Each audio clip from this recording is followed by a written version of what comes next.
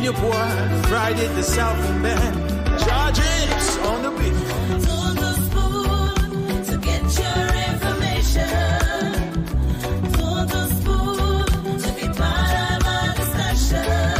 Spoon, spoon, spoon television. Spoon, spoon, spoon regulation. Spoon gonna tell you what is happening in Liberia. Spoon gonna tell you what is happening in Monrovia. Spoon gonna tell you what is happening in Africa. Just to spoon, you will know. If the children crying for starvation, just to spoon. You want to get a news update, my brother, to spoon. You want to know what is happening in Monrovia, to spoon. Politicians want to make their decision, just to spoon. You want to know what's happening in the ministry, to spoon. Yeah, to spoon. Yeah, to spoon. You from Vonjema, Maryland, to spoon.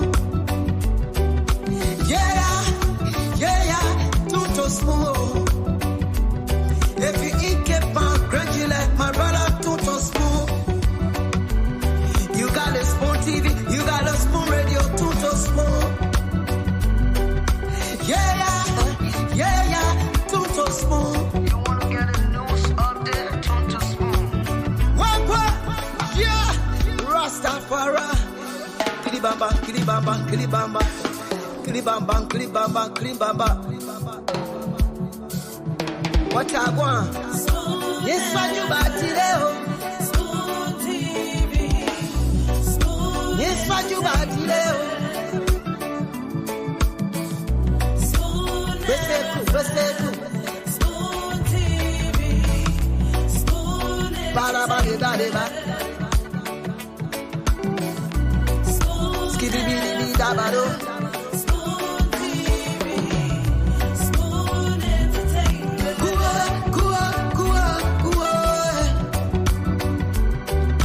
Bese kuwa, kudileo. Kuwa, kudileo. On the spoon to get your information. On the spoon to be part of our discussion. Spoon, spoon television. Spoon, spoon radio station. Spoon television.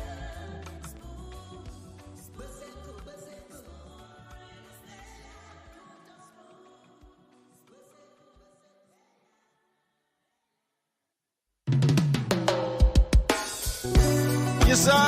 A special one from the CEO, Stan coming with the spoon. And your boy, Friday the Southern Band. Charges on the beat. On the spoon to get your information. On the spoon to be part of our discussion. Spoon, spoon, spoon television. Spoon, spoon, spoon radio station. Spoon gonna tell you what is happening in Liberia. Spoon gonna tell you what is happening in Monrovia. Spoon gonna tell you what is happening in Africa. Just to spoon, you will know. If the children crying for starvation, just to spoon. You want to get a news update, my brother, to spoon. You want to know what is happening in Monrovia, to spoon. Politicians want to make their decision, just to spoon. You want to know what's happening in the ministry, to spoon. Yeah, to spoon. Yeah, to spoon.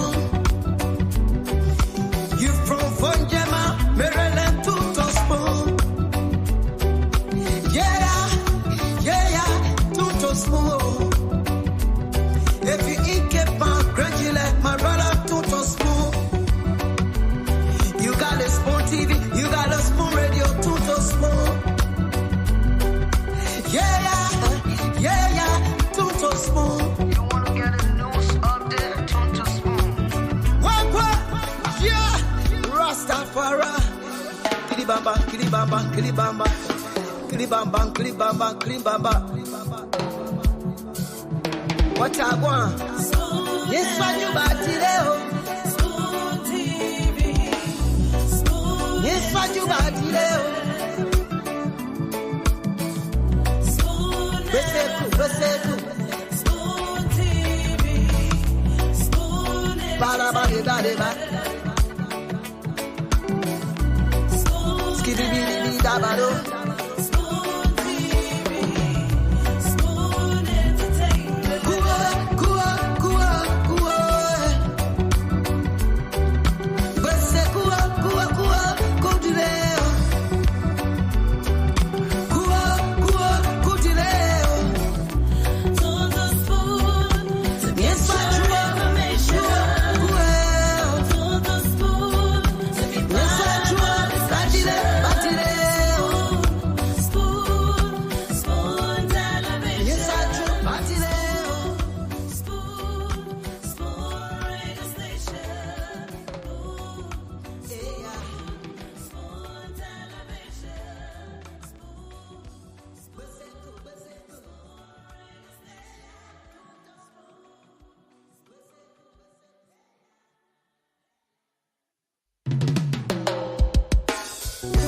Yes, I, a special one from the CEO, stand coming with the spoon.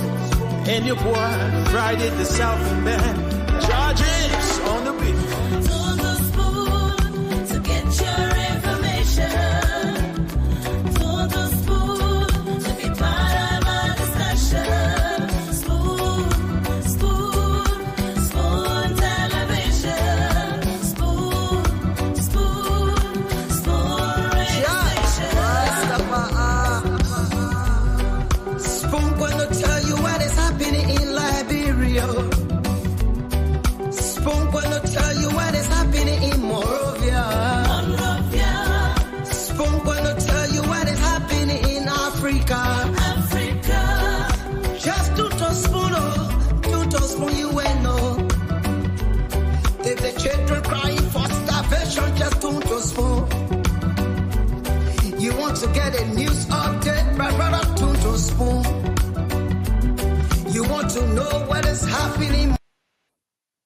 Okay, folks, I'd like to say welcome again to another edition of the program. This is the Spoon Talk. We're back on your radio. We're live across the internet on YouTube, Spoon Talk Live, on Facebook, Spoon TV, Fabric TV, and Super TV.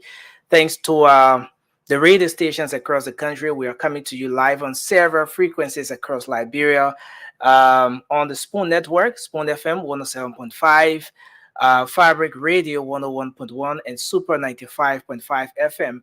We're also live across the country on several other frequencies. Punch 106.7 is relaying this program thanks to the team.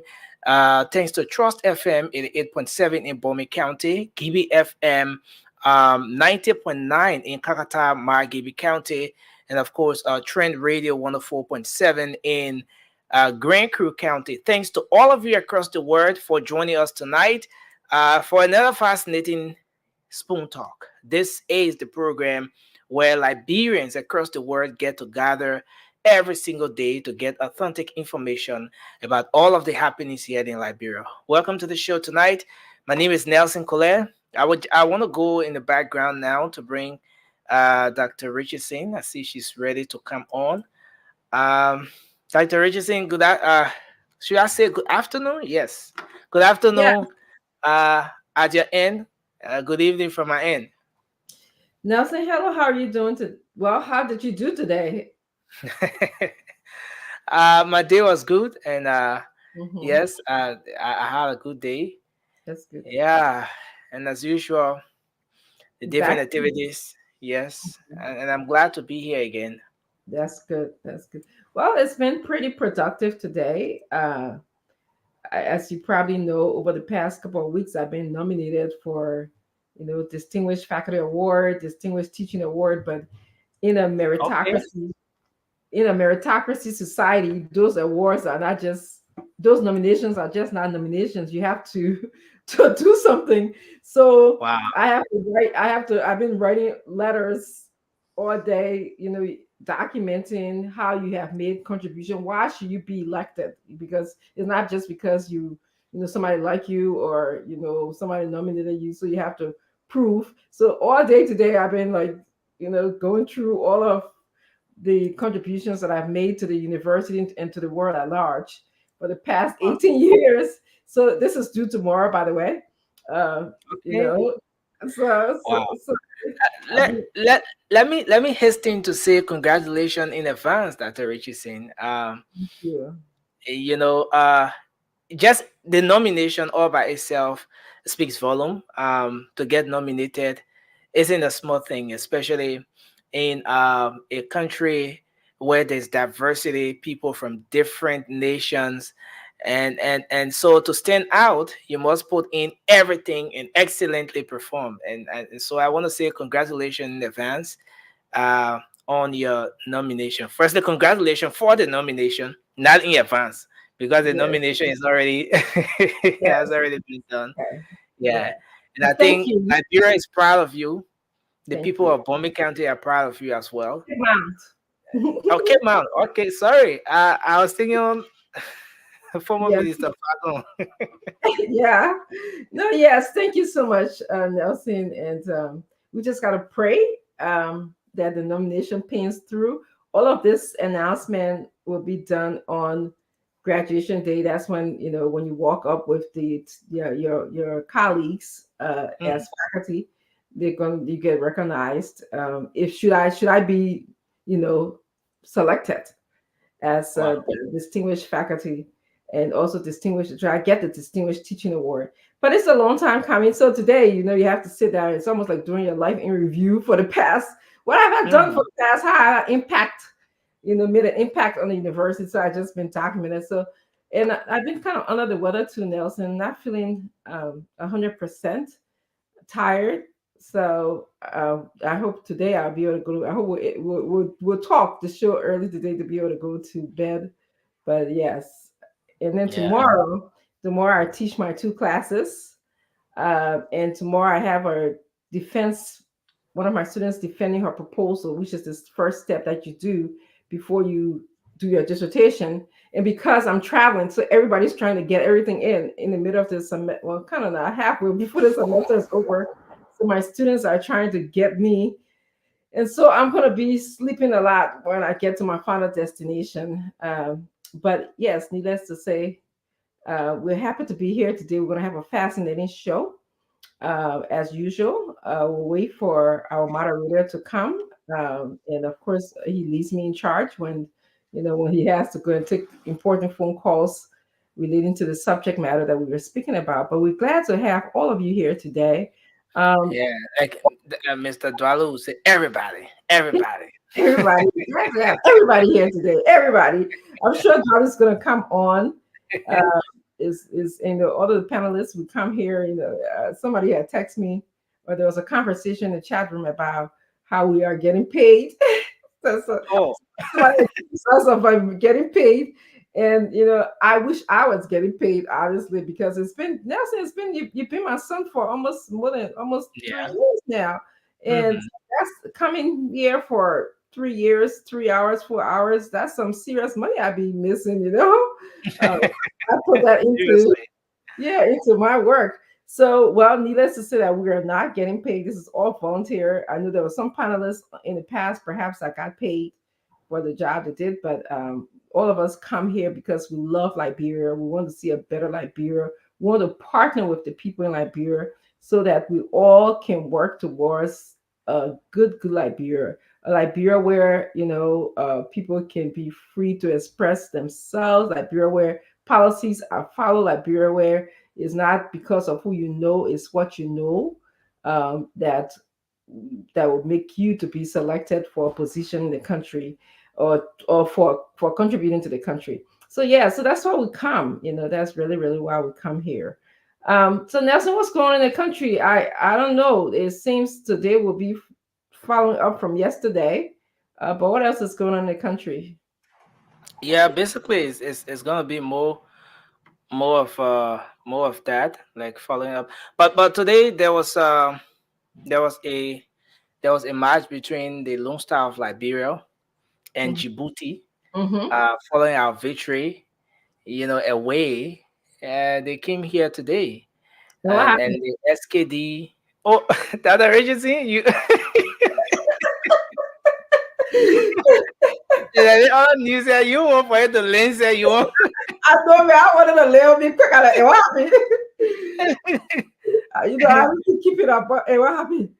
Yeah. So, interestingly, the people say we can do what they were trophy, but uh, we went away, we beat them.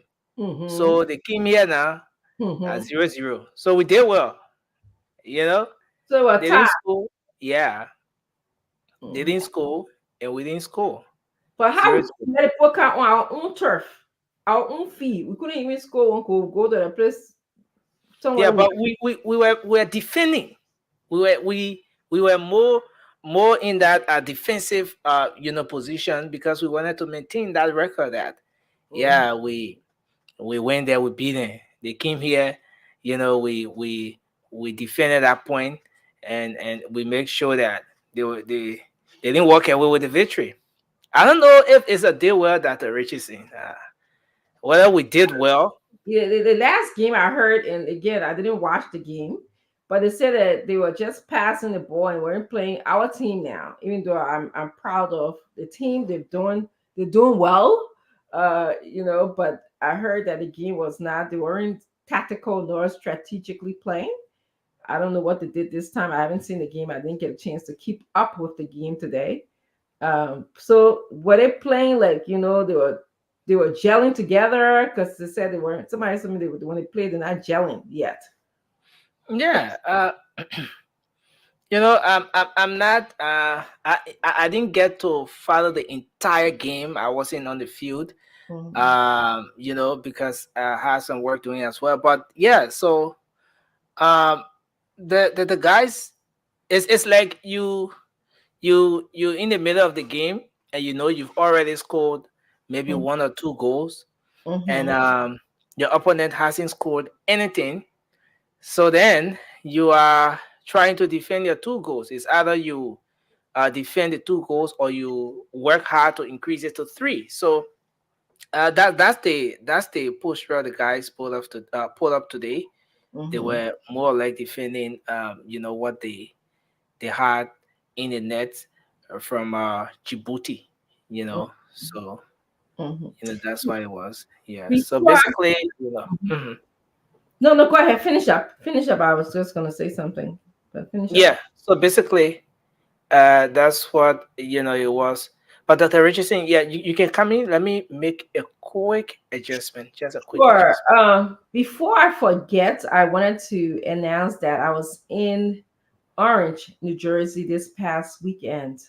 And it was such a pleasure to meet so many Liberians. And many of you expressed that you like Spoon TV and you thanked me for my contribution. So I was just happy. It was just good to be in the company of Liberians. I want to give a specific shout out to Sony Davis. I think, Sonny, that's your last name. Let me just make sure I got your last name right, Sonny.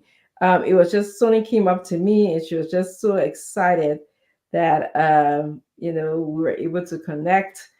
Sonny, I want to make sure I have your last name, so I'm just looking in my phone a little bit. And then I also met Roslyn King among many people, but those were one of the two persons that their name are sticking out in my head right now, and had a lengthy conversation about women and the state of Liberia. So it was really great, and I want to just also say a happy birthday. I was there to celebrate the birthday of my childhood friend, Miss Nellie Henrys. When I think about our friendship, and I wish many of you who are listening have a friend like Nellie, because when you've been friends with someone for more than 40 years, it speaks volume. Nellie and I, we were childhood friends. It was the kind of friendship where when you saw her, you saw me. Not only did we just walk around Bon Mines as young women, but we also played basketball. We both were guards for the school, and it was a pleasure being there with her. So it just reminded me about how we need to maintain as Liberians. We need to maintain our friendship. We need to maintain our family ship, connect with each other, because you just never know. The older we get, it's always good to just visit your friends, call them, talk to them, to know that all is well. Because again, like I said, you never know. So it was wonderful celebrating Nellie, Henry's Nellie. If you listen to me, it was awesome being there. I enjoyed every single bit of it. The DJ was just perfect. The occasion and the people of Orange, New Jersey were great. Your church service was great. As I mean, they had a church service, and they had Sarah, her church members, at the party as well, and they gave her a really, really review as to the kind of person she is. So anyway, I just wanted to give a shout out to Sonny and Rosalind and many, many others that I met over the past weekend. I'm probably sick because it was really cold, but I was glad to be there anyway. I hope that all of the Liberians in the Baltimore area, I hope that you are doing well. We heard that the bridge, one of the most important bridge that people use a lot, toppled down today, went down today. So it was hit by a ship, is my understanding. And I pray that many of our Liberians are safe. Many of the people who were on that bridge, we heard there are 7 people that are unaccounted for. We pray for their family.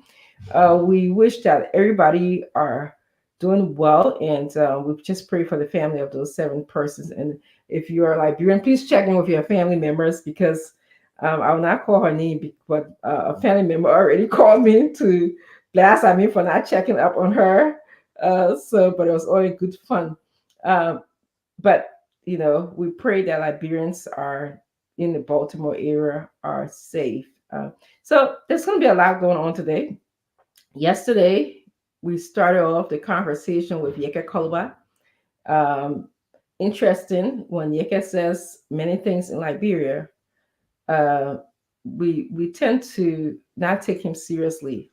But Yeke this time around, he said a lot. He said a lot. He talked about receiving money because he voted for Senator Cohn. And you remember, it was Senator Cohn and Fanati Kofa. I believe they were running for speakership, and he said he was given money, like a voucher, to use for furniture, to purchase furniture. So he raised some good questions. Why was he given a voucher when he already gets $5,000 for furniture to furnish his office? So these are some of the things we'll be exploring and going deep into here. And then we'll also talk about Sylvester Grisman yesterday. He is the Minister of State in the country. There were some, again, it's all this unethical play for play issues that are going on. But we'll dissect the topic today. I'm sure Chinton will come with his salt and pepper, fire and pepper, or whatever Prince Maxwell can call it. What Prince Maxwell can say? Fire Pepper and salt. pepper and You're coming salt. with the pepper and salt. Pepper and salt. Okay, he's gonna come with that today. We're gonna get into it. Yeah. I was just kind of updating people, Nelson, a little bit. Yeah. Thank you, Dr. Richardson. I had to do some quick adjustment here, but yeah, like you just said, regarding this whole coupon, this voucher thing, that was raised by Representative Yeke Koluba. It's still a major discussion Mhm. in the country. The government of Liberia has refuted the report of some plot to remove Speaker Fonati Kofa, because that's one of the issues that Representative Koluba raised. That Mhm. Mhm. it was geared towards removing the current speaker, and the Mhm. government of Liberia have said no, that was not the case. But interestingly, Dr. Richardson, just to roll over this one quickly, Mhm. um, the president released an executive order Mhm. uh, uh, suspending 20 cents surcharge on petroleum products uh, in the country, on the different petroleum product, whether gasoline or diesel, and so it's geared towards addressing the price of petroleum in the country, because we have similar issue with the rice. The country's stable food. Consistently, there have been executive orders coming up from the president, not just President George Weah, the former president. It started with President Ellen Johnson Sirleaf, where every year there's an executive order that will come up. Oh, okay, I see Mr. Dwalu is here. Angie Mama, I don't know if she's ready. Okay. And Auntie Mama's here. Darling, yeah. Mama here.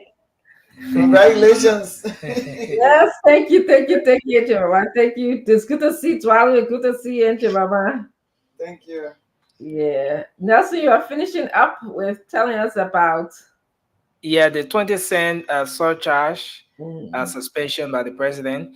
And then I know these are issues that will be discussed, but then just a quick one I just want to flip over here is the Civil Service Agency.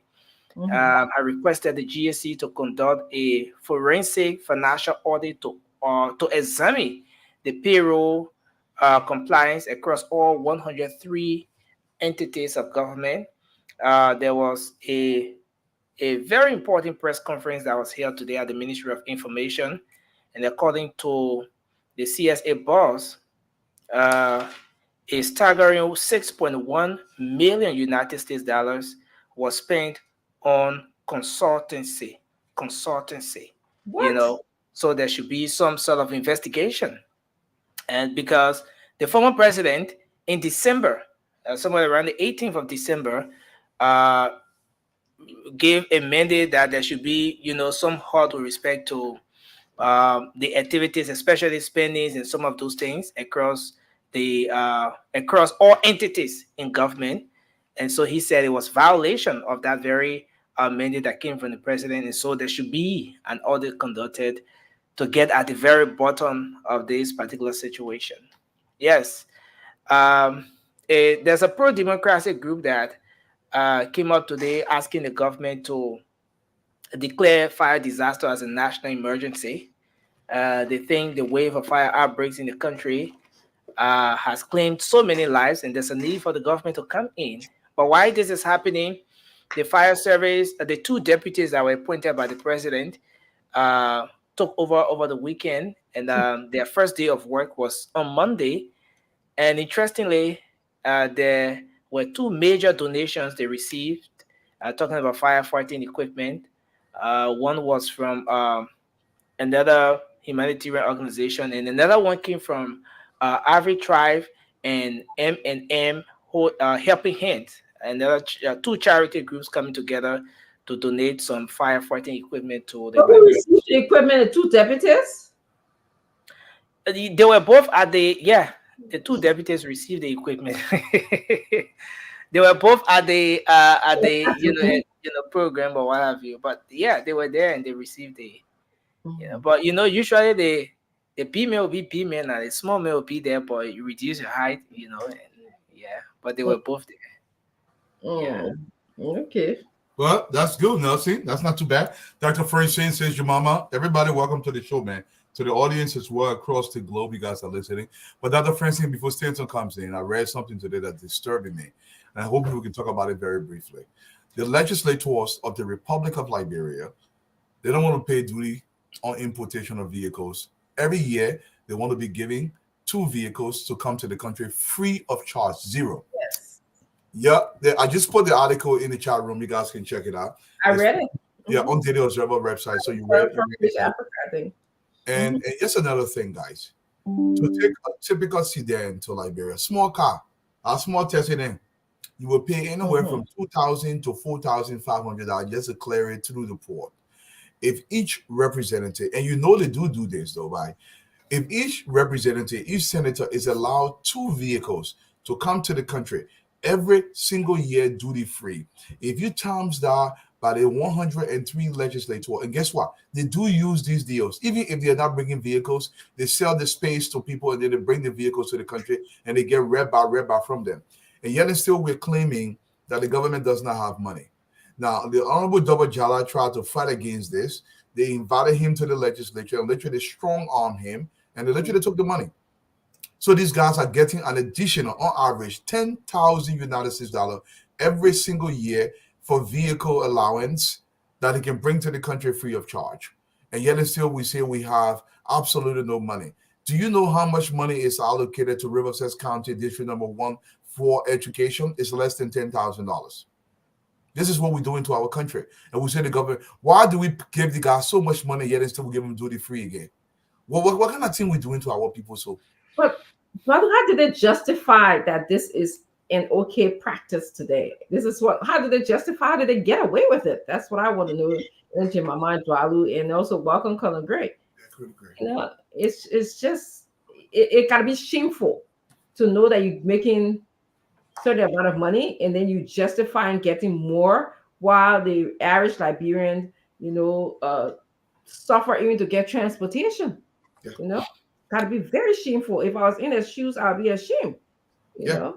Yeah, normally, Dr. Richardson, what they do is that when they get these duty-free, they bring in cars for other people. Yeah. They bring in goods for Lebanese and Indians. Yeah. And that's what they do with the duty-free. So I think that should be cut off. Yeah, completely. I believe so too. That And should when be you talk like this, they will say, "Oh, you ain't know the system." But how is the system going to get better? You know, we are setting up a system where people will continuously be rich. You know, because if you're getting money all the time, ongoing money that come into your pocket, the rest of the country will stay poor. Yeah. Okay. Kind of great. We don't want that. We don't want that. Yep. I don't want that. Kind of great. You there? Are you hear us or you're not ready yet? The thing is, this has been going on for a long time. Angie Mama said this right. They're bringing goods for other people and they use their privilege. They actually use that privilege and they deny. And Dr. Jala, the current LA director, he really tried to get rid of this. They literally brought him in. They threatened to send him to jail if he does not continue that. According to them, they say this is a law. This is the law. You can't go outside the law, even though they made that law for themselves.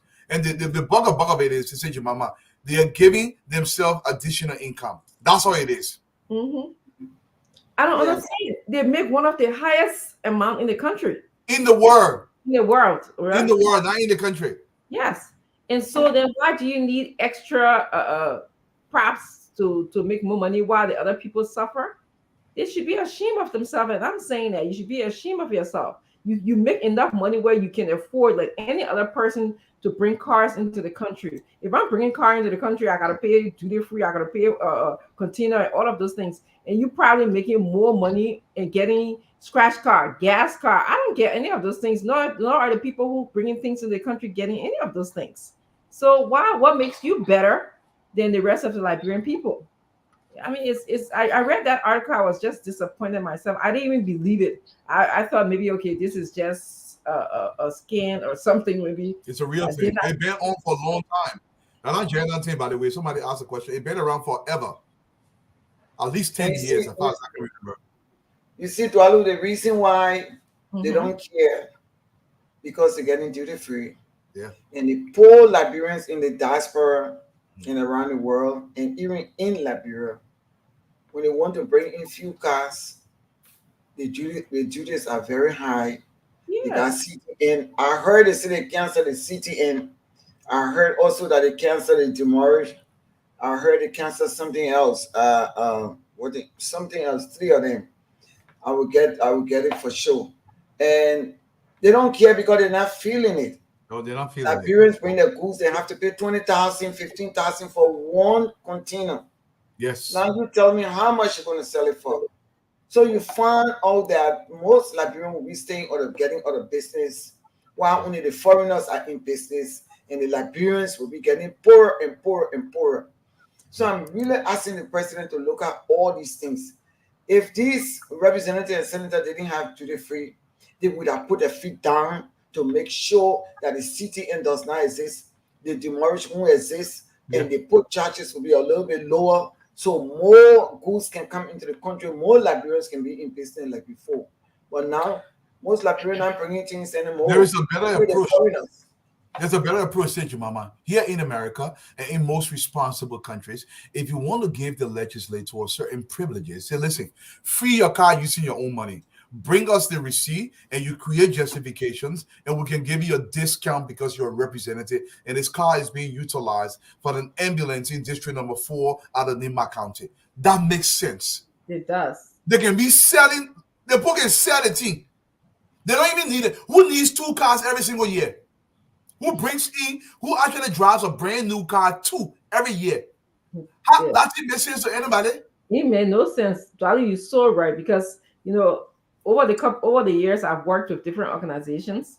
I'm not even allowed to take the people car after 5 o'clock. Thank you. As I'm working there, you drive the car and I have to sign a notification as to where I'm going. And then if I'm using my own car, I submit the mileage. Okay, they do it by gas mileage. Correct. I will Same thing submit- here. Same Yes, thing. I will Yeah. submit the mileage to somebody who verified to say, okay, and you can do this. You can go on Google that a person dropped. They go on Google. Dr. Richardson traveled from point A to point B. If she put 10 miles, okay, that 10 miles she put at the person to check it, and at point, I think point 30 or whatever the mileage is. Okay, they give me a percentage. And that's how that's how they do it over here. But they don't give me duty free. They don't give me car. They don't give me gas slip. They don't pay for anything, that I have to do. That's why I get paid. That's why I go to work. So I'm not sure, why we are robbing our own people. It's daylight robbery. Broad daylight robbery. Daylight. And Dr. Richardson, another thing I like to bring up is that Liberians, Dr. Richardson, you and myself, Dwalu and Conor Grill, and Stanton, and you name it. We're not going to be here all the time. Nope. There will be some day we'll say, okay, let the young people come on board. Of course. Let's rest. But we're showing the young people how to stand up for themselves. Yes. Yes, we are here to talk on behalf of the young people of this country. In Ghana, in Freetown, in Abidjan, the young people rise up and stand for what is right. You cannot elect these people into different positions and they see your downfall. Because if you are in elected position, elected official, you should make sure you look around you, see what the people are living good life like you, see what is suffering of the people. But if you take the economy and put it into the foreigner hand, look at these people. They come here with plastic bags. Dr. Richardson. After 4 months, you see them. They are billionaires from what? Our money.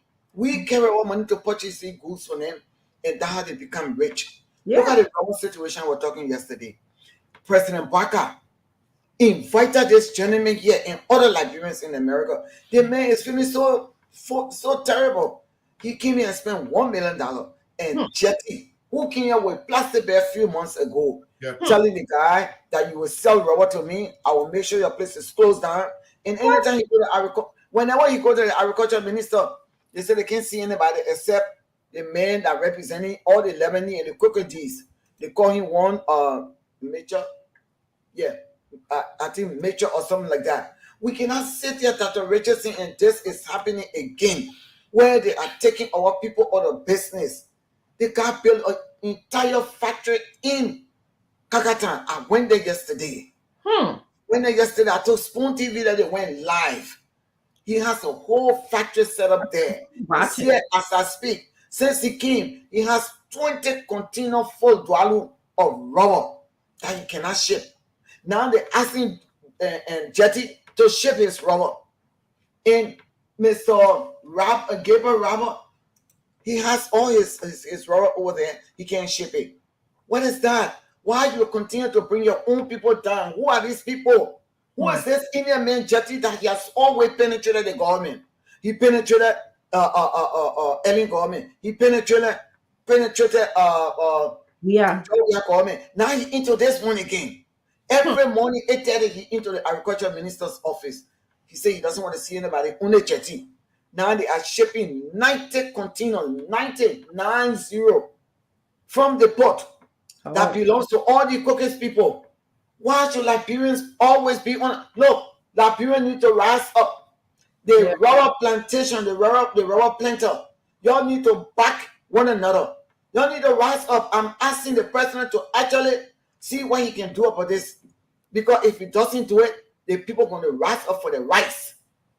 And I'm sure the president doesn't know. That's why I'm saying it on Spoon TV. I'm sure he doesn't know. Because if he gets to know about it, he will solve the problem. He set Yeah. up a committee, but the committee is only backing Jetty.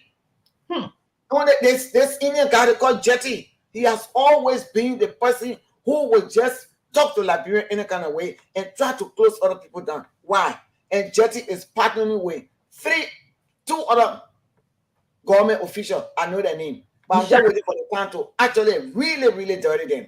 I'm waiting Mhm. for the time. I'm going through the different processes. They asked me to go and see the commerce minister, and I will go because it is the Liberian poor plight. That's why we're on the platform to fight for our people. We'll not say that against Joseph Human Barker, our president, who came to do well for us. We'll not say that for the Indian and the Leone people to penetrate again. And they're boasting about it. That's the one that hurting me. Oh, I will make sure you close down. You say, Yeah, oh, open country. who is he? Who is Jetty? Jetty is nothing but a crook. Everybody who knows Jetty, including the Indian people, know that Jetty is a crook and he infiltrates every government that comes. But I will fight the case on behalf of Liberian people, on behalf of the Rubber Planter Association. I will fight it and I will make sure they get the rights. Yeah. Thank you, Auntie Mama. Welcome, Sis Fatima. It's good to see you. Thank Welcome, Colonel you. Gray. Colonel Gray, yeah, now. Okay, you got anything to add before we go to Sis Fatima as we wait for the former CEO to come? Well, my own addition. Oh, you were asking me about No, Fatima. you, Okay. and then Fatima. Mm-hmm. All right. This duty-free privilege extended to government official and including our legislators. It's just it's just another way of uplifting, the culture of impunity. And I think I see it that way, not because, because if you gave us free privilege anywhere, we'll abuse it. And probably was meant for certain criteria like health, education, and so on and so forth. But if you have a group of Liberians sitting somewhere and they say make the law to benefit you, definitely that's arbitrary. You cannot do that, because that would be the worst mistake you make. Um, they will. This is no different from where they were trying to pension themselves, giving themselves this high bracket of pension, where such as even if you serve the legislature for a few days, you benefit from that pension, and uh, we had to put our foot down. I doubt if they didn't even pass some level of pension. We have to go back and make the research. But that's just to tell you that if you tell us, because we live in a country where we don't care about the next person. Our country, it seems as though, was founded on those principle that you for yourself and God for all. So when you put us in our position to make the law that benefits us, definitely no we're gonna. I remember when we came back 2005, the legislature was one of the least paid, branches of government.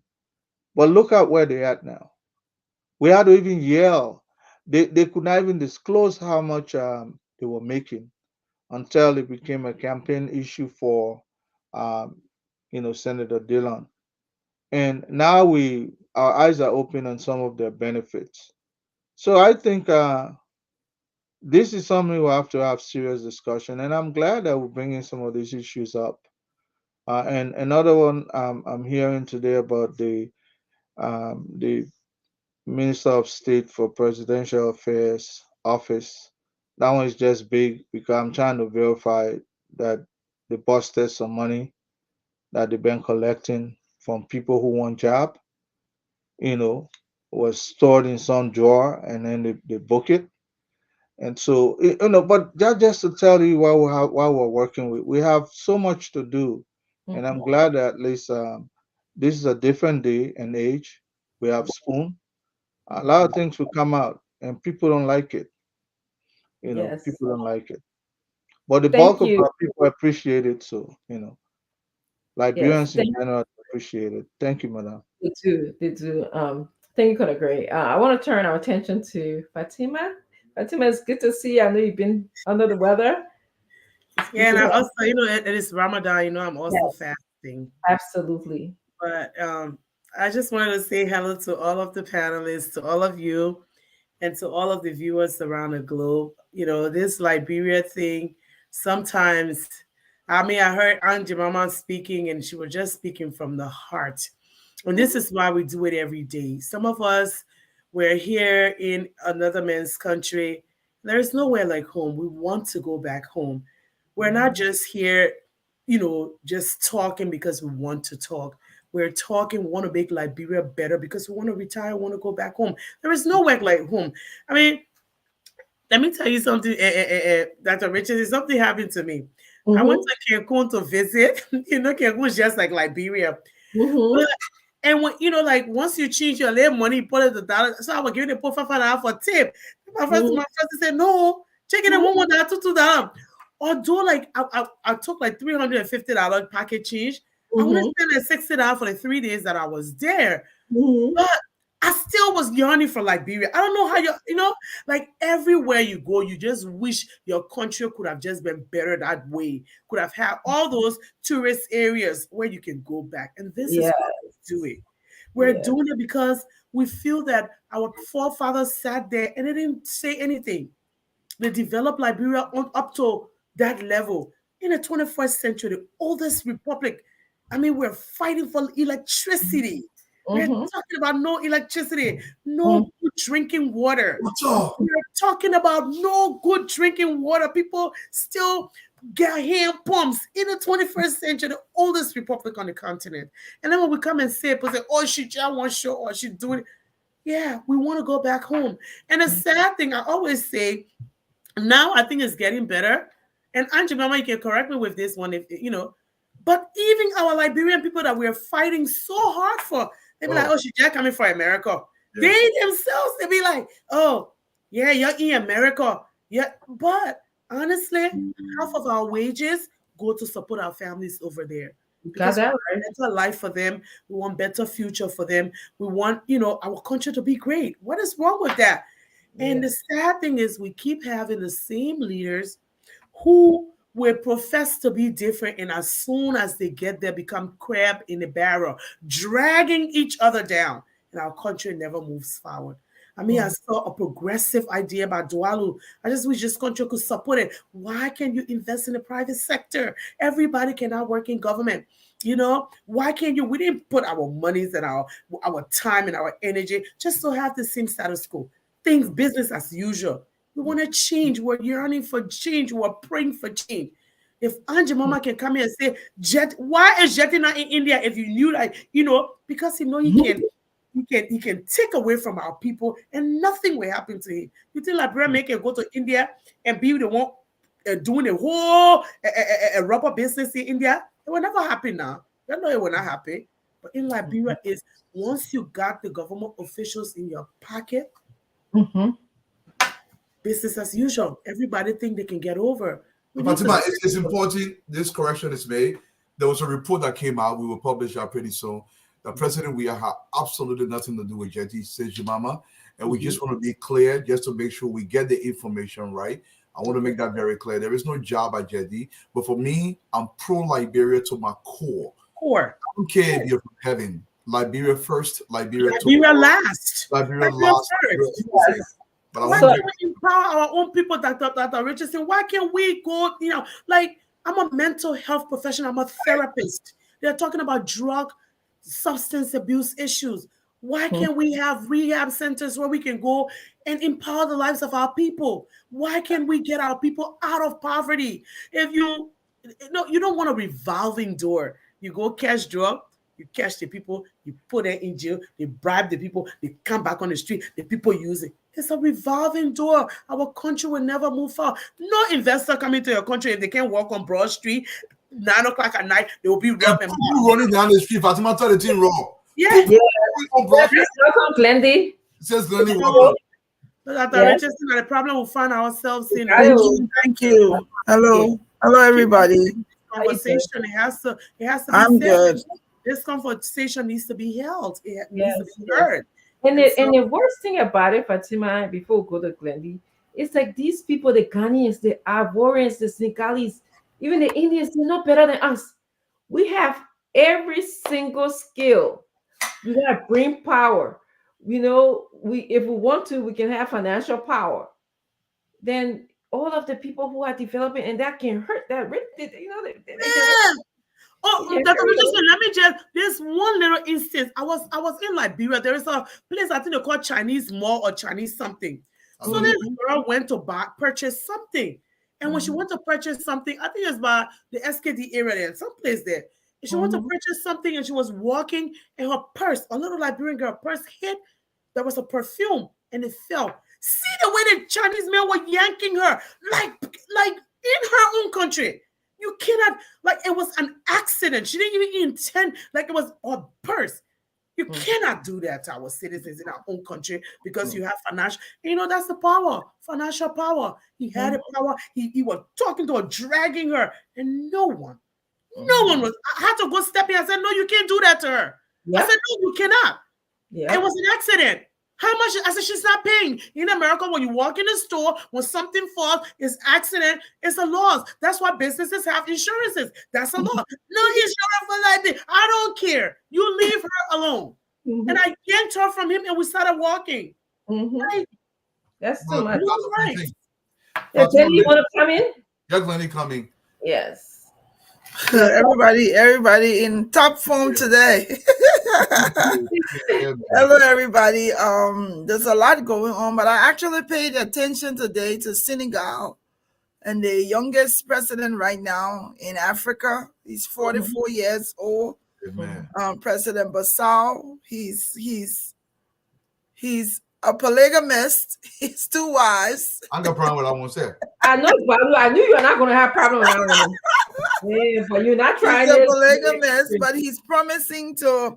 There's a speech out there. His first speech out there. I'll probably share in the chat. It's interesting. Yeah. And how he challenges, how he has already starting to challenge France and the colonization, and why France still wants to hold them hostage. I think it was very bold of him to do that. Very interesting young man. I think him being president at this time with his age gives African men and women, young men and women, the hope to dream that they can do it too. He's hoping to weed out corruption, to restore stability, to prioritize his country's economic sovereignty. I just like how he speaks, because he speaks like a freedom fighter, and that thing excites me when I hear somebody speaking like Nelson Mandela or even Obama. It was exciting to I read a lot about him today. So that's good. I think there's hope for the people of Senegal, and I wish him all the best. Other than that, all the other top win. Lone Star didn't win today. I was hoping they would win, but at least they advanced the group level. So we want to say congrats to our team. Nobody lost, so that win for Lone Star. Yeah. That's not bad. That's not bad. Yeah. Oritha Momo, you know I got nothing but love for you, right? 2 wives comes to school. Yeah. So let me say this. Other than that, the usual stuff that's going on in the country, I will hope there will be some follow-ups today on the platform with the Jacob Akoli stuff, the Grisby stuff, President Boyka. I listened a little bit to Pia's the information minister's press conference today. I didn't have time to listen to the full, but I listened to him. So we'll see. It's good to be here. Yeah. Yeah. Huh? Thank you. Duado, actually, you take over. Yeah, but I want to say this though. The new president of Senegal, he's giving us tremendous hope. Look, young people in Liberia, if we don't take over this country, some of us, where they're pushing us, we may get into a territory where you will not be able to stop us. This country has to change. Fatima mentioned, why aren't we taking over this country? We have the tools now, right now. They didn't go to any different schools than we went to. They're not smarter than us. I was fortunate to go to Calcutta, India. The people are so plenty, they're looking for a place to dump their population. They're scattering everywhere. And yet and still, our little small population, we are being outwitted in our own country. We are being outfinanced. We are being outrun, out business, out everything in our own country when we have the capacity to truly transform this country. We have to pull our resources some kind of a way. Some kind of a way to take control of this country. When I mean control, I'm talking economic control. Not this control about, look, if we want transformation in Liberia, we got to think way bigger than what we are thinking right now. Our people cannot eat the way they are eating for longevity. You have to eat sufficiently. When your son or your daughter comes behind you, he or she is not starting from square zero. Every single time we started from square zero. We need controls. I'm talking financial controls. Yeah. Some kind of way we have to implement it. And we will push the issue. For me, I'm still giving a little bit of time. But until my head full of gray hair, I will not wait for that time. Yes. Because I'm not guaranteed tomorrow. You know, and while I reflected on that today, I too am giving this government some time because, you know, when you start a new government, people need to work out the kinks, you know, they need to, you know, learn how the system works. But at the same time, I'm going to continue to ask questions, you know, ask important questions. And it is my hope because we all want a better Liberia. It's not, we don't want Liberia to go backward. Oh, what a, you know, is Buckeye's leadership. We want a Buckeye to do well. We want him to succeed. Okay. If he doesn't succeed, we don't succeed as a people.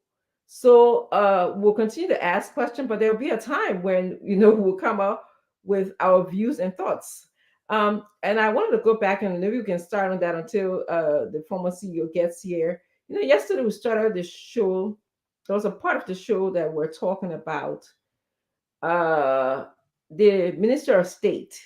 He wrote a letter to NASCAR for them to issue cars, and the expenditure of those cars came out to maybe $117,000 if I remember correctly.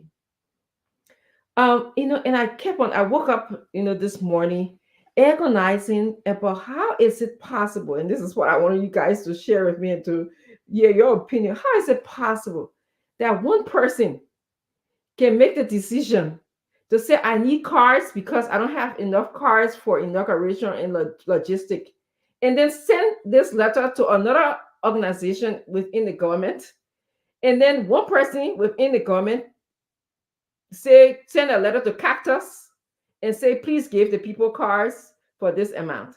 How does that happen? I mean, in my world, that does not happen because there's always a check and balance system. Okay, people don't make unilateral decisions about other people's money, especially when it relates to money about pension and people's future. There are poor Liberian people, the teachers, they are putting their pocket change, government officials, the civil servants, they are putting their pocket change, every money they are taking it from them to go into a pot where the days, when the day comes that they're no longer able to get up in the morning, at least they can be getting this something. That is the money that somebody took for logistic purposes to get additional cars in the inauguration parade. In my view, I was thinking, didn't we hear that they had a budget allocated to them too? And the budget should have included money for all of these things. We did have a show where somebody said there were cars that was going to be used from GSA as well. But, you know, so I just kept on reflecting. It's not, we have to stop the system. So I don't know, you can come in and then we can go to Gray, Fatima, and then Glendy. They'll just begin to tell your views. Maybe I'm thinking differently about this, but for me, I would love to hear Glendy's take on this issue as it relates to the port issue and the car importation by legislators, 2 vehicles every single year. Okay. If we are looking for government money everywhere, remember that the tax base in Liberia has not been expanded. The reason why my advocacy for the private sector is so huge, because I believe the bulk of our national revenue should come from the private sector. Look, let me tell you something. The extractive industry in Liberia, I mean the iron ore, the rubber, the gold, the diamond, is dwindling. It's going down. It's getting small and small and small. Over time, there will not be sufficient money to fund the government. So if we don't find a way to expand the revenue base in the country, which is expanding the private sector, upping our intellect so we can create businesses in the country. Fatima coming from America is not a negative to you. It's an addition to Liberia. Do not alienate Walu. When I come to Liberia, I'll share a quick story before I give it to you guys. The National Investment Commission, under Ellie Johnson Sirleaf, when I went to them, I invested a little over $280,000 of my own money. They said, "Oh, Dwalu, my man, I think that small money man was dealing with real investor." They were talking about foreigners. You want to take Glennie 50,000. You want to take Dwalu 50,000. If Justina, I mean, Conagray 50,000. All our plenty of small 50,000 we're out of. This is how the society grows. But if you're just waiting for Meta Steel alone money, it's not going to grow us to the extent that we want to grow. We have to think bigger, folks. Colonel Gray or whoever was next.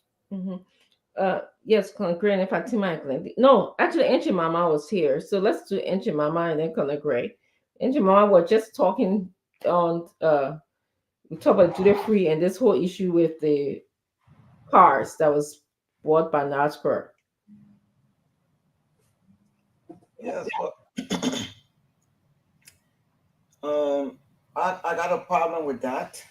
The problem that I have with that is that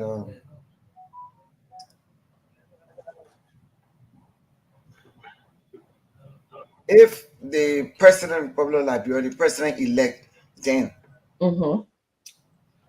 asks the past government for cars, and they didn't have cars to provide, they stole all the cars. My question to you guys on the platform is that how you expected the incoming president to bring a guest from the airport to this function, to the inauguration, because he did ask for cars and there were no cars. Mirabel had to rent cars to be able to get the guests from the airport to bring them. So they're running with this story, but the story is what they wanted Joseph M. Boakai to do for his guests to walk. Was it a plan to embarrass him with his guests that were coming into the country? What is it? We should ask ourselves some questions. We should ask ourselves some questions. I'm sure they were put in a predicament where, hey, we are going to be taking over the government anyway, and we need cars for our guests to come into the country. Yeah, CDC, they have stolen all the cars. Let's put all the variables on the table. Let's put it there. Let's be honest. Let's be straight. I'm not pleading for the government, but let's look at it. Let's take a critical look at this thing. You, Dr. Richardson, you are the past president of this country. I'm coming in. You should return all government vehicles to me, all government furnitures, all the different things. And you chose not to give it to me. Your people chose to steal all the property. Look, we should be talking about the core issues. If the manner in which they got the car was wrong, maybe we can talk about that later. But if you are coming to power, you ask your so return all government asset to you. They take it for themselves. Up to today, they still have it. And I'm getting presidents from different countries. I'm getting prime ministers from different countries, and there is no car. Thank you, Mama. Then you wait. Let me finish. You. I know you'll put all that type of that inside 1 minute. I got my view. And one thing about me, I don't follow your group. I don't follow any group. Now when they're on the show, I got my own judgment in my mind. The question I'm saying is that Dr. Richardson calls, let's say she was the past president. I need cars for my guests. People are coming to the country. We got maybe 100 guests coming, or 200 guests coming, or 300.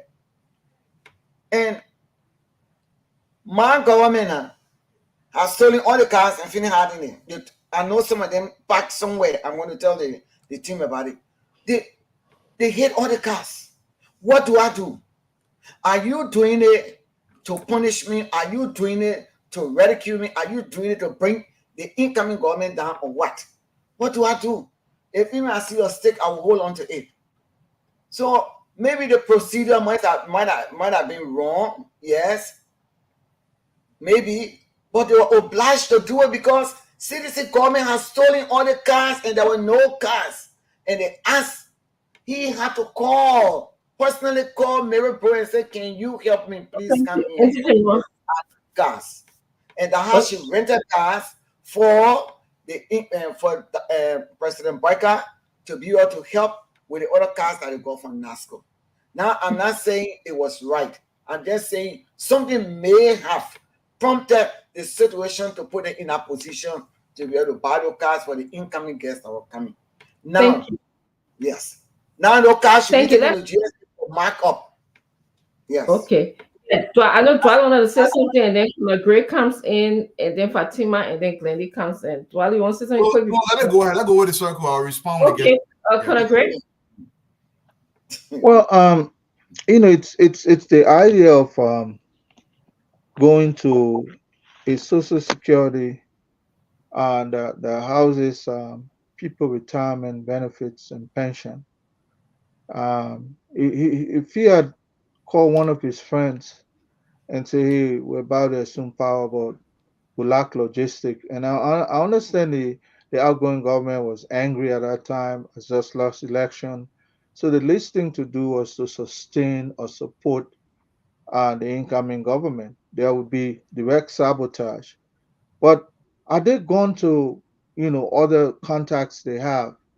I'm pretty sure when the president made that donation after that tanker explosion, he contacted probably one of his many allies and say, "Hey, this is what is happening. I will need your help." If that had been the case, it's a private money, even though there's some level of laundering in there. But the idea that you go tamper with people's pension in a country where those of us who work so hard for 20 plus years don't have a dime in pension benefit, even though they were extracting money from our paycheck, it makes it seem like um, you just know what is coming in. It's not different from what is going out. That is what makes this so ugly. And I'm pretty sure, again, that President Barkai, in all due respect, the outgoing government would have done anything to sabotage easy lending for them. But when the remedy itself disadvantages so many people, we have to be concerned about it. And Dwala, I wanted to ask, I heard the legislature is threatening to jail the LRA boss, what's his name, Double, if he doesn't uh, honor that issue of duty free. Is that true? That's true. Okay. I mean, yeah, I'll leave it here. But that's how I see it.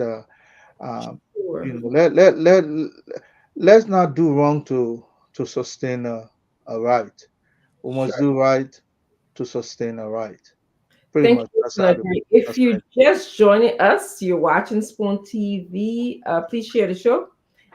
This former CEO will be here shortly. Fatima, your views, and then we'll go to Glendy.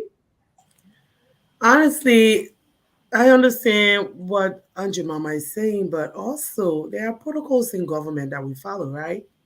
I mean, most vehicles are within the budget. If you need the vehicles, that's why we get a budget. The budget is actually there for people to see that anything that the government needs, they allocate it in the budget, and then they can get those things. If they needed to rent cars, by all means, but I don't think we are talking about rental cars here. We're talking about them buying cars. Where did they think they were going to get the money from right away to buy the cars? These are where pay to plays come in. If you're not, if you're not seeing things, that's how people start beholden to government officials, thinking that I could do this for them one hand, watch this the other. This government came to power, and the first thing was transparency. We talked about, that this is the people's government. They won't do anything without the Liberian people. They will speak to the Liberian people on every and all issues. So I'm just wondering. I mean, I just need to know more about this, because if it really truly happened, we need to hold them accountable. Where were they getting the money from? Accountability. We talked about that. It's part of the issue. So thank you, Fatima. Glendy, your thoughts? I think I share the same sentiments with what Fatima is saying. I don't think there's any way we can explain if this is true. If this is true, I don't think there's any explanation that's going to suffice for what happened. What was the need to rush to purchase 2 vehicles? So you're getting 2 vehicles to 5 vehicles. You're getting 5 vehicles to purchase it just for the inauguration, or you're purchasing them for For what? What was the purpose? Don't they have rental car places in Liberia that they could have rented vehicles? I don't know what the explanation will be, but I just don't think that the process of doing that was correct. And also to be able to go into the people pension funding, my pa pension money over there, my mom will wait for it every month. Even though she's here, she waits to get it. Our money is there too. Sometimes we don't even get it on time. And they even have it where they have it, I think 75-25. They give you 75 in Liberian, in American, and 25% in Liberian dollar. So I don't know if anything can suffice for why they decided to do that. I think that if that's true, that is so wrong. And that also says there was not proper planning. They didn't plan properly. Like Fatima said, there should have been allocation as to how many vehicles will we need. I know people who use their vehicles to go and pick up gas from the airport.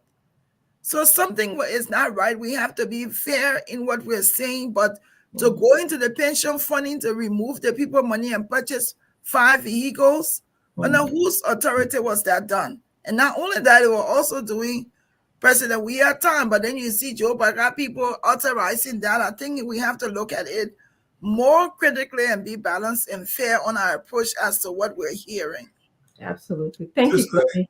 I want to, okay, yeah. Let me say something very quickly. Look, I know everybody got to be, how you call it, politically correct, but for me, what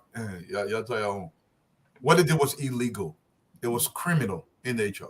Look, Morovia, I'm not exaggerating. I don't know, Team Morovia. Morovia has at least 30 different car dealerships around it. Used car, plenty all around. Go lease a car for one day.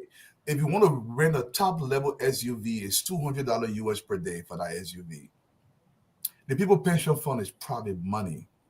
You cannot come in and circumvent the laws and you expect people to say, oh, it was an emergency. No, laws are not just written because they are written. You cannot use emergency to go and break the law in that fashion. It was not an emergency to that extent. Now, I understand there was vehicles turned over to GSA. I believe over 60 plus vehicles were turned over to the GSA across the country.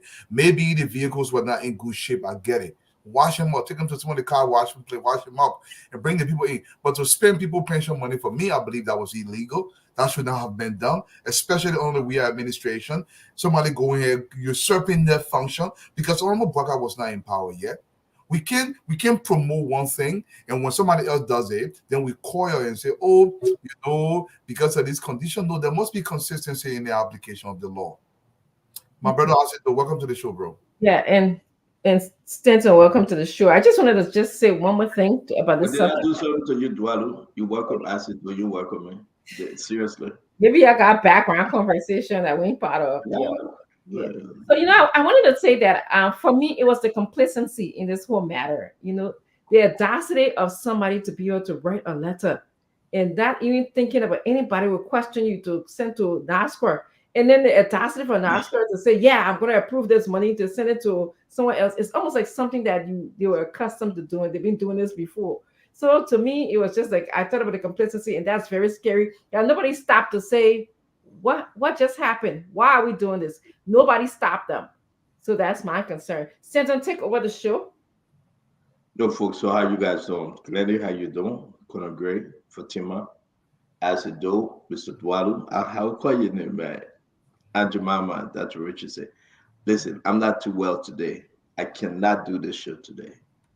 It's been a very, very, very rough day. Once you start talking, you get better. Nah, I can't. I'm losing my voice, and I don't want to get into it. So, I mean, we were coming with a lot of good stories today, but we have to just wait. But you guys doing good. I will sit back and listen. But I cannot do the show today because I'm not too well. Yeah, my eyes burning and I don't know, but I'm okay though. Pepper soup will be all right today. Go get some pepper soup. Prove pepper soup. Yeah, with a lot of pepper. Put the pot on the fire while you doing the show, man. Yeah, I'll be in and out. But you guys got a lot of story. You got a lot of story. The lawmakers are coming back to what we don't know, but the president brought them back, asking them to come back. You get executive order on the fuel. Glenny is happy that her brother now He don't have to take the 20%, 20-cent fuel surcharge. The president took it from there. Is it good? Yeah. Is it bad? We have a lot of stories. Glenn, I know that you related to him, so you'll make some money. You have all the time to talk for 1 hour, 15 minutes. Can I just do a few? They say what you say that Glenn, you only again today, my people, you come from me. Oh. Can I do a few second conversation and leave, please? 1 hour, 15 minutes, you have all the time. But Andrew Mama, though, I don't know where you come from with a verbal conversation. If you want us to talk it, let's talk it. But we're not cherry pick now. We gotta listen to both sides. But Stanton, you know what? So, I but know let me do my own now. But let me do my own. But let me do my own. Oh, CDC know what they did on NASCAR. But let So me do my own. But I'm not. But we're not talking about. We are not talking about NASCAR yet. Okay. But you talking about the money they took from there. No, I'm asking you about the rubber. You The brought a rubber? rubber story or that not part of our conversation. So let's wait. We'll discuss it holistically. We'll bring everything. Okay. We'll bring the guy that have to do with the rubber union. I think that's how they call it, if I'm not making a mistake. They have to do with it. His name is Topa Moba. He's a former president of the Rubber Plantation Association of Liberia. No, but they have the present president now wants to come on too. Yeah, so we'll listen to all of them. But I just don't want us to be making these kind of conversation that Joey own this country, Joey own that company without facts. And then we will be open to a lot of some form of embarrassment. I have the document of the company that you talk about on the paper. Joey ain't get no share in it. Because you say the people not send me all the document and I will share it with you. So we'll find time to discuss rubber. But you guys are doing extremely well. Where is Grisby? He's not here today? Okay. I thought you were bringing Grisby, Glenny. Only Grisby, yeah. Sylvester Grisby. He's not here today. Oh, you are coming? But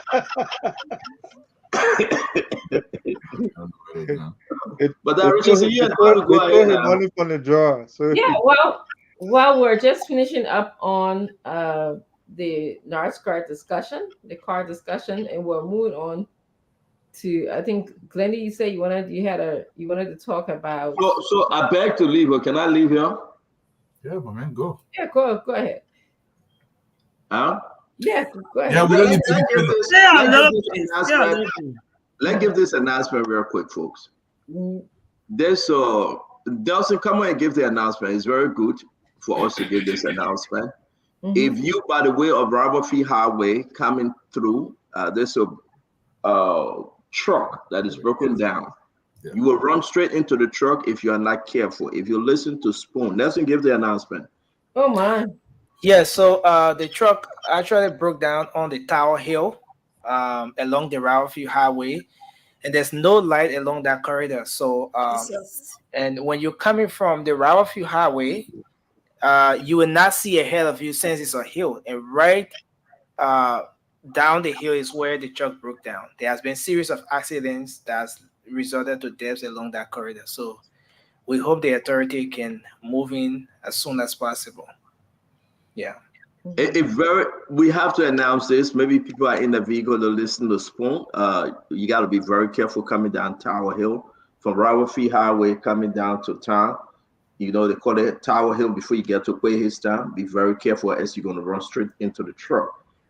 Gregor Coleman is not in the country. He's here, but I hope the Liberia National Police can take note and send someone to the zone depot that is around there. And everybody of concern, please tell the authority over there that they can take note, or else somebody going to run straight into that truck. It's very important. A lot of people have died because of that location and the way the road is built. You know, hope somebody can go and put an emergency light on, do something, because everybody's life is unique. If you remember the old time when we were little, we all want to go to heaven. But how many of us want to go now? Fast driving. They don't have reflectors. Fast. Did I have what? Reflectors. That's what Joseph Bakana giving you. That's why Joseph Bakana giving you job.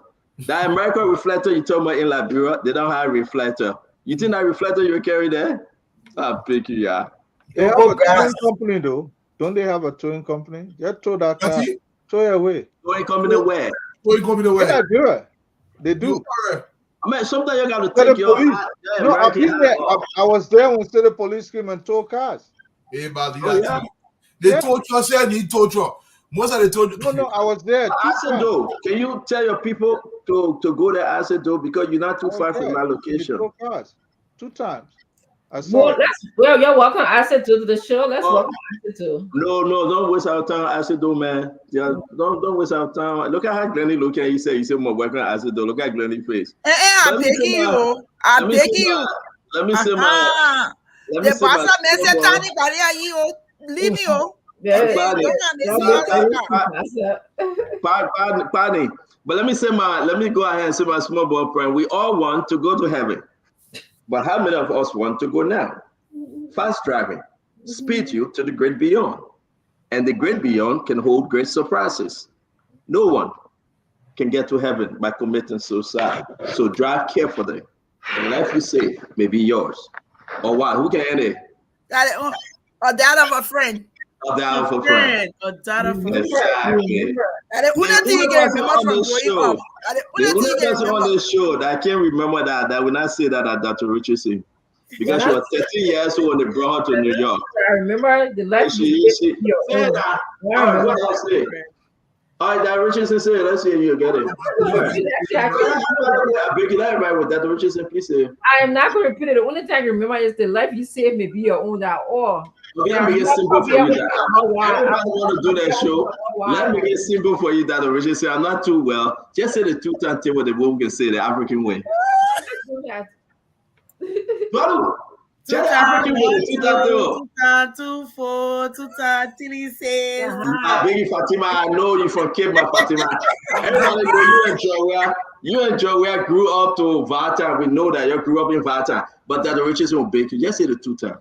I'm not. Why should I say I'm not? I'm not. It's the Steve. I mean,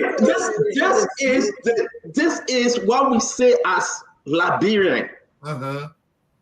People that were born in Liberia, grew up. When we used to go eat a careful and they're all dripping from the car. We know these things.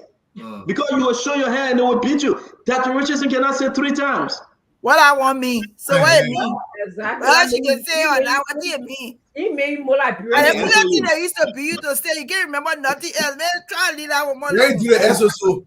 Like, I bet you that you do SSO, I bet you. So you put it together. So you put it together. I will never say SSO free. You put it together. I can say it for free. I will say it for free. I will never say it for free. You put it together. No.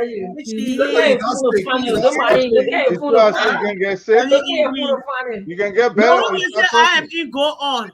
No, you go ahead now. Hey man, Granny, don't look at your phone, Granny. Put something on it. I'm waiting for you. I am in. I said, say the SSO. I would say this one you got to bet me. How am I bet you? I can't bet you anything. Yesterday you bet me $50. I don't see it yet. You get our cash out. You know what, Glenny? I said, welcome to the show. What's on your mind? Say yes, I will be here for the next 30 minutes because we're gonna have fun today. We're gonna have fun today, but the best thing we all can say is that this is concerning in our country. Seriously, we need to embrace the good, the bad, and the ugly and speak truth to power. It's not because we want to take a position. No, we are Liberians. If you open the phone line right now, people are talking, people are complaining, people are being patient. But where are you, my fellow Liberians? How long can you be patient? How long? We asked for 100 days. We asking for 1 year. But how long can you be patient? I mean, it's so important for us to sit down and have this conversation. So today we have a general conversation as to where you stand right now with 60-some days to go. The executive order was passed on few. The president wrote a letter to the speaker, J. Fulanti Kofa, bring your guys back to work. We got some very important business to do. The first sitting, what were some of the accomplishments? Glendy, seriously, it was all Confirmation, confirmation, confirmation, confirmation, nomination, nomination. We are going to the second segment. What next? On this emergency is to discuss the budget. On this emergency is to discuss what? So to our fellow Liberians, let's have some very, very serious conversation today. Let's be balanced. As for me, most of us here, with the exception of Asido, we didn't support Joseph Yima. I mean, we didn't support George Panawea, with the exception of Asido. Asido is the only person on the show to the end of that game of election supported George Panawea. Everybody here, some way, somehow, cast a vote for President Bwaka. Are we there? We're going to do the round table very quick and make Asido last. Dr. Richardson, with everything you are seeing, with everything you are hearing, what are some of your thoughts on the national issue? Are we there? Are we getting there? Will we ever get there? So I believe before you came on, I talked about how this is a new government. So I'm willing to give them so slacks. I'm willing for them to make mistakes. Okay.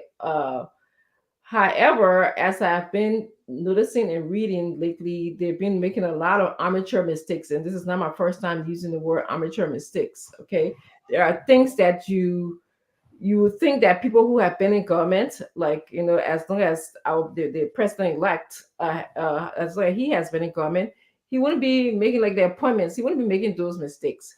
But needless to say, I will continue to ask the questions. Okay. This is where I am. I'm in the questioning stage. And I hope by asking the questions will give them the opportunity to think about some of the things that they're doing. And then from there, I'm going to go into, that was wrong. You didn't do well. You shouldn't run your government like that, But at this time, I'm giving them the benefit of the doubt at this time. Minister Wolokoli? I will pass on that. Mr. Dwalu? Well, Stanton, a lot of things happening in the country. The reason why we're talking early is because we love this government. This is our baby. We have to nurture this baby. We have to protect this baby. Anything that comes alongside this baby that trying to present an image to the country or to the world that this baby is not being taken care of, we are going to counter it, even though some people are not going to like what we're going to say. Our intention is to make sure the rescue mission succeeds. Because if the rescue mission succeeds, Liberia succeeds, our people succeed. We fight not just for ourselves, but for the layman out there in our country to recognize that their government can do right by them. And Honorable Bwaka promised this country that he will sit at the helm. He's going to usher the new activity into this country, new approaches, new institutions to make sure they become accountable to the people. That's all we are doing. Account to the people, so my people in Grand Cape Mount County can recognize that their national government is working for them.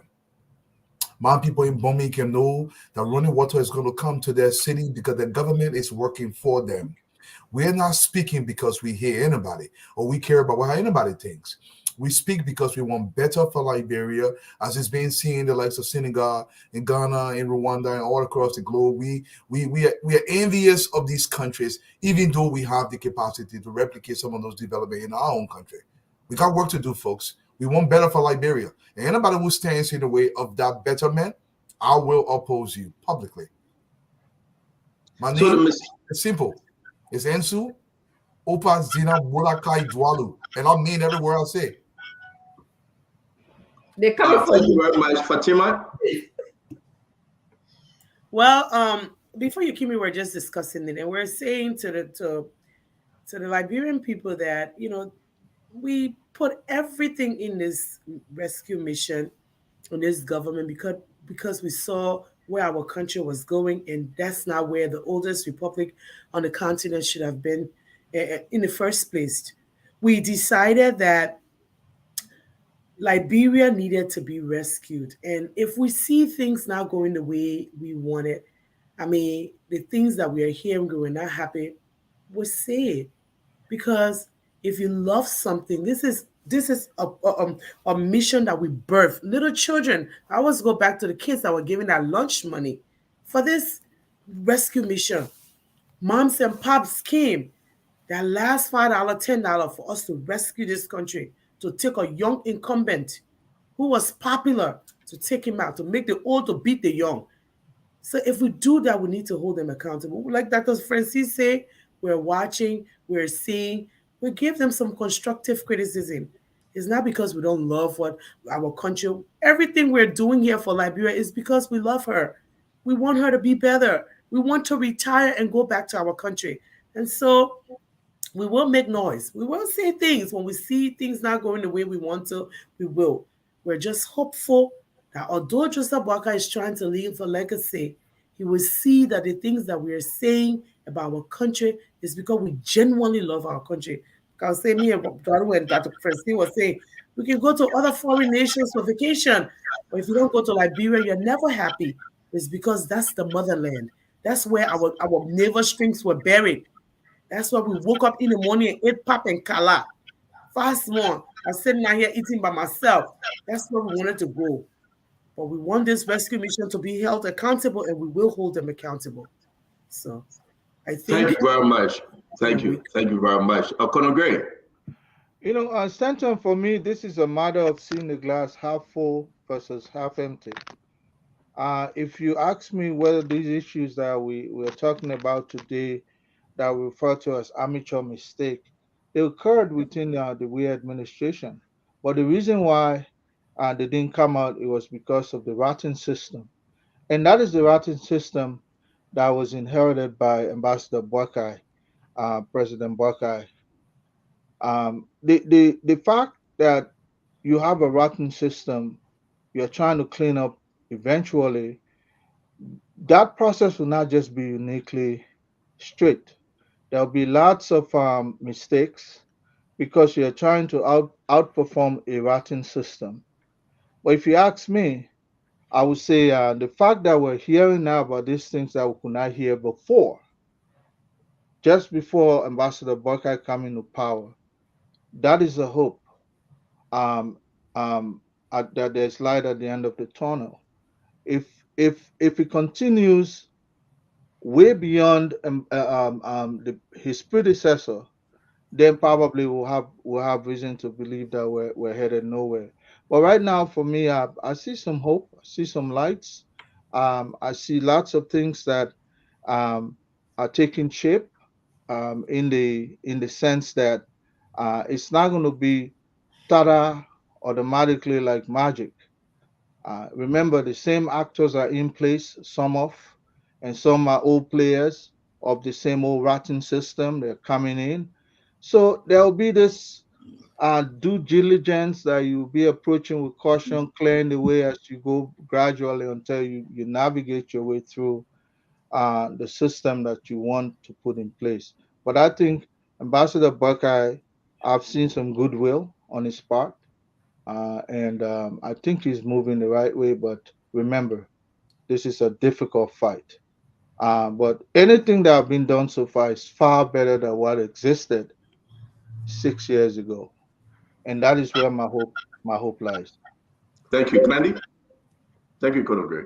Yeah, I think I don't think anyone realistically was expecting for everything to be perfect right now. Even after 100 days, there will be some challenges because we have to be realistic. We know where we're coming from. We know the government we're coming from. We know a little bit of the bits and pieces that we know tells us that we're coming from a chaotic state. So it will take some time to be able to stabilize the issues and the concerns. What my concerns are is these little issues that continues to happen over and over again. They need to fix it. If it's just as simple as making sure you're triple checking the appointments before making it public, if you can just fix that and guarantee that that won't happen again, then we can move on from there. But you can't be dealing with bigger issues and then we're still having problems from the first onset of appointments up until yesterday, duplication of names not being checked, putting two people in the positions.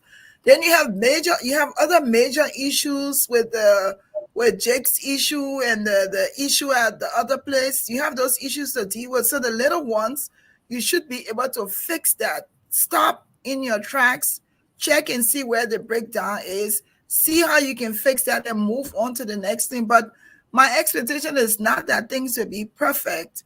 We're excited that George Weah is not the president anymore, and we hopefully want the country to move forward. I think what is happening now, the difference between this government now and the previous is they are listening. So some of the postings today and some of the things I heard is like the show, Spoon TV show yesterday, probably halted the whole Jacob Akali and other stuff. So they're listening. They're listening to the criticism. They're taking it into stride and they want to make changes. But I would hope the least they can do for me is just fix the appointments. Don't issue another list on there with an error, because this is ongoing. Then move on to the next thing. But I wish the government all the best, and we'll be here to be constructively constructively criticize them of what they're doing wrong, because it's not that we hate Liberia, but we love our country and want better, and we want to be able to go home and be able to live there and be able to work and make money. But that's all I'm hoping for, and I wish them the best. Thank you very much, Gladys. Minister Doe.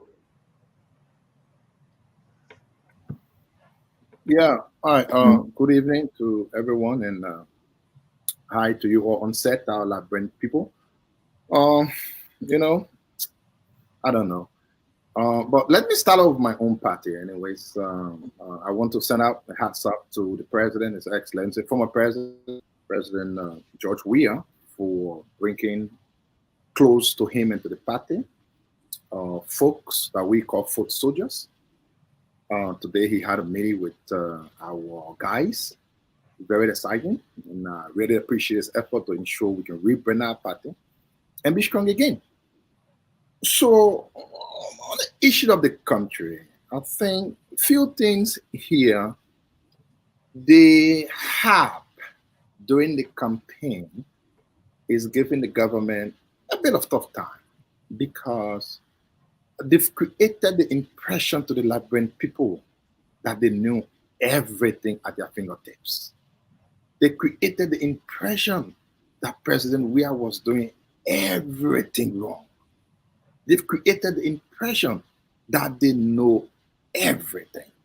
And so now, even a single mistake that in governance will look so terrible for the government, because nobody is expecting anything less than doing the best of all things.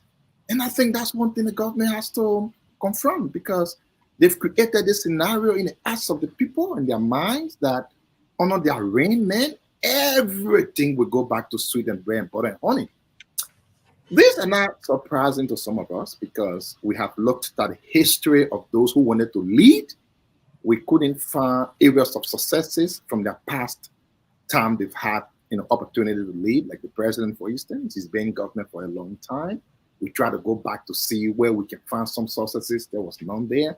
And also the lack of coordination in government is posing a big challenge. Like you talked about it, hopefully we'll speak on it. Like the president passed an executive order today that had a lot of people laughing as to if this government really do. In my mind, I thought indeed governance is hard. Leading this country, Liberia, is a hard thing. It is different from all the sweet talk and the mock-on campaign you do this. The president released an executive order that has a very big impact to their budget they submitted, that if I were to advise, the lawmakers should reject the budget and send it back, because the executive order alone today invalidates the budget from various points, and we'll tell you why. I think the country becomes a little laughing stock. We are still hopeful of Liberia. We'll never give up, but things are concerning. A lot of things are concerning. All right, thank you very much. Again, this is so unique of a conversation. We just want to announce all those that went to the Supreme Court on the tenure. A hearing was done today with the full bench. Need to confirm whether Chief Justice Yo was present. I do believe. She just got back to the country after leave of absence. We can also announce that you know, the LTA folks and all those EPA former boss, how you call him, Wilson Tapper, and all of them, they were at the Supreme Court. So decision will be made. Which position the court going to take, like we said, whether they will pay them off and say go home. We are talking about millions of dollars, all those on 20 position. And also you were speaking about the Jake and Knockout case. The Knockout case, on a very serious note, we received information that those payments stay hanging around. There was nothing sent in. But let me ask you guys a question on this Jake Knockout case real quick. Eduardo, let me come to you. Should Jake just forget this thing and wait that Swako could take over on Thursday and do what she have to do? Or do you think that Jake should push, I'm the officer in charge, let me make this payment? Look, Stanton, let me say this to you first and foremost. Jake was a placeholder according to the appointment that was made, but I want to make this correction. My brother Doe said government is a very difficult thing to run. That is not true. Government is very easy to run if you just follow the laws. Look, the reason why government becomes complicated is because we refuse to do what is right. Government is easier to run. Just follow the laws. Don't care about anybody who falls in the trap of the law. Follow the law, and government become very easy to run. Very easy to run. Be truthful to the people and follow the rules. Well, I would say that if I were Jake, I'll step aside because I was a placeholder. And somebody has been appointed. Swakoko is now confirmed. Let Swakoko take over the duties of the agency. This is why she was appointed by the president himself. But by the same token, I mean, if Jeff wants to stay on, if he's holding on, he knows his own reasons. But I don't see he has any legitimate reason why he should be there once the confirmation is completed for Swakoko. So he should step aside completely. What do you think, Fatima? Should Jake just put his two hands up and say, listen, I would leave this thing for Swakoko? We're talking about the annual payment of the location, the current location. Almost 2 years, they owe the people $150,000 a year for rent. Should he pursue it? Officer in charge, I mean, what's his duty? Should he pay all these debts? Yeah, CEO, like you just said, officer in charge. You know, like if the boss man goes somewhere or the boss man not around, you just a gate man, you just washing over so nobody come to the house to steal the thing in the house that is being built. Period. I mean, for him to and sometimes when I listen to people speaking and I listen to people like the officer in charge being there and making decisions, aren't there like other people that's supposed to? Is there the government heads just do things on their own? I'm sorry. So what's the officer in charge thing? Just to hold a place like a gate man. You know, when you build in your house, you get a gate man. The boss man going to a goose. So they get the caretaker just to man the place. You know, in like when you build in your house, you gotta get. You not make decision as to when you will close the door, how you will open the door. But you can make a decision because if anybody steal, because the boss man going to America to buy the material then for the house to come by and build the house, you holding it. You manning it, they pay you. So you gotta man the team properly. You can't change the furniture in the house. You can't touch the furniture, you can't do anything. They'll buy you air bed. They put an air bed, they just pump in there, you sleep on it in the morning, you get up from it. They can't even buy you real mattress. The high really? I don't value that. La. You just hold on. You just have to hold the thing. And who they play that my friend could come from America, like that. You just holding it for the men to come from America, then you move from there. You just you fast. I say that the whole thing. I mean, I'll just follow it. But yeah, he was just a holder to hold a place. Gate man, security ball, man a play because you paying to be manning it. That all.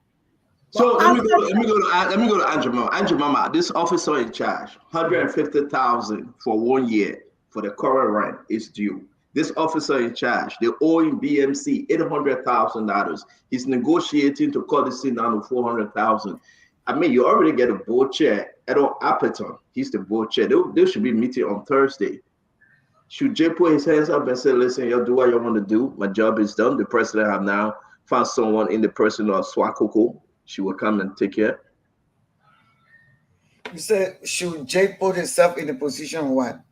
Should he leave, let everything be, and just say, that's it, I'm done? Oh, yes. Officer in charge. I mean, you're just holding on.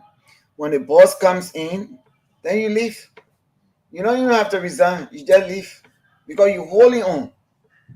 They didn't appoint you there. You're just holding on. So you should leave. That's all. Simple. But so, well, who is he going to give report to? Because I mean, you got to travel, you got to run the affairs of the entity. Great. I mean, are you standing by Dwalu, Fatima, and Andrew Mama? Oh yeah, because we all are serving those capacity. When you're an officer in charge in the military, you the connotation is that you're in charge for that for until the authority comes in. Now the authorities are in, so what are you still doing there? All you needed to have done, make the report to the authority that is there now. These are some of the things that transpired while you were away, and then they'll make the bigger decision because your duty was just to hold on until they get there. Ready? The question remains though. He's talking about $1.3 million on the table. You're talking about you got to pay these debts. Now we are learning that the banks are refusing to carry on the order for these people to get money. If that be the case, officer in charge, should Jake walk off for good name's sake, or should he stay carried on? I mean, even though he's an officer in charge, I don't think his function should be to carry out these big projects like paying over $500,000 is not something that he should have undertaken. But suffice it to say, if he's there, he's also there to make sure that the office runs smoothly and make sure that he's watching over all of those things. I think the difficult thing is that why did he have to make such a decision with that amount? And then also, what other did he do? How did he determine that they had to pay this money? I think that's what the concern is. But and you're asking, should he just leave? I don't think he should leave. He should say he should be able to give reports on what he covered. It's just like a president and vice president. President in the country, vice president is taking one when the vice president comes. You tell the vice president will say, this is what I did when you were not here. I don't think the intent was for him to go and start undertaking those major projects. I think the intent was just to ensure that somebody would be at the office, somebody will be checking on things, make sure the office is open, make sure people come to work, but not to go and start acting. You think Jake should have said, listen, BMC, I know you started this project, but wait, yes, let the CEO take over, and then we will see. Because he doesn't know about it. I mean, he's new to the place, so what would have been the rush to make that? If they've been waiting for how many years? It's not new to knockout, though. I'm just saying, he has not been the immediate person there. Mm-hmm. So if he's not been the immediate past person that was there, what depth does he know that Noka has? How is he now coming to make that payment now? Based on what did he determine to make that payment? I think he should have waited. I don't think he should have. The first thing would not be to go pay such an amount. I mean, I think it would have been good if he start doing the audits. So when the boss come and say, this is what we've checked, this is where we are, and then go from there instead of instituting your own measures to make changes. I think that's what makes it look difficult. Do we have anything, and real quick, Glenn, 10 seconds, and we'll go to Dr. Richardson and Azido. Do we have anything in the law as to the limitation of officer in charge? I don't know, because I also been asking, what is their term of reference? This is the thing. I don't understand what his term of reference is. I alluded to that the other day. What was he told that he was supposed to do? What was he able to do? And we've seen nothing. So maybe he's gone there with the assumption that if I'm the officer in charge, I can do as the managing director did. So without that, I don't know how we can make an informed decision, because we don't know what he was close with. Dr. Richardson, remember Masakwa Kamara from RIA? He was an officer in charge. The allegation that he used $45,000 to furnish his office, and he was renting a car a day, $250 a day, and he was renting a car. He was just an officer in charge. So if there is no limitation on these things, it means that these guys can operate in a which way. Am I correct? That's what it sounds like, but I don't think that's how they should do things. That's not how government should function because it's just wasting money. I agree with what everybody said yesterday. Jake should have waited. He should have been the gatekeeper, as Fatima said. Make sure that everybody were coming to work. Make sure that things were done. Stabilize the organization. That's a major decision to make. Spending the people money like that huge amount of money, that is a major decision to make. But again, I'm questioning what is his motivation. What is his motivation to almost urgently or immediately want to make this payment? And the only thing I can think about in my head, there's a tendency where people get kicked back from paying other people in Liberia. Okay, that's the only thing. No, I don't think you're saying Jake looking for kickback here. I'm just saying there's a tendency. Okay. No, but how can you put this A to B right now? I'm just saying, I don't know Jacob. I caught him from nowhere. I never met him, maybe, but I would say I think I met him one time. But I would just say that there is a tendency for people to say, let me go pay a contract, even though that's none of your business to pay the contract. And then when they pay this $600,000 or whatever, they get kicked back because the people who they paying the contract to already made some kind of arrangement to get their money back. That's the only kind of motivation I can see, some kind of monetary external motivation to hurry up and do this kind of work. That was not his place. That's not his job. He was just a gatekeeper. Keep things stabilized until they put somebody in charge. The same reason why Mr. Kamara at the airport, the government lost money over there, because how you could be in charge and you're ordering furniture, you're ordering car. It doesn't add up to me. So let me ask you real quick. Don't you think these guys know, Duadu? I would take the 10 seconds and give it to Duadu. Don't you think these guys know that I shouldn't be doing more than what is required of me? I'm just a caretaker. Thank you. And you want me to answer truthfully, or you want me to answer the way that made everybody satisfied? Answer the Duadu way. Okay, good. They know this, but they know you can operate with total impunity in Liberia. It doesn't matter what you do. So they do this repeatedly. And Dr. Francine is 100% right. Look, if we don't tell Liberia being straight, Liberia will remain crooked. Me, I hear that bomb, how I am to straighten Liberia to take out the crooked and everything out. There is nobody who works in government and releases government check to any business operation in Liberia without getting a cut. I'm not leaving some also. If you get it $10,000 from the finance ministry, the person that renting that check, the check goes through 15 different offices. Each office you go to, you got to get something. If you've been spoke, want to go pick up money from finance ministry, you've been spoke, head up an asset door, release more money to the finance controller. This is how it works. Let's stop this sugarcoating about Liberia. Do you know why somebody can be making $2,500 a month and they can build on a 2-acre facility with a 5-story building? It's because the take-home daily pay is between $500 to $1,000 per day USD. Thank you. It was just 10 seconds, Duadu. Mr. Doe, your take on this issue. Should Jake walk out and walk out now? Should Jake say, you know why, the tension is too much, we are receiving information, the bank do not even want to process the check? If it is true, I have not confirmed that. Should Jake just sit back Thursday, Aperture and his group come over, the board chair and the rest of them, Swakoko come in the building, Azango, our friend Azango, he's a VP, also on with Noka. They're going to take over. Today is what? Wednesday, right? Or Tuesday? I forgot it's today. Tuesday.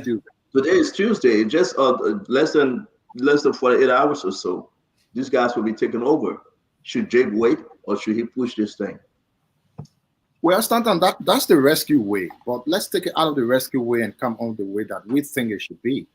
What's the rescue way? What's the rescue way? Well, just what is going on. If you say that's the rescue way, what do you mean? Just what is going on in the country is the rescue in power. So what happened? No, be specific on this Noka and Jake thing. I don't want you to speak, open. Just narrow this thing down and let's understand you. You say, oh, Stanton, that's the rescue way. What are you saying? Well, Jake has implemented the rescue's agenda. So whatever he's doing is the rescue way, unless you have some other way for him to call that. But let me proceed. First thing to note here, my understanding is Jake was appointed someone else. So he's working 2 places at the same time. I'm not sure what it is. But I know since Gandhi hit only a little bit. Yeah, so let me say that Jake was appointed on the regulatory board of energy. He's the chair. I think they call it L something, R or something. He's the chair. So you're making a good point now. So it means that he's still both, but are both members and officer in charge. Maybe you can do both. Go ahead. Right. I've always made good points. So, like I was saying, Sis Gandhi hit a little on it. If the president travels and leaves someone in charge, the person cannot sign appointment letters. The person cannot sign laws, bills into law. There are things you cannot do as an officer in charge. But that's one thing. I want us to get the record straight for the sake of our people. What is the real truth at NOCA? First off, there was no contract payment due. None. If you understand how payments are made towards contract, you will know there was no contract payment due. Just on that, the contractor works at a certain time. When there is a completion, they make report. If the company agrees on that percentage of completion, they pay based on the percentage. So it is not like something was due last year and they know. So you work, you go to 25%, they pay 25% amount. You work, you go to 30%, they pay 30% amount. That's all right. Now let's go on the issue of the rent. NOCA rent is usually due April 1 of every year. And it's 150, inclusive of everything. Now, before the rent from NOCA is paid, the board will have to pass a resolution first, agreeing that they must stay there. They can stay there in the building. Yes, they can pay it. And then that resolution is then taken to PPCC as a basis for approving their procurement plan. And I know for a fact that no. Let me interrupt you. They did that. PPCC gave them no objection. No, I'm not saying they didn't do audit. I'm going to say how it's right. And so I know the internal auditor who now approved anything without, those processes being followed. But one, I'm not sure based on our own investigation, if there were any board resolution. If there was, well, maybe we're getting the right information. And again, like I said earlier on, this is the rescue train. Whatever we are seeing going down in Liberia is not from Eileen, it's not from Do, it's not from Tobo, it's from the rescue. So probably these were the directives, these were the policy issue, and these are how actually they wanted to make things. In as much as we can come to always, maybe criticize what's bad, talk about what's good, we'll always have to agree on one thing, that the rescue is in full swing. And like I said in my opening, across government, things aren't going even 1% as planned or as envisaged by our people when it comes to appointment, when it comes to this and all of those things.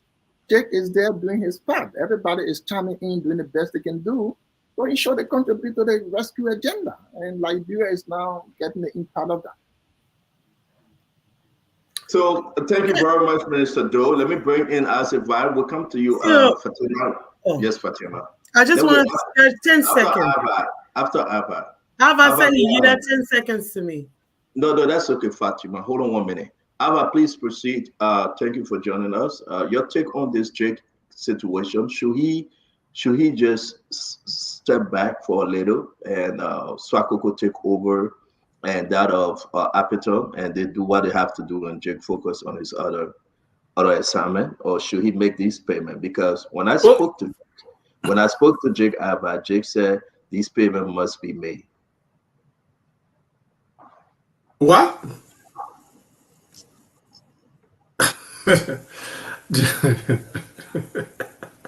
Not fire? Are you serious?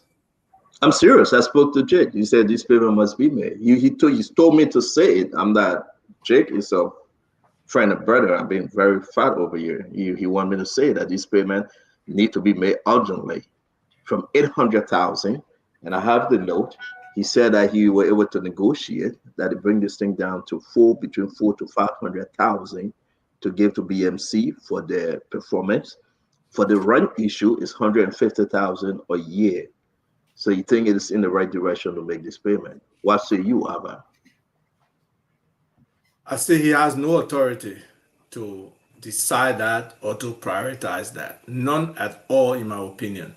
So I think Jake should come on this show and tell us what else he has done and give us his real rationale about the urgency of this payment and the fact that he wants to execute it. It really makes no sense to me. But Stanton, you may know. What is the hold up with Swakoko and they're taking their position? Is it that they have to be what they call it in there? They have to be confirmed? Is that the hold up? Because it shouldn't be Jake who decides whether he stays there or not. Huh? So finish that. We'll come and go ahead. Finish up. Okay, I'm saying it shouldn't be Jake's decision whether he, stays there or not. I heard that on exit, Safa May Gray and the other guy who was there, the vice president, they paid themselves, north of 150,000 each. So I don't know if that other aspect is true, but that would be something I would think as officer in charge, trying to see where the institution's funds are going, rather than going there trying to pay out money when you are basically, well, if you want to reduce it to 400,000 now, then at 33% of what the agency has. I don't think it has the authority to spend that kind of money or make that decision. But the question is the TOR for those folks that call themselves officer in charge. Where are we with them? That's the question we need to first of all answer. But yes, indeed. I spoke to Jake though. Again, I invited him on the show. Swakoko Dennis went through confirmation to your question. On Thursday, yes, she did. On Thursday, the board chair Aperture will be walking through that building for the very first time. LCC is carrying on an investigation. They have spoken to the former CEO, Safwa May Gray. They are speaking to people from the office, the card office, as to whether these things are legal. And they requested to speak to the lawyers for NOCAL. So I think in the best interest, and I would say, I think Jake should just pause for a second, because you don't want to miss this thing. But Jake is he's insistent. He said he must make this exit, not pause. He should stop. No, he cannot exit. You cannot exit except when Swakoko come in to take over. But you are the officer in charge. They are saying the chairman and his folks are coming in on Thursday as a VAR. So for now to Thursday, Jake remain officer in charge. But it's kind of complicated. Okay. You hear what I'm saying? You just cannot leave. But it is still complicated as to why Swakoko is not there already. See, it makes no sense if it's the next 2 days for Jake to demand or insist, like he told you, that the payment has to be made. It makes no sense to me. Okay, Fatima, your 10 seconds. Growing up in Liberia, we had a little lullaby, and it always used to say like this: "Cry, baby, cry. I like to see you cry." Well, if I could just remember, not in a not so distant future, I think some folks on this network have amnesia. In a not so distant future, we were there when our auditors were killed. Was that the sedition way? We were looking when our resources were overwhelmingly looted. Was that considered the sedition way? We stood by, people died, and the president never once visited them. Representatives had to go in their own district to bury their dead. Oh, was that the sedition way? Well, I know you want to reply. I know you want to reply, but I said let's move on. No, I'm not. No. We'll come back when you have your turn. You will speak. Don't stop me. You ask for 10 seconds. You ask for 10 seconds, Fatima. I understand. You will reply to your brother. I said, do you and your auntie Andrew Mama? You really love to hear Asido speaking, but we got to come back to the conversation on the floor, please. CEO, I said a different topic, and I asked you if you want to talk. You say you pass, Andrew Mama. Everybody has to say. Yeah, but then wait for the next time. We'll come back now. I said, though, it's always coming with different topic. You will now follow your topic, CEO, and you don't say anything. You will sit on patient and listen to Asido ridiculing us. And it's wrong. I said, do not come to one campaign for George yet. All right, Andrew Mama, thank you. For power. All right, Andrew Mama, thank you very much. I said, don't follow it.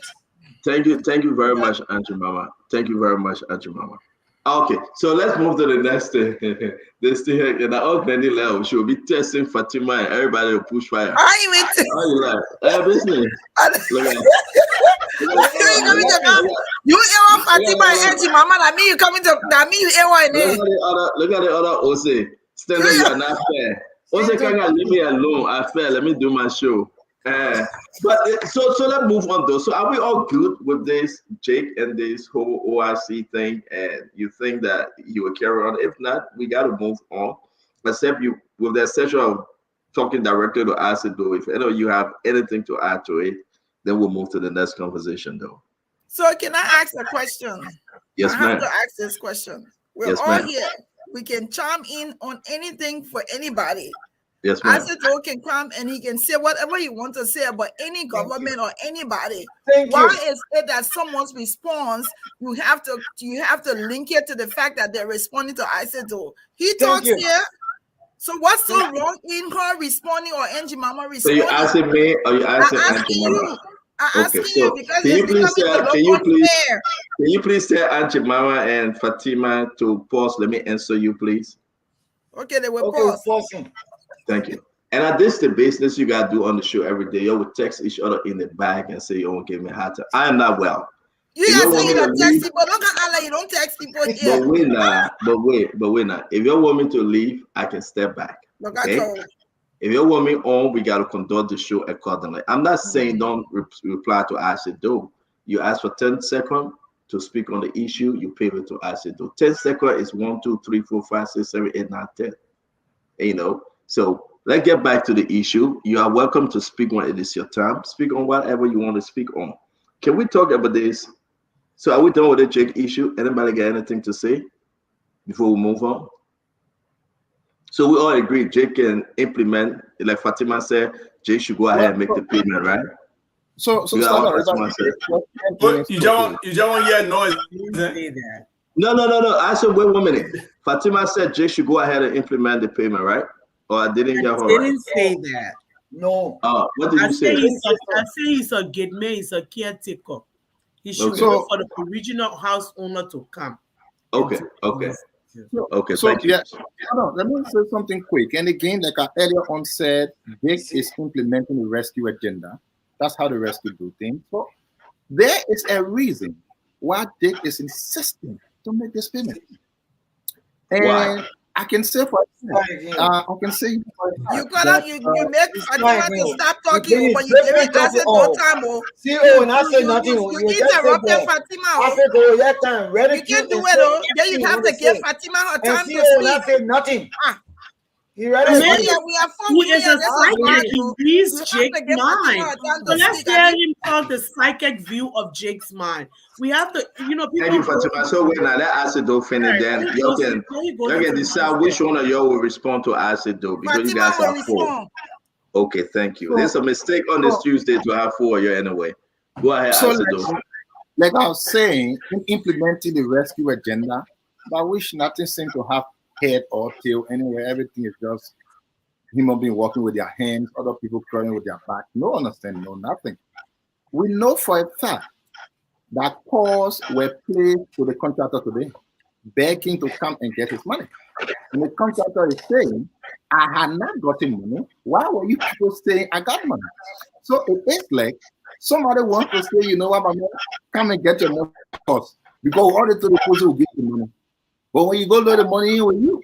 So there is this issue between where someone is insisting that they may get the money and they must pay. We got 2 days for the other people to take over. I don't see, for the sake of God, how hard it is to just wait for 2 days for the new CEO to come in and start conducting business of the day. Or why will you be insisting that, you know what, we must pay this money? Because something is on it. And again, this is absolutely nothing different from the rescue agenda. We knew this from earlier on. We wanted like bring people, but they were fooled by propaganda. And this is where we are today. Can I respond? Okay. So let's get it straight. We got to move on to the next conversation. Okay, but you promise to let me respond. I will. You will respond. Let me just set something straight. So when are you speaking? Then we'll move on. Yes. Okay. Yes. But again, you get 30 seconds. Right now is 6 When I have seconds. 30 seconds, you will have 1 minute. But No you don't 30 get time seconds. Okay, so you got 1 minute. So you got 1 minute. Now speak, CEO. That's not No, fair. CEO, Not this network Not fair, CEO. is When washed. after speaking, you don't put any time 30 seconds on it. So let But us she's speak. speaking now. She's speaking for 1 minute, please. This network is watched by millions of people across the globe. It is not a typical Liberian they say network. If you are coming here to talk about other people's reputation, please bring some factual documentation to back it up. Where and when did people come to Mr. Doe to say they were requesting funds? Can you please provide documentation? Can you even send it to the chat room? We're not here for they say, he say, or he say. Listen, what I want everybody to get in their heads is whether we tricked or did whatever, Liberians are better off today than they were 6 years ago. We, the Liberian people, we have come to terms that nobody, no young boy who did not use their money right, will step on the necks of our people. You have 6 years, 6 years to continue to talk and spew this ugliness. Because if you come, you don't come with no documentation, it's all considered lies. Liberian people want factual information that can be backed with documentation. So that's what we are talking about. Please come here speaking truth. Don't say they say they went to the mayor say. We don't want no they say. This is a national network. Come here with facts. Not because, I might dislike you, you might dislike me. Please bring documentation. We don't want yes say, they say, she say. Thank you very much. And next topic, please.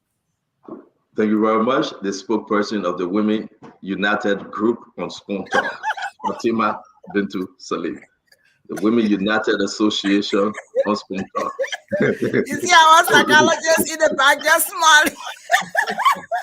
Because you're texting each other, so you continue. But Alva, let me come to you, man. This thing looking like I don't know what I would call it, a wing. They went to the court today. Those Tenure folks from LTA and the rest of them, EPA. Apparently, information we're receiving, the full bench listened to them, and they will be coming up with the ruling probably Thursday or Friday, probably. But it looked like the government will settle for paying them off and then taking over. Is it a good idea with this government, the amount of money we are talking about, Ivan? Will it be a good thing? Pay them off, let them go. Some people 3 years, some people 2, some people 4 years. Do we have the money to pay those guys? You are muted, Ava. Just unmute. Personally, I don't think we have the money available like that, and that's why the whole tenure system needs to be looked at, because when governments come in, sometimes I think they make hasty decisions.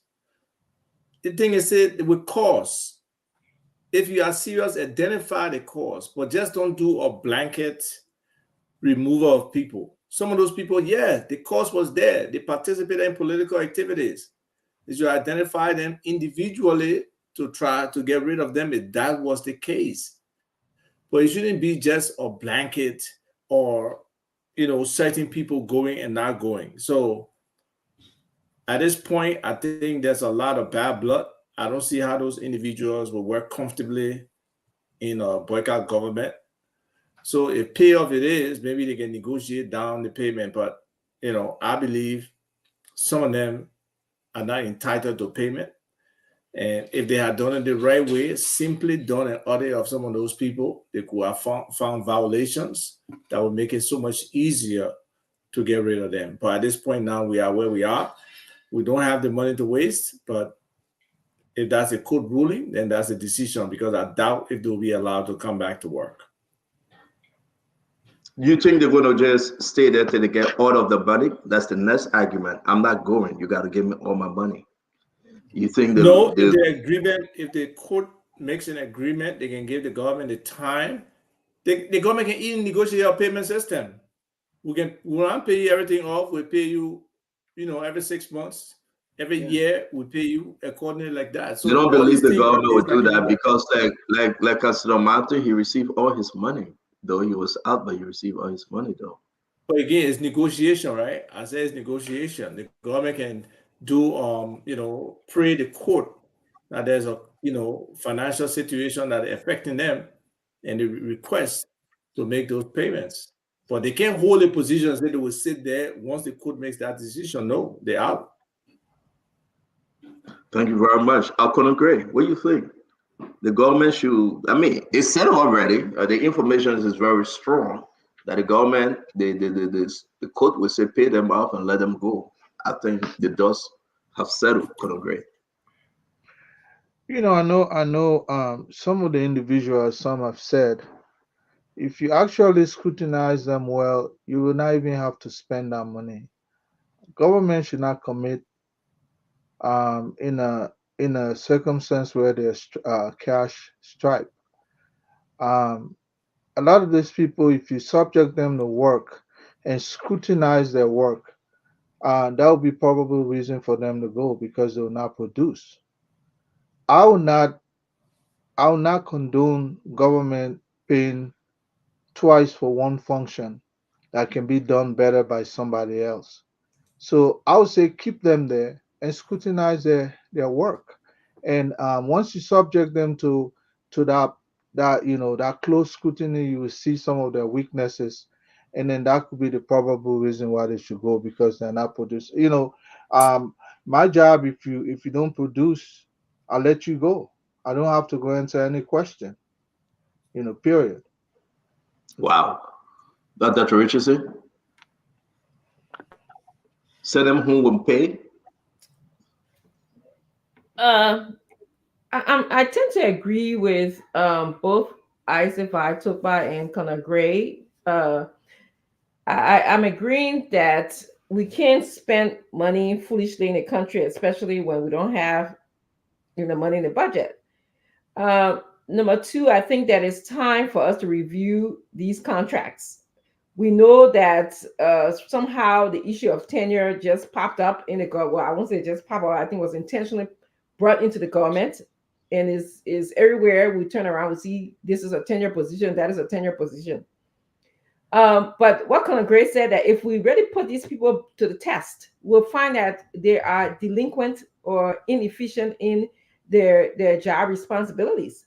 So let's accept what the courts say and then put them on a job and then hold them to the responsibilities of the job. Many of them, as we know, I will start with Angel Monfera person who was on the show, Mr. Tapper from I think for EPA, who told us that when the issue was happening in Bombing County, he was not alerted. When the people are having rash on their skin, when the water was bad, when people are getting sick, he said the government didn't alert him to investigate, so EPA did not investigate. So to me, that's part of the delinquency, the inefficiency we are talking about with these tenure positions. So again, if we allow them to just hang themselves, the government will be fine. The government will be fine.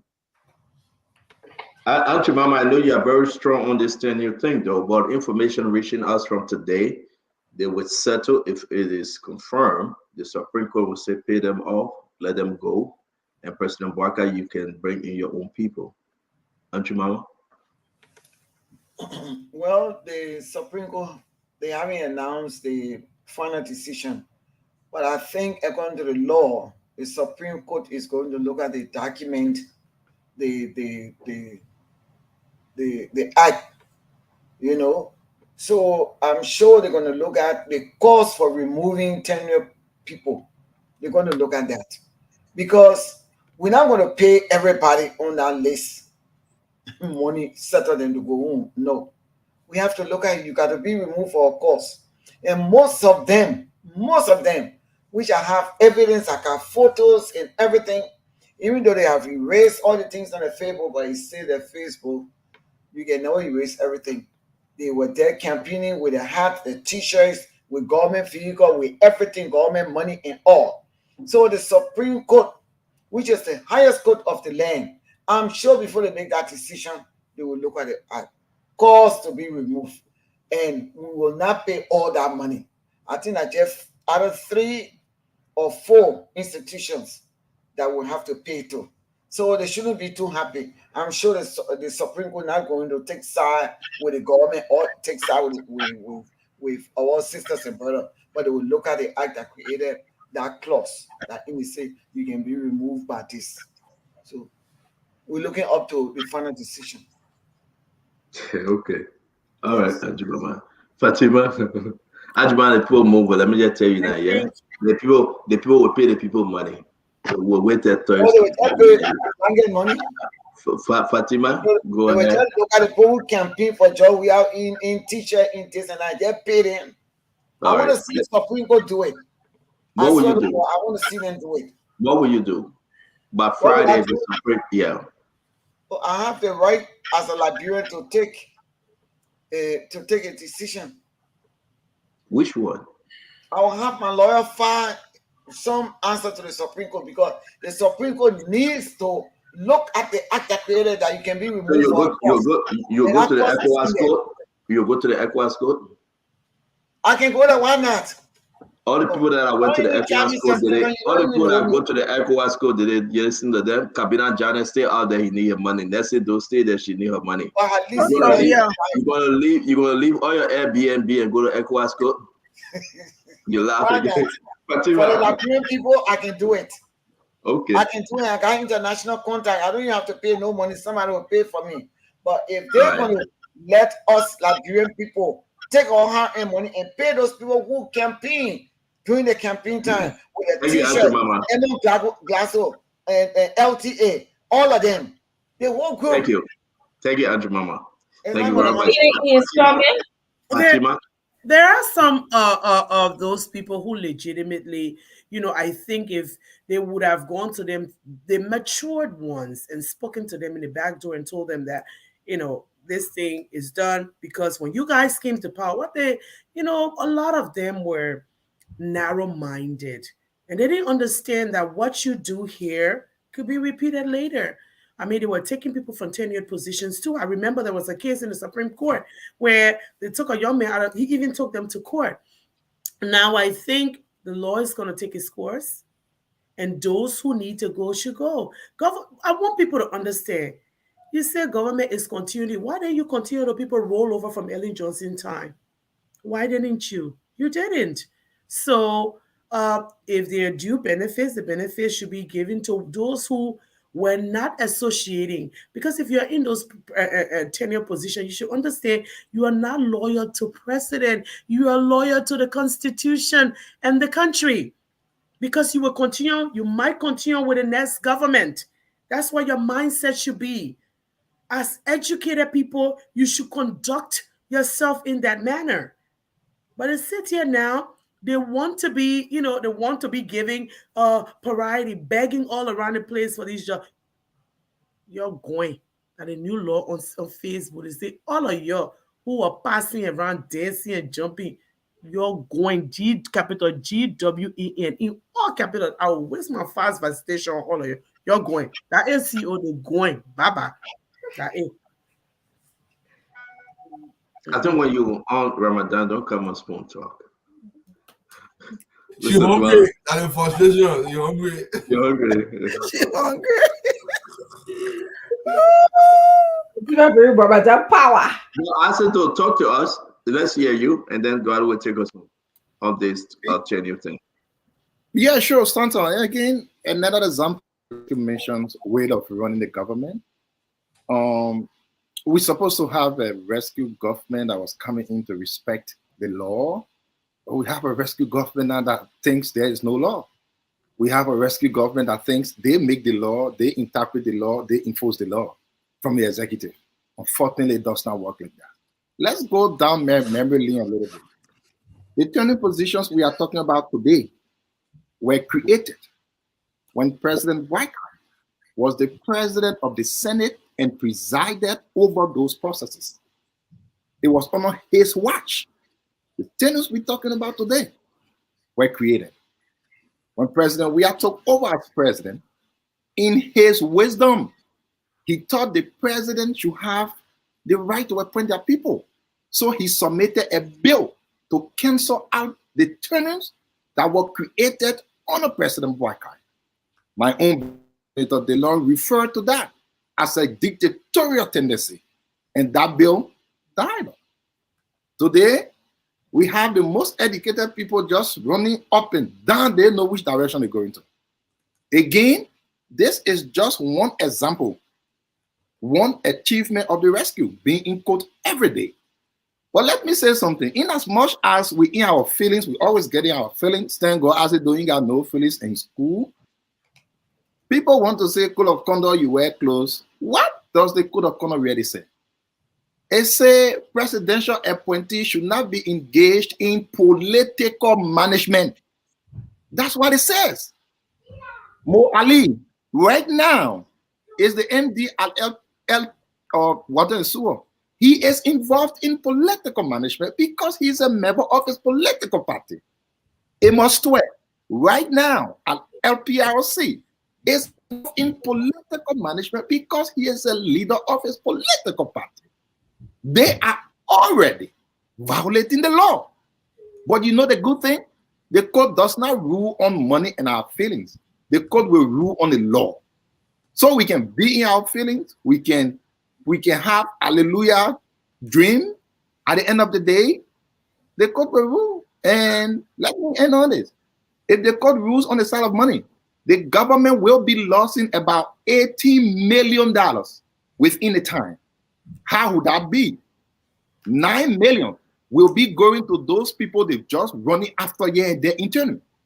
Meaning that same 9 million will be paid to the people they are bringing in for the duration of the time these people should have spent. What kind of government is that? Are you not seeing the prices on the market? Are you not seeing just everything just change? Why would you be running behind things that you have no business going on when you created them? Somebody needs to help our president. And if President Boakai will listen to people like me, he will be doing well. He will be doing well. Thank you. Duaru? Yeah. Duaru coming? So I didn't speak. To you. Yeah, after Duaru, Glenn, you will speak. First of all, my brother claimed it's a dictatorial government. In the same sentence, he said they're going to court. They're going to courts. They're going to court.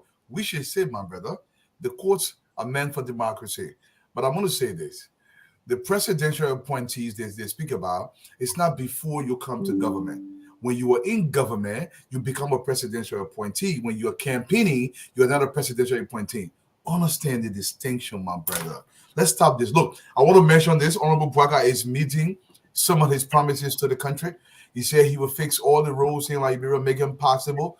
He's begun that process. He's expected to meet that within the confines of the 100 days. We have to celebrate this. There are yellow machines on our major highways in Lofa County. They're going down to the southeast. They're plowing the roads right now as we speak. So Honorable Boakai is going to meet the 100-day deliverable. This is a big deal for the country. Let's keep pushing the president. The president does listen. Look, despite what anybody tells you, he does listen. Unlike the previous president, he listens, he recalculates, he recalibrates, and he does the right thing for the people of Liberia. Honorable Boakai, we celebrate you for this. Let's keep making our people's lives better, improve the standard of living in the country. This excites me. Thank you so much, sir. Senator. Thank you very much. That was nice. Granny, talk to us now. I think Dualu already said half of what I wanted to say. Thank you, Granny. We'll come back to you. I'm not finished, oh. You know, you're not rushing me. Right, Come go to Nukuta right now. But I think Dualu said half of what I wanted to say because it is important to point out that when you're talking about Mo Ali, you're talking about those other people who are a part of UP, then it must be that you're saying that nobody working CDC government that was from CDC. And because we cannot say that with a straight face, that should not be an argument. Because we know Jefferson Koji, all the time he was a mayor, he was a seditious to the core. So we have to be balanced in our approach and in what are we saying here. So forget the UP people. This is a government now. Everybody belonged to a party at one point in time. But right now, this is a government. And you still have seditious who are representatives. You still have seditious who's in the government. So they have a right to serve. and they have a right to support a party. But I want to agree with what Enter Jemima said concerning the court. My father was a lawyer. Those people are reputable people. They know this case currently is at stake. It will do us good in Liberia if they follow the law, if they research the law, if they research the case, because whatever the decision will be precedence for our country. So they're not just going to agree to pay them money. They will examine the code of conduct. They will examine the tenure positions and what the requirements were, and then they will make a decision. Because when they make a decision to pay those people, they have to think about the future and what's going to happen. So I trust the judiciary because my dad was there, and I trust those lawyers, and they know that our Liberians are watching them. So it's a matter of precedence. Just because of precedence, they're going to be very careful with how they adjudicate that case. So let's just put something in place. The law that we're all talking about, they should be investigated by the ombudsman. We don't have one yet. After which, recommendation will be made. But now they are at the Supreme Court. Who took it to the Supreme Court? Glennie, I don't want to go to. Who took it there? And we talking here. Let's talk the facts. They took it there. The sooner people get over that they were beating, no country will move forward. They be here, you go sit and you Glennie, you will not come. Liberia is a country of law, and we got to get it right. The person that should be investigating whether they should be removed because of costs, that person has not been appointed yet. And we understand Fende Kanga would be that person. So if it is true, we have gone ahead to the Supreme Court will rule, all right, of any conduct that warrant the president to remove them. The investigation, there's none. So I am saying what I'm hearing from my sources, and we'll wait and see what the Supreme Court decide, and then we'll come on the show to see who was right and who was wrong. We shouldn't beat on a dead horse right now. But again, I will say to you, from my sources, within the confine, when you talk about the Supreme Court, they are saying there will be winner on both sides. You guys can please leave. We will pay you your money. But to say your goal and the government will not pay you that one without go. Okay? They will pay them and then they will leave. No, so that's not true. No, Mr. Dwalu. One at a time. Mr. Dwalu, if you just come and say that's not true, I'm saying my sources are telling me, and you say that's not true. What your sources telling you? You have one? Yeah, I give out no sources. My sources are telling you. The law says if you break the law, you forfeit the benefits of your office. That's what my sources did. So, Mr. Dwalu, it gotta be Mr. Dwalu. It gotta be investigated by the ombudsman. Yeah. You don't have one. There's not no necessarily. investigation. Not necessarily. That doesn't stop the Supreme Court from working. Mr. Dwalu, let's do it one at a time now, right? Yeah. You say it doesn't stop, then that's why they went to the highest court in the land. Correct. And the highest court will be making that decision. Mm-hmm. But again, I will say to you, my brother, please don't listen to, don't listen to Glennie here. This thing will be solved. We'll get an answer. My power lawyer, right? associate justice of the Supreme Court Liberia. My partner was a lawyer, Glennie. Are you telling my power also associate justice of my power acting Supreme Court justice? He the one don't joke with me, I know law. Glennie, not because you're part of lawyer, you know law. I know law. Because we all going to show. We all going to say one thing before you come in. We all going to give us a do. After to address the issue you need to address. How many minutes? After 5 minutes. Supreme Court just take 5 seconds. I mean, Supreme Court is almost done. Go ask them for 5 seconds. I got something to say about this. So my brother Dwadu, when you go to the house after the show, I want you to please take your time and listen to yourself on the show. Maybe it will help you the next day you come. Just re-listen to the show. You know, too much acting like you know it, you're talking. Do nobody said when you But run a you the campaign, one it know. means Don't interrupt us, Auntie Mama. You're talking to Duaru, When you please. setting on top of we acting like we know. Auntie Mama, don't interrupt us. We're begging you, please. so nobody said when you campaigning in opposition, it means you are in government. I mentioned Mo Ali and Amos because they are currently in government and they are holding political position. So just take your time, bring your feelings down a little bit. Listen to the show again. Maybe it will help you. But you can have 20 minutes and go ahead and talk. Yeah, I just wanted to. After you, Dr. Richardson, we'll move to the next conversation. Go ahead. I want to add that sometimes I'm so organized and in pain because people who are in those tenure positions, they didn't do anything for Liberia. Okay, they're complaining, and then they just want to collect free money. They're collecting free money, and then they go to court. So the government should continue to give them free money. Everybody should be patriotic in our country. We should be of the idea that we want to upbuild the country. If you are there, you're not doing anything, pack your bag and go. Save yourself, shame face and leave. Let people who can do the job come in. Instead of taking the Liberian government to court, the people spending extra tax money and stuff like that. We know you guys who are there, you didn't do anything. Yes. So that's why I wanted to add. But I have a question for you, sir. Yes, sir. The you said for me, right? Not for them on the show for me. Go ahead.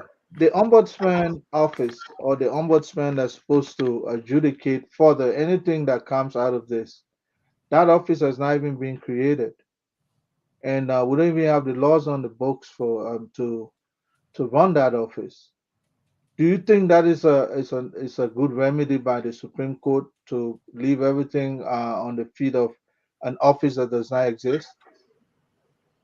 No, but when they appoint the ombudsman, they will have an office, and the appointment will be made shortly. And once the appointment, that's when they pick up the issues. Say that again. Once the appointment is made, and then they give him the term of reference, that's when they will take up some of these issues.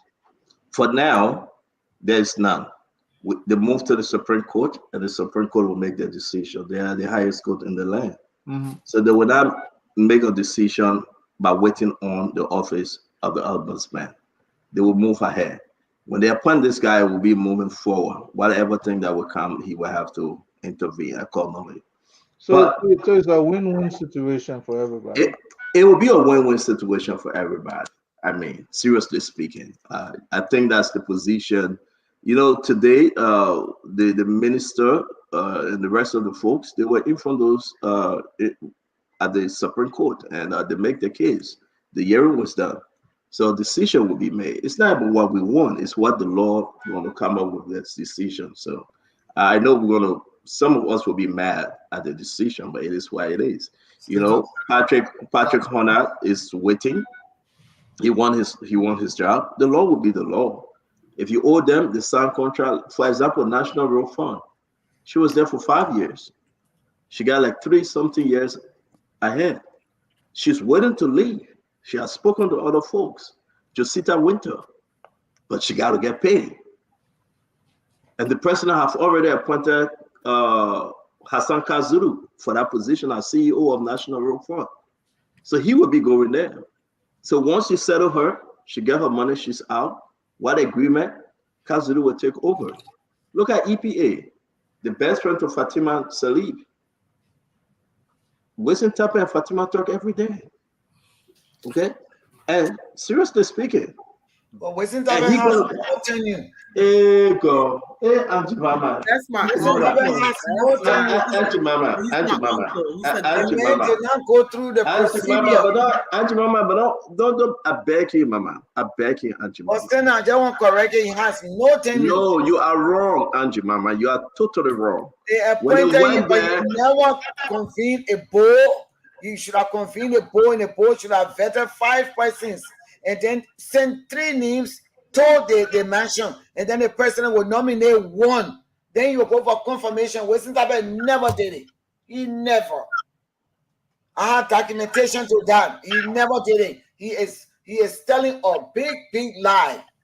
So let's talk about other people. Auntie Mama, Auntie Mama, I know you got a problem with I don't have a problem with him. But let's talk about the time. He lies too much.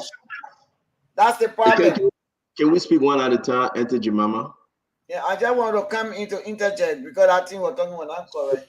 So can you allow me to speak, Enter Let's Jemima? speak on CEO. Thank you. I know you have problem with Mr. Wilson Tapper. No problem with you now. I understand it's okay to have a problem with Mr. Wilson Tapper, your former boss. But I would say to you, when they went to the court the first time, they established that Wilson Tapper had a contract of tenure. You can say no, yes, they were there the first time.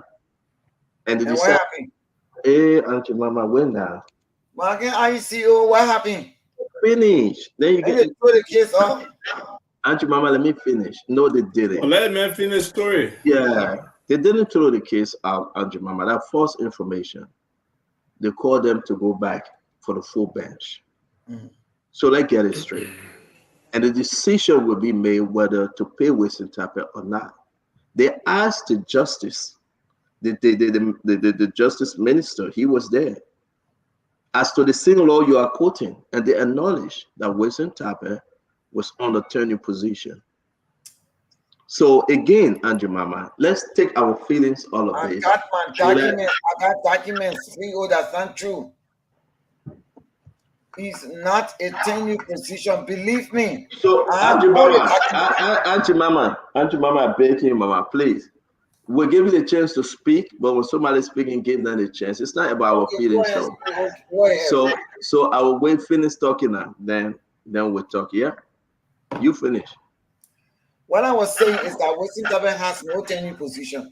There is a tenure position of 7 years at the EPA, but he never followed he never followed all the guidelines he should have followed. So he was never confirmed to that position. The president should have taken the board should have nominated vetted 5 persons, and then 3 will go to the mansion, and then the president then was going to choose one name, and then he was going to be confirmed by the Liberian Senate. He never did that. He sat there because he thought that he was going to go for 12 years. You know, the government was going to go for 12 years, and it never happened. Now he's running without something saying that he has a 7-year tenure. That's not true. I have all the documentation to prove that. I got it right here in my phone, right in the telephone here. I have everything. So Wilson should stop. Other people got tenure position. I have no power. I know they have it. So now we're seeking the law to come out and get a judgment on that. But Wilson has no tenure. Wilson is a man who likes to LIE. Period. Okay, so can I speak without you interrupting me, please? I'm finished. Thank you. All right, folks, let me just announce. They have established that Wilson Tapper has tenure. The case will push for full bench hearing. Okay? The full bench hearing involve LTA, EPA, and the rest of them. So again, this is ahead of us. Already a decision will be made whether Wilson Tapper should be given his money. The argument Auntie Mama is making, it was made by the Minister of Justice. And the Minister of Justice acknowledged that Wilson Tapper, upon his appointment, he was on the tenure position for 7 years. So let's wait and see. I'm not going to get into it because I have spoken to people concerning Wilson Tapper for and against. And that argument Auntie Mama is making, they have passed that argument already. Mr. Dualu, you want to say something? 2 seconds. I think what Auntie Mama is trying to say, Stanton, you're not understanding this. She's not arguing as to whether the position is a tenure position. Her argument is to acquire tenure, there must be a process. Yes. Honorable Tapper did not go through the process. Yes. That is her argument. Yes. And I think I understood Auntie Mama's argument, and let me help you understand my argument. That argument was placed on the floor when they went to meet justice, the justice in charge. And that argument was trash. That Wilson Tapper appointment placed in on tenure position. Thank you, Mr. Dualu. And again, I'm going to call Wilson Tapper. He's going to explain what between you and Wilson Tapper. I really don't know. I'm not going to get involved. He was your boss. You worked diligently. He helped you. And let me finish now, Auntie Mama. He didn't help me.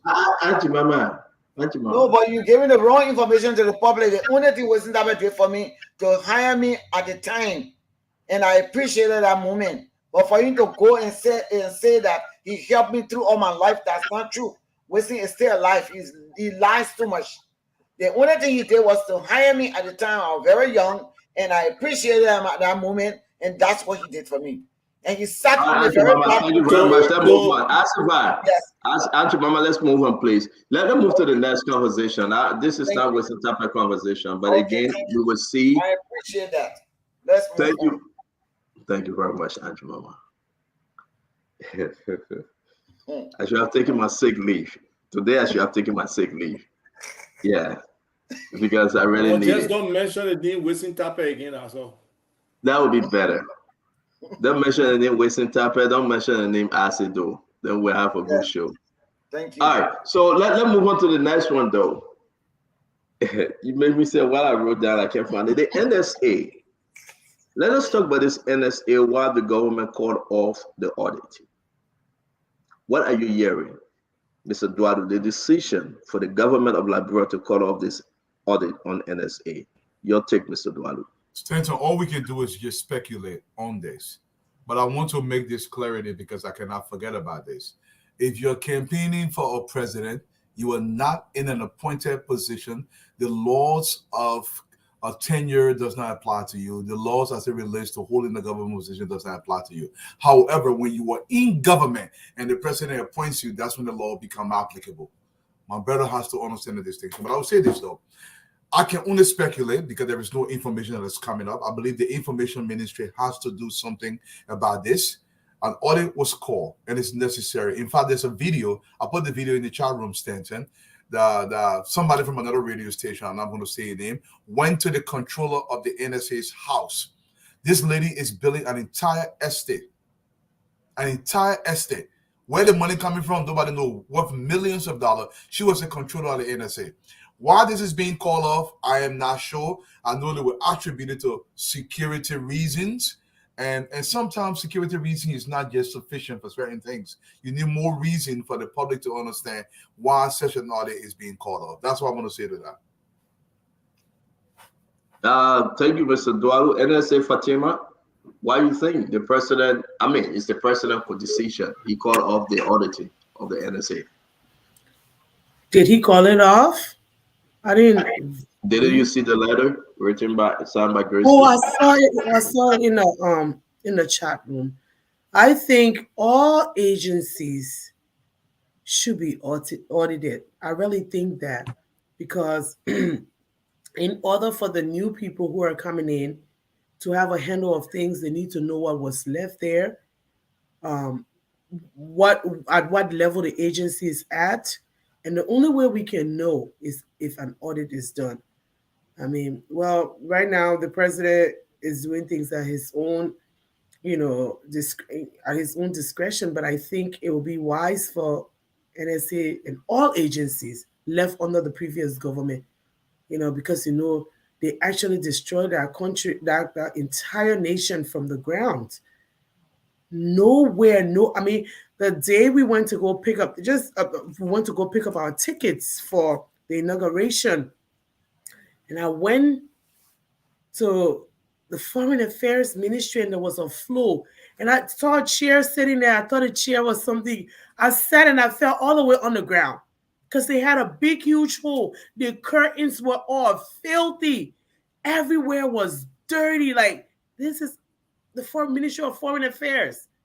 So I think they really the president needs to do well and try to ensure that all these agencies are audited. I think he should. But we'll watch and see. I know the president. Why you think he called it off? I'm really not sure. I really am not sure. I know I know Jose Nimabaga. He's a man. It has to be a reason because he's a man who thinks things through. He doesn't just make harsh decisions like that. He's not someone who is impulsive. He's not like other people. Why do you think it was announced a little cut off? That's the thing, because I know there was an announcement that the agency will be audited. It has to be a reason, CEO. I'm not really sure. I gotta Thank read more you. to this. I gotta read more. This one caught me unaware. But I will. Thank you. Anjabama, let's come to you. While the person that came up will audit CBL, audit NSA, CBL auditing is still going on. We have some document as per the request of what they need through the audit. I have some document I think I shared in the chat room. But NSA abruptly cut off. Why, Anjabama? To be honest with you, myself, I am very, very surprised. So I don't have an answer for that because I'm surprised. I thought they would have audited all the government ministries and all government entities. That's what I thought.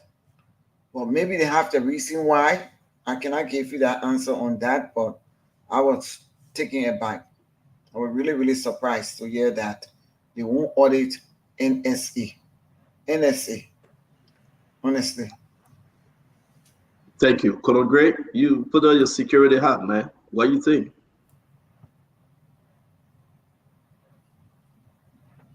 So, man, I've been going back and forth to verify whether or not President Buckeye ever made that statement that he was going to publicly audit the NSA.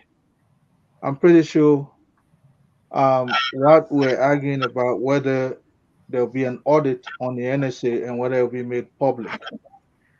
There are two Can we ways. leave the public? Can we leave the public issue first and stick whether he announced that there will be? So you agree that he said he will audit NSA, correct? No. That's why I say I was not able to lay hands on that information that he even came up to make that statement that he was going to publicly audit. No. That's why I want us to take publicly from there. Gonna agree, you're a smart guy. If you want to pay me, we got to catch you. Let's go back. The president announced that they will audit NSA and the Central Bank of Liberia. Were you informed of that announcement? If he made that statement, I guess he meant that we will audit the NSA, but the result will not be made public. So that we can come to our own thinking whether it will be made public or not. So you have established that he made a statement that he will audit NSA. There will be an audit. Graceful wrote a letter and said, "Council will decommission that audit." What say you? Well, if the president made the announcement that he was going to audit the NSA, and which I believe he will do because that's the only way you know.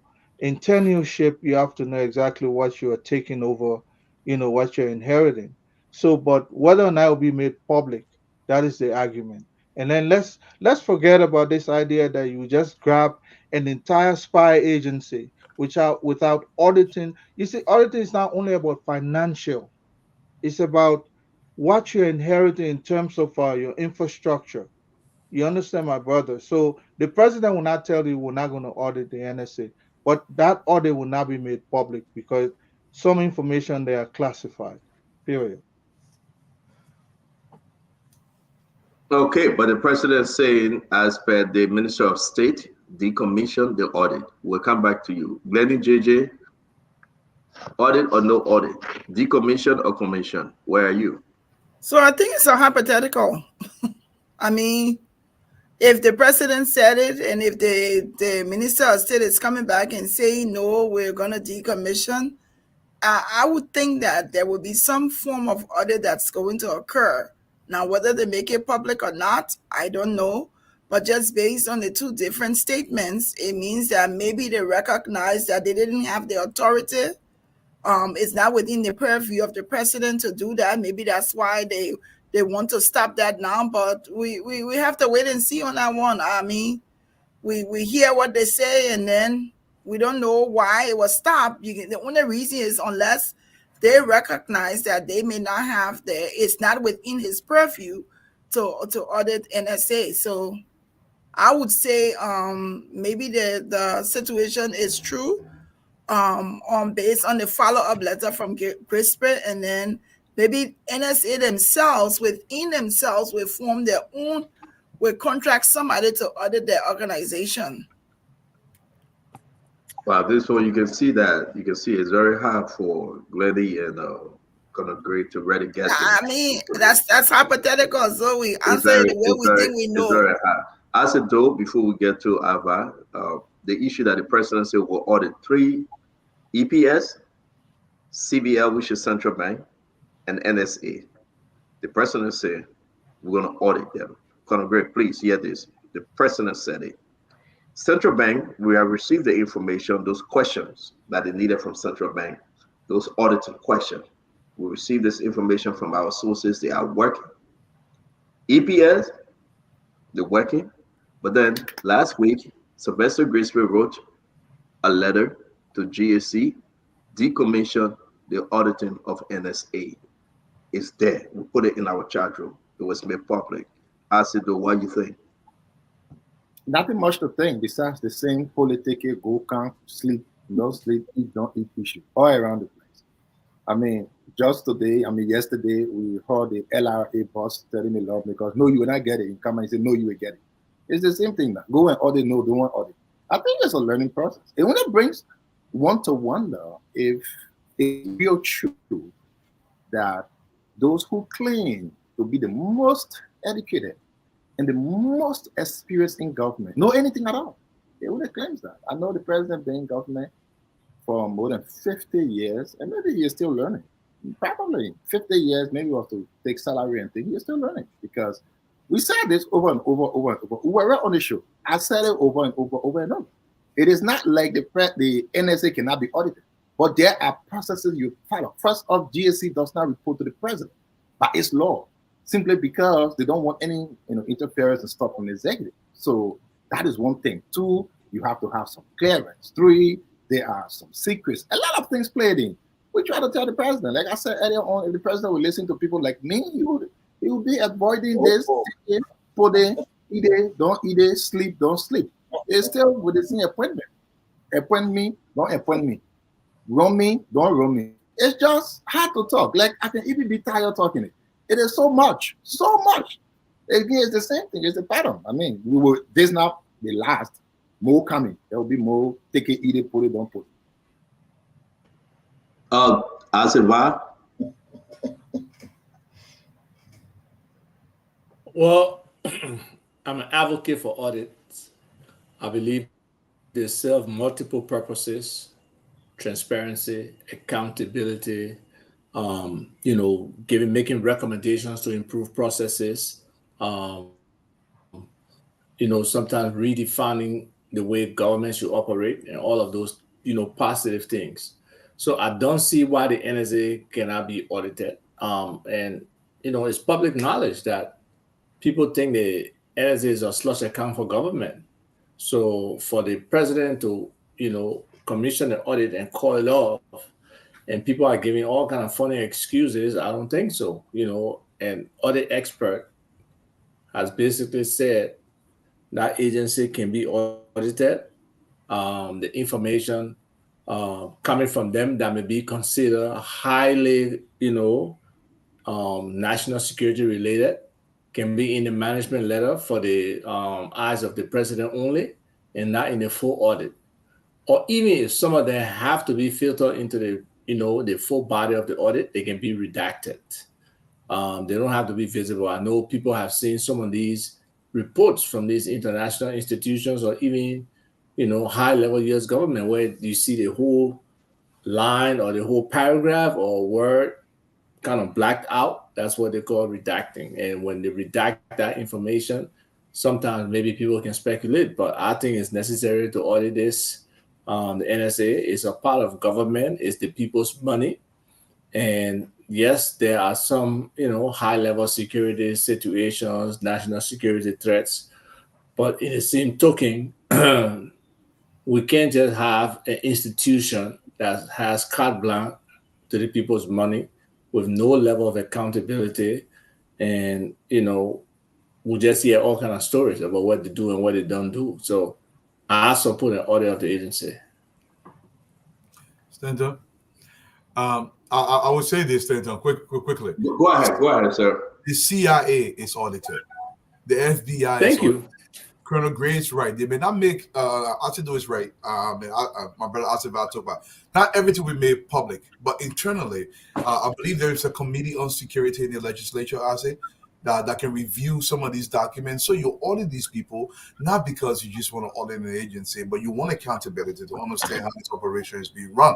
That's why we have these committees in the legislature. So you have to audit them for not just for transparency, but to get a feel of what the agency, how it's operating. So I don't know why they call it back. For me, I think it should be audited. And every agency, by the way. So let me say this. One other question before you go, Stella, I just want to say, there's something called identity and access management, and there are privileges where people can have clearances. I don't know what our clearance is in Liberia, who has top secret, who has, secret, who has, public access, or whatever those different ratings are for highly classified information. But there should be something like that, and those people who rise to that level or top secret should be the ones that can look at that. But to say the functions and operations of an institution, suppose they are committing abuse over there, suppose they got guns that are not accounted for, suppose, lives are being lost. I'm not saying that's happening, but those are potential things that can happen in national security institutions. And I think it's just fair for them to be audited. Can I provide information to Isaac? Just one second. So if you have access to the national security laws of Liberia, just get a copy of it. You see all those level of security clearances. They are listed there. So they publish that law, and again they can be audited, but then there's certain part that will not be announced. Period. Thank you. Thank you. Let me say this real quick on this auditing. And again, we can play politics. You say your own. Give me a chance. Andrew, Mama, and Glenny, please don't interrupt me. Please. Let me say my own.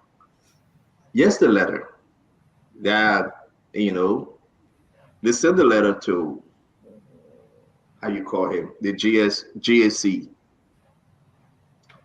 He in turn sent the letter to Amara Kone. We discussed this.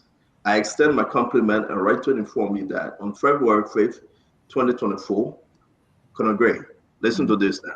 The President of the Republic of Liberia, His Excellency, President Joseph Yuma Boaka, through the Ministry of State for Presidential Affairs, requested the General Auditing Commission to conduct audit of the National Security Agency, Executive Protection Service, and the Central Bank of Liberia.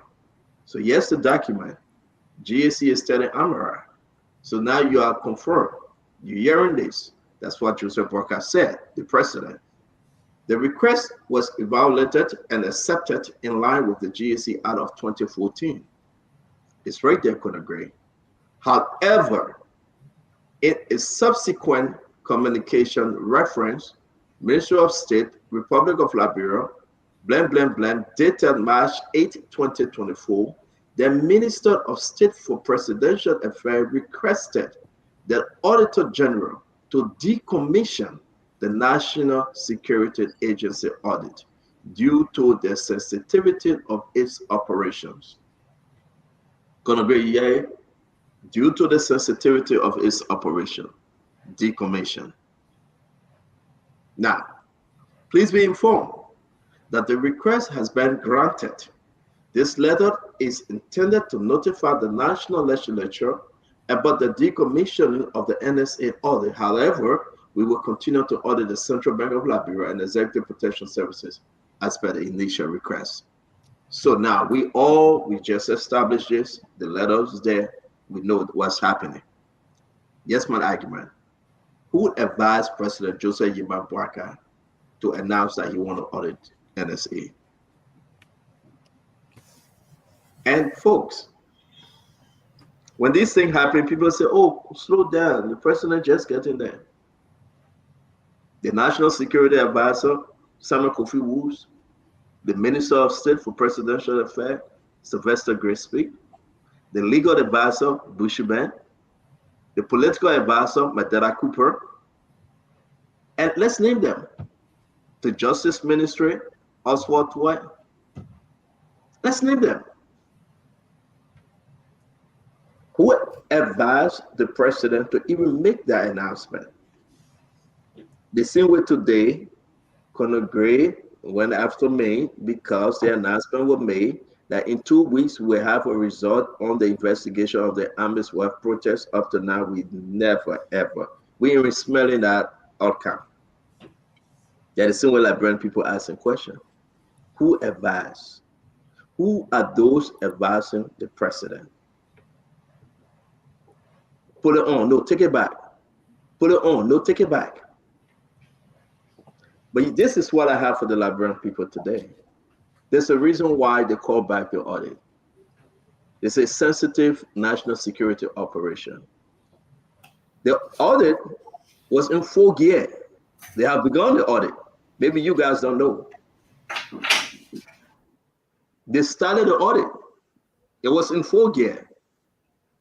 They saw something that was scaring Ava. And we can announce to the Liberian people, nobody shouldn't say they stopped the audit. No. The audit was indeed draft, not even initial. But they met up with the stumbling block. They saw something that was so scary, and it opened the eyes of our partners and international partners. And then they say, oh, Mr. President, we got to stop. Now, it's a national security thing. I would do this show the honor not to get into it. But I would just stop here. So if anybody tell you that the audit, they never started the audit, Glendy, they did. They started the audit. They started it. And anybody tell you that, oh, hey, the audit, a fair fly. No. They reported to the president, Mr. President, these are our findings, and they're all about money. Do you know how much honor President George Manawia that went through NSA? $60 million was discovered. Oh, I forget, I say I'm not getting involved into it, right? So I don't want to. So like Ava said, National Security Agency, it was like a cash cow. And the amount of money that go through there for presidential operation, that's why the audit cannot continue the audit. They will not. They started. That's why it should be done. I agree with you, but I am telling you, that's why they are not doing it, Dwalu. Not that they can get security clearance and find an auditor to go in there. No. They started the thing. When they start tapping into books and the amount of millions of dollars, our sources tell it, I'll say, they had to put a full stop. And yet the cars are to hurt your ear. Stanton, I have a view on this. I didn't get an opportunity to speak on this. You didn't speak, Dr. Richardson? No. Oh, because this is not psychologist class. I'm sorry. No. Go ahead, Dr. Richardson, speak. I'm also advocate for auditing, all government entities, especially when we know corruption is a major problem in our country. It's a big deal in the country. So this government has to know what they are inheriting from the previous government. If they don't do that, we're just going to keep going on and on and on and on and doing the same thing, the same corrupt practices. So if they know that they are receiving a dysfunctional system, then they will know how to fix it. They will know what to do better. We also know, like you are saying right now, and that's what I was going to say, that the NSA was used to channel money, for different things, not security things, okay, to different people over the past couple of years. And that's, to me, a primary reason why they should be audited, because they were used to channel money to do things not associated with security reasons. The third thing is, I think somebody said, and I said this before as well, there's no reason why they can't audit a security agency. FBI gets audited, CIA gets audited here. We just have to respect the professionals who will come and do that. All right, we have to take our time in implementing the auditing of this body because it's a special sensitive body, but it can be done. So, however, I don't think that the president should take the advice of anybody who's telling him don't audit NSA, except he has knowledge about the money that went through NSA. But because of corruption, all the entities should be edited, and that's my view on it. I say, I don't know. Since your mama, you spoken. Okay, Mr. Doe. Yeah, thank you. So, again, let's get this in perspective. I'm very sure there will be no one who says anywhere should not be audited. If it left with me, even the office of the president should be audited. If it left with me. But again, our feelings cannot make the law. While it is true, every entity should be audited, there are procedures and processes to do this. The FBI is not audited the regular way the other agencies in America are audited, not the CIA and not those people. That's the same way. Yes, NSA can be audited. Yes. But again, what the president did was wrong. It can be audited, but there are processes by which the audit can go on. It cannot be GSC, the president, an auditing team with the requisite clearances. These things can happen. We aren't saying that it cannot be. I'm sure no one is saying so. But how can it? The processes, we talk about respecting the law. Someone say running the country is easy. Just respect the law. Why can't we just respect the law anymore? And again, I know Stanton was talking about something of some 60 million. I was looking through the budget because the budget has action. The action actually shows what actually happened. I didn't see it. I'm not sure if you are talking about like some total of certain amount of years or certain year. I mean, if you can help me weigh in, because I was looking at the NSA budget, it wasn't there. Because every money that goes passes through the budget, unless someone took money from inserting car and put it here. I don't know, but if it is through the budget, it should be there. But again, I said thank you. I listen. Let me say this to you. I decided not to go further into this because it's very sensitive. Okay, there's amount of money out there that goes into NSA for operation that cannot be disclosed, especially operation from the executive mansion. As a Liberians, I think people need to be informed. Something around $11 million, I'll say, every year. You will not find where it's going or how it's coming in. You can't find it. I will agree with Dwalu. Whoever asked the president to go ahead and audit NSA, it was a good thing. But I think because the partners, our main partners out there, can agree, came and say you were about to disclose something that I don't think it is important. Let's hold this thing. Who knows? Maybe it's the American. Let's hold this. I'm not putting President Bwaka in a position that he made a mistake, but a wise man changes. We think it is important right now to do it, but trust me, I think the position for the president of audit, that's the reason why you have advisors. That's the reason why you have people coming around and say, no, not now. Can agree? They should have said that. Yes, exactly, Stanton. That was my status. As an advisor, these are some of the things you should know. If you have not read about them, go on and read on so that you know exactly what and what not to disclose. It's very, very important. Some of that money you earn there, probably not even the Republic of Liberia money. That is a spy agency. You don't just come and say, blanketly, let's just go and audit. You got to be careful. I'm saying that the people around the president probably are not knowledgeable about those kinds of security operation.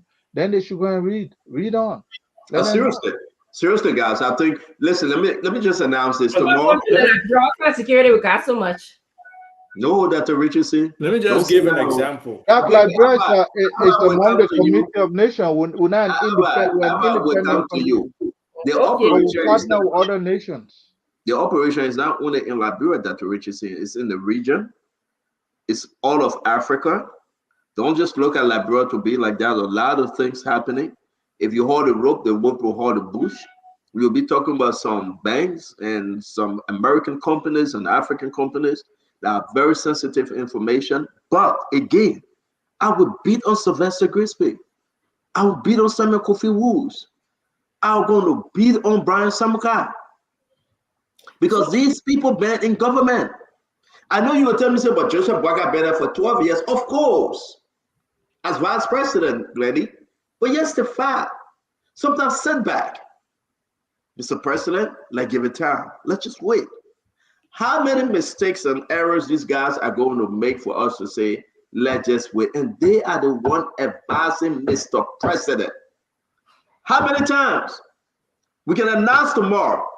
You guys making me so mad. I will bring up the Army's wife report from that investigation tomorrow. We're discussing on the show. I have it. I will bring it up. The full report. Because Liberians need to hear this, if not from anywhere, but from Spoon at least. I spoke to somebody today. They asked me to say, Stanton, you still got hope? I said, I have everlasting hope in President Boakai. They said, you sure? I said, yes, I do. But you know, in crew, they say one. The one that I ran that you don't want, you throw it away. When you kill the fish on the beach, you call the God, you take out the God, maybe you don't want to hear here and there. That the one, you got to throw it away. So people that are around the president now, they're trying to mess this thing up. We got to check them. It's not bad to check them. Look at what Glennie said, appointments. Double down 2, 3 different appointments. I know the CFO was appointed. LDC will talk about it tomorrow too. They gave the man the appointed letter. I have it, Glennie. He's CFO of LDC. He went there. Money captain said, I can't honor you. Because money captain want to keep Fatima brother that gave me $11,000 I got making every month. Fatima own brother. I know it. Not Fatima tell me, but I gotta say. I'm sorry, Fatima. I'm not trying to attack you. The same thing I can do to Aunt Mama. Do it to me. Look at Dwalo. Look at me. Brother is qualified though. Yeah, he is qualified. It's our time for him to go after 100 years. You know, so my thing is that how can the president give the new person say go be CFO to LDC? Granny, and money captain said to here for Sylvester Grace Pay. I'm not going to honor that letter. I can show you the letter. He tell him, man, show me a credential. Which high school you went to? Which college? How did you get this job? And the man said, no. I was appointed by the president. Money Carter left from there and went to the executive mansion and met Grace Pay. That's what you're saying, Glennie. How can these people go sit down to Grace Pay house every morning and evening, making decision on behalf of the government? And this is frustrating, folks. So it's bad. We have to deal with them. We got to check them. Samuel Kofi Woods, I asked him, I said, but what you doing? As National Security Advisor to the President, what are you doing? I've been on Samuel Kofi Woods. I don't care if they don't take my calls. That's okay. I will still talk to them through this medium. I've been on Samuel Kofi Woods. I've been on Bush. Listen, Bushel Band, Councilor Bushel Band and Samuel Kofi Woods, they don't like me. They don't even want to talk to me. And many more will not talk to me. But we'll talk for the Liberian people. Which president in the world will say, Dwaru, go ahead and be minister of this? And the person that there say, I honor you, go back to the president. Name one. Who in the Republic of the Universe, the Republic of the Universe, who get Dwaru that position? 5 Liberal National Police will go and take it from there. You will never ever hold on to that position again. The chairman on the board, they send the chairman. Money captain tell the man, say he recognize the man. The CFO said, but Mr. Captain will order this place and make money captain mad. He said he doesn't want no audit. Yeah, my sister Fatima here, my cousin. Fatima is my cousin. And we related. I thought not this meaning say your cousin, yeah. No, but my sister here, her own family member. Listen, I like the guy. But Fatima said GWEN, all capital, you went. My brother and uncle nowhere, man. Yeah. But the president have already appointed a new CFO. His name is Frederick. It's on the list. Augustine Frederick. That's his name. GWEN, he went. He went. Once he hang out money captain, he went. How about talk to us, man? No. We got to make clear here. We understand the NSA is a spy organization that they have, bilateral, multilateral, secret arrangements with all these other countries that, we do stuff for. Notwithstanding, there's a certain amount in our budget from the Liberian people money that go to this NSA every year. Look, in the US, the Office of the Inspector General for the CIA, they audit the CIA. The Congress have oversight. They can audit the CIA. The GAO, General Accounting Office, can audit the CIA. The same they can do for the FBI. The FBI, because they're kind of under the Ministry of Justice, so the OIG, the Office of the Inspector General, who's with the Ministry of the Department of Justice, can audit them. They have the same oversight from Congress as well. So let's put the other people's money aside. But we can audit practices, we can audit processes, and we can audit the Liberian people money. So to just make a blanket statement that all this security stuff is there, I disagree, but I don't want to belabor the point. We can move on, but yes, they should be audited. Yeah, my brother. But again, let me say this to you. I agree with you. It just got us so sad for our nation at this time. I want when the president speaks, people should listen. When people start going like this lady at NASCA, Pessy Yeki Wef. What did he do? She disrespected the president, and the president fired her, right? Let money captain that disrespecting the president because he's in the big ball game and he's still hanging around. The CFO, the chairman of the board, and everybody, money captain said, no, don't take my people away.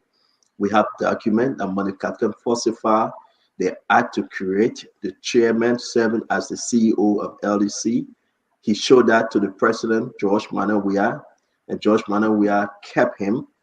Now the act is revealed that money captain falsified his document, created his own act. I will send you the document. Compare it to the last one and the present one that was done by money captain. So the wisdom of Joseph Yema Barker, the president, has sensed this thing that this guy is playing game. And therefore, everybody must go. So they will go. They went. I don't know how to spell that other going, but they went. And it's important for us to believe it. That money captain know that it's coming. The country is in darkness. It's coming. They will take your CFO away. They will take your board chair away. They will take your CCC and WW away, and they will come for you because you cannot run. You cannot deliver for the people of Liberia. When we talk about LDC, you'll wait tomorrow.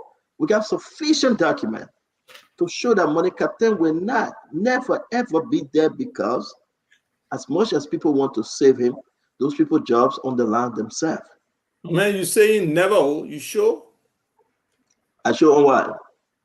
You saying he will never? Are you sure? Never belongs to God. Nobody can say it. But money captain will be there for Judgment Day. No, for this administration. No, let's pass on the else, man. If anybody want to be re-elected, don't keep money captain to that LDC. It can be whosoever you attach yourself to money captain, you lost your chances of being re-elected. That one is a fair, clean cut. Well, I don't think he has produced. How can the people sleep in darkness? Exactly. How can these people sleep in darkness every day? And you celebrate with money captain. He backing Ivory Coast. He backing Ivory Coast for 25. The people say he said give us 50. The people said no, we'll give you 25. We start with 25 sponsor. Money captain only good law for LDC. For how you call it, the rain to fall. That is only thing he prayed for. So stand up. This is bad. And I just want to say, I will end on this, my brother Doe. And I said, stop calling me man.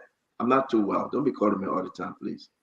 I will end on this. It's very important for us to do. You see, Andrew Mama agreeing with me. She said that's true. Don't call me. Andrew Mama, you shouldn't call me, right? We're not hearing you, Andrew Mama. What Nelson? We're not hearing you, Andrew Mama. Maybe Nelson you can't face up. But Andrew Mama, I got a message for you before Asido come in. I just spoke with Wilson Tapper. All right. Minister Tapper said he was at the court today. He heard what you say. But because the case is in court, he will not come on to speak because the case is in court. I just spoke to him. He said his position was turning position and they honor it. And they went to court today. The justice, the full bench heard the case, and they're all waiting for the final ruling. So that's the message over there. Anything else you say now, would you have to wait? Asido? No, wait.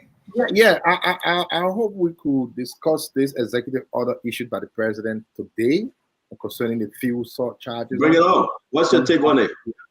Yeah. So quickly before I go to that, let me say on the LEC. Listen, we won Corinth. We won something. It's crazy. Sometimes I get in my car and sleep there if I try to go put generator on and stuff. So we know how it is. But let's be fair. Let's be real. Last year, the government spent about 16 million or something for LEC debt and other things. This year, the government have in the budget 3.8 million, and you want to fix the problem. But all of the issues is money captain. I think we are not serious. But let me go. The government spend how much? Check, but something around 16 million. I want to. Which government? Which government? Which government last year? What kind of question is that? The government from China. The government from China ate the money last year. They didn't spend money. Yeah. The government from China lied to the Liberian people. Now, allow me to interrupt you, please, sir. Can I, please? The government of China lied to the Liberian people that they pay Ivory Coast debt of $30 million under the same money captain you guys usher onto us. The government of China. Your government was a government of China because China never produced anything good. And that's your government. China produced all the doll baby and cars, and in 2 days they break down. That's your government. So for you to say your government is a government of China, I say you have never said that, which is right on the show. You just said it today. Your government was a Chinese-made government, and your government exploited the Liberian people. Your government lied and said they paid the $13 million to the CLSG, and your government ate that money. And your government, the place they say they paid the money to, that the place they went now to start building their houses and buying houses, and where they are stationed now, Samuel Twe and the rest of them. Your government is a Chinese-made government, and your government have no right to put them more in LEC matter because they have destroyed our country, destroyed the system, and you want to be here to defend. Thank you, my brother Asido. You may now proceed, sir. Oh, thank you. I like when you sing song. You know how to sing. You were a choir before?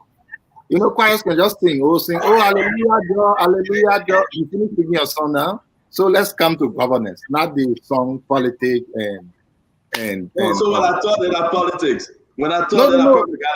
no, I mean you are singing now. You finish singing the song. Let's come to the real thing. Which government? You say the government from China. The only government we have in Liberia, but George Manning, we have government. I said, I'm very surprised at you.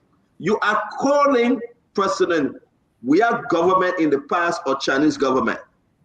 The Liberian people should hear you and hear you well. You have never said that which is good, but tonight we can applaud you, and everybody will appreciate you on the show. George Manning, we are government was a Chinese government. A government that cannot last but 3 days. And the Liberian people kept them for 6 years. A government that only came into existence to steal, to kill, and to destroy. That's the government you are referring to, a Chinese government. I mean, I'm not mad at you. I know some days you realize and you'll come back home. And I think you are coming back home to turn to George Manawia government and say, a Chinese government. I mean, it's bad for our country. I beg for us to move on. Say no more because you have made the case.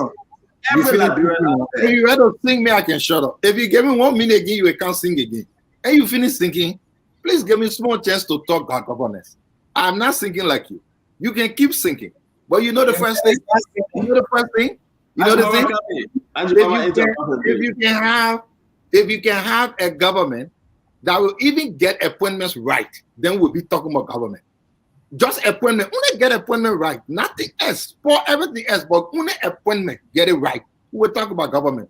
But let's talk about Well, let government. me hold you right there. Which one the appointment didn't get right? And I will remind you. No, that's easy now. No, I can shut up. Very, You very. finish enjoying yourself singing your song. Let me tell you. No, Let me let's tell say you. this. Last year, Which the one didn't government get of right, right?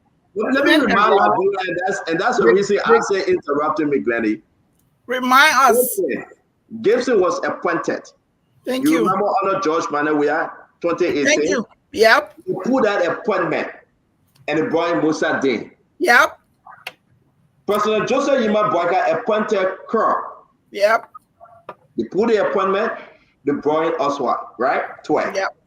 Isn't it the same thing? Same story. Thank you. Let's move on now to the double appointment.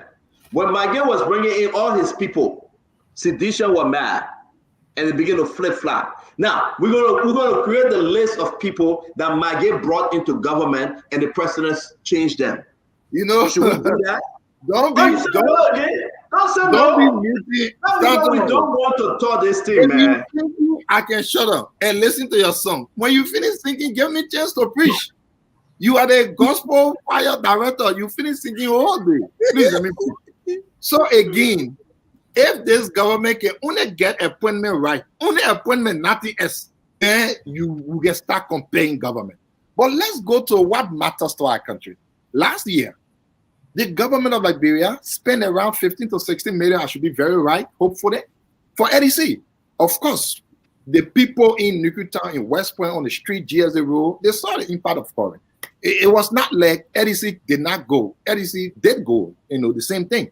But the impact was very minimal than we are experiencing now. Now, you want to fix the current issue, and you make all of the noise on the planet. But then you have $3.4 million in the budget, almost 70 to 70-something% decrease from what you spent last year. I think someone is joking. I am not saying you shouldn't sing. I know when I finish talking, you can't sing again. Fine. But what I'm saying is, if you want to solve a problem, just the way we are seeing decrease in the budget across the board, you talk about hospital, for instance, the budget in hospital, the Ministry of Health budget increase for salary, decrease in operation. So all of these things kind of make people to wonder, what's the priority? What exactly people want to do? But then I was talking about the issue of executive order, and you wanted me to say something on it. Can you allow me a minute to start the ball rolling, and all of you can come? We'll do the executive order tomorrow because it's 7:40. That is 11:40 in Liberia. I don't think we have enough time, Minister Doe. I really don't want to shut you off on the executive order, but please, let's do it tomorrow, please. It's so important for us to end the show on a good note because today Minister Doe have confessed, Fatima, your government was a Chinese government. And go down Walloside, see all the Chinese goods. Yes. All the fake Louis Vuitton, all the fake Gucci. Go down Walloside. And that's exactly what's happening today.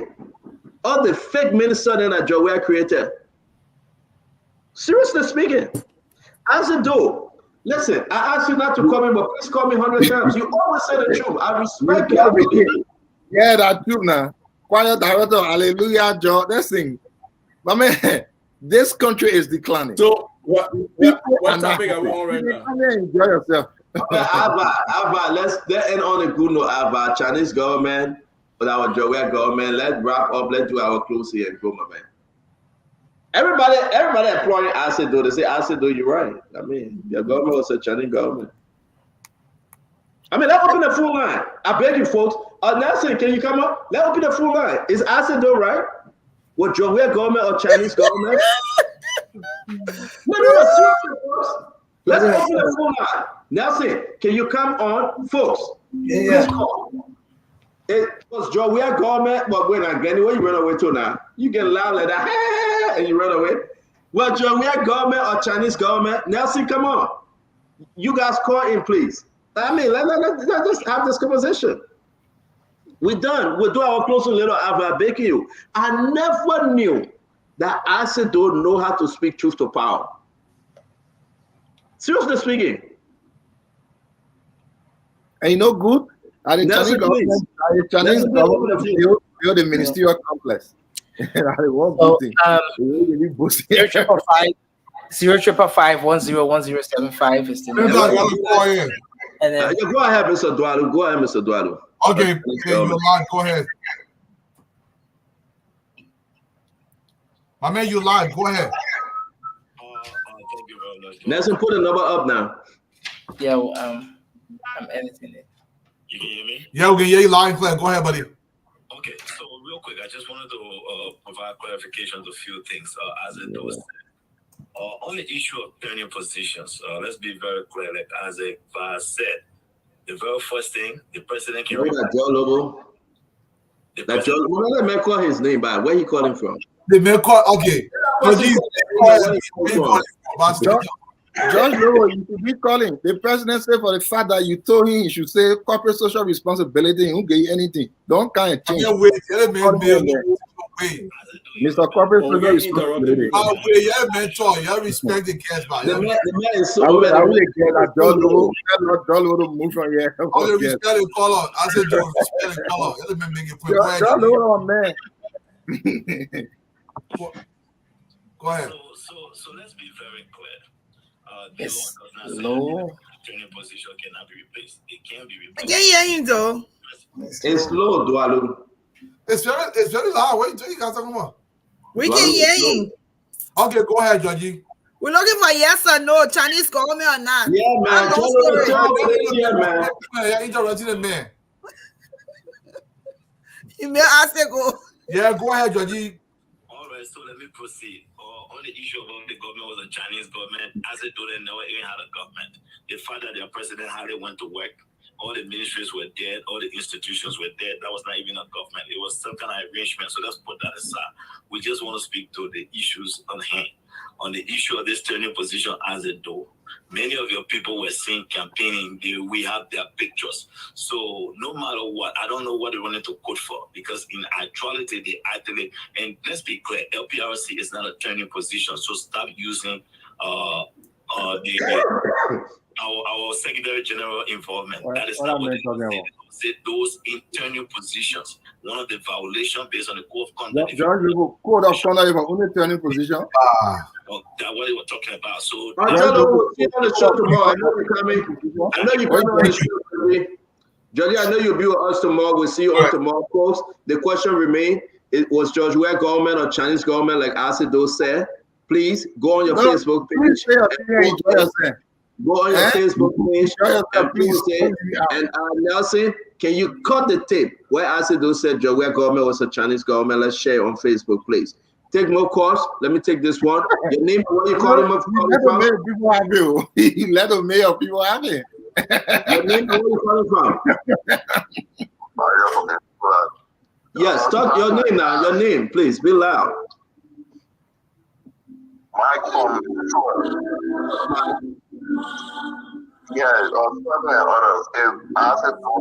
we are letting music, guys. Can we mute, please? He spoke the truth tonight. Hold on 1 minute. Nelson, we are hearing music, guys. Can we mute Ava? You need to mute Ava. There's nothing playing from my end. Yeah, thank you. It was Ava. Go ahead, Mike. Talk to us. Yeah, what I was saying is that if Isaac Doe has never spoken the truth, he spoke the truth tonight. That his government was a Chinese government. He said Chinese, but I want to say a Taiwanese government. Thank you. He spoke the truth tonight. Thank you. Thank you. Let's take another one, Mike. Hello, your name and where you calling from? Your name and where you calling from? Yeah, how you doing? This Spoon? Yeah, this is Spoon, sir. How you doing? What's your name and where are you calling from? My name is Sylvester. I'm calling from Minnesota. Talk to us, Sylvester. Yeah, call me what the Chinese government. Oh, that Chinese speaking? Yeah. Okay. Hello, your name and where you calling from? Oh Lord. Hello, your name and where you calling from, please? Calling from Minnesota. My name is Gav. They say there's a statement that says that there will come a time when the wicked one will confess his sin. And as they do with others, we start confessing. John Weah government had a kitchen cabinet. hearing from the kitchen cabinet, and they never had nobody serious there. So again, thank you, Isaac, for confessing that indeed Georgia government was a Chinese government. Thank you very much. Thank you, folks. Again, we want to take a few more calls. Again, we'll go back to Liberia and take calls. Let me take this one. Your name and where you calling from, please. This is Zuba calling from Columbus, Ohio. Zuba, talk to us. Chinese government, man. Azedo have just confessed, though. No, Azedo, he's 100% right tonight. Senator, if you can remember, one time Judge Weah had a black belt on. Oh yeah. Exactly. Nelson, can you find out your Weah black belt picture, please? Find out picture and put it on. That's the confirmation right there. Yeah, I agree with you. I agree with you. All right, man. Azedo, but man, keep on telling the truth, man. We appreciate you. Yes, sir. Yes, sir. Yep. Hello, your name and where you calling from? Your name and where you calling from, sir? All right. Hello, your name and where you calling from? I'm calling from Philadelphia. What's your name? I'm Elaine Fopa. Go ahead, talk to us. Jowiah government or Chinese government, like Azedo said? It was really a Chinese government, a worthless one. Very worthless. That no human being can even honor it. The water said they put actually air to boil it. It had even something inside, a magnitude into it. But Jowiah government was a mess. Wow. Have you ever bought a Chinese shoe slipper from the dollar store? Have you ever been to the dollar store? I've been there. The slipper you wear it. It was the knocker that there. When you step on it, start pinning your foot. So let's talk about the phone charger then. The phone charger then that you buy from the far and below. It blow your phone off. It blow your phone off. Wow. So Jowiah government was a bad government. That's thank you. I don't even know how to describe it. When they said nasty, dirty, and why you got that doormat over there? All right, thank you. Bye. The book of the thank you. Hello, your name and where you calling from? How you doing, man? This is Lovett David is Sterling Collins. We're on the line. Lovett, why you after Conor Gray? Why are you after Conor Gray? Nah, you know, to be playing with him. I don't really encourage those kind of things. Okay, I was just calling to tell Azedo that, it breaks my heart to see fellow Liberians coming on the show and saying negative things about the country, in the sense that if you didn't do it, if somebody else trying to do it, you couldn't do it, you have to fix it. Thank you. That's the only country. There's no other country like where you are from. Thank you. So Jowiah government is a Chinese government. That's what Azedo said. I don't know why he turned it. It's maybe that the spirit spoke through Azedo. Well, Azedo, I can call him my first and my grandson, but you need to change his mindset. Thank you. I love him. I love everybody on the panel. I don't pick and choose. Thank you. But we should all put together and put the hatred aside and place it with love to build up that country. Thank you very much, Mama. Thank you. You're welcome, Stanton. You're welcome, Mama. Thank you. All right, man. Let me stop. Nelson, you want to take 5 from Liberia? And let's do it. You got a picture? Yeah, Nelson, the picture. Oh, so folks, as you can see, John Manawiah and the Chinese people. Azedo, is this the picture you look at to say John Manawiah is a Chinese man? So, Stanton, I think I would just close because I have to leave in a bit. Or President Weah, the Liberian people miss you. Or our president, they miss you a lot. But we're not close, my man. We're not close. Listen to the picture that I said, don't close, please. I gotta go do something. I gotta leave. We all go together. We all go together. I gotta do something at 12. Let me close. I respect you. You gotta go break your fast. You gotta break your fast. Listen, Azedo, let me bring you in. Azedo, let me bring you in. Is this Kelly for China? Let me bring you in. No, I gotta bring you in. I said, let me bring you in. Listen, your leadership in this country cannot be replicated. And I can guarantee you, when you go in the market, you try to make up. It can't help you, but I'll make up. You should be the proudest person. You should be the proudest person where you are. Please, don't listen to Americans in the America. Come to Liberia.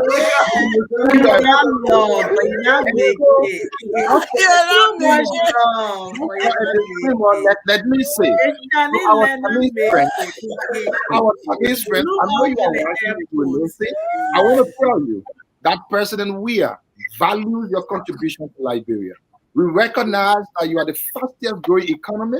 We recognize that your GDP is the second highest in the United States, and we will always appreciate representatives from the current government, the representatives from the current government who are here representing President Boakai are saying to you that your government is fake, that your government has no contribution to Liberia, and I will hope to ask President Boakai what exactly he wants of China.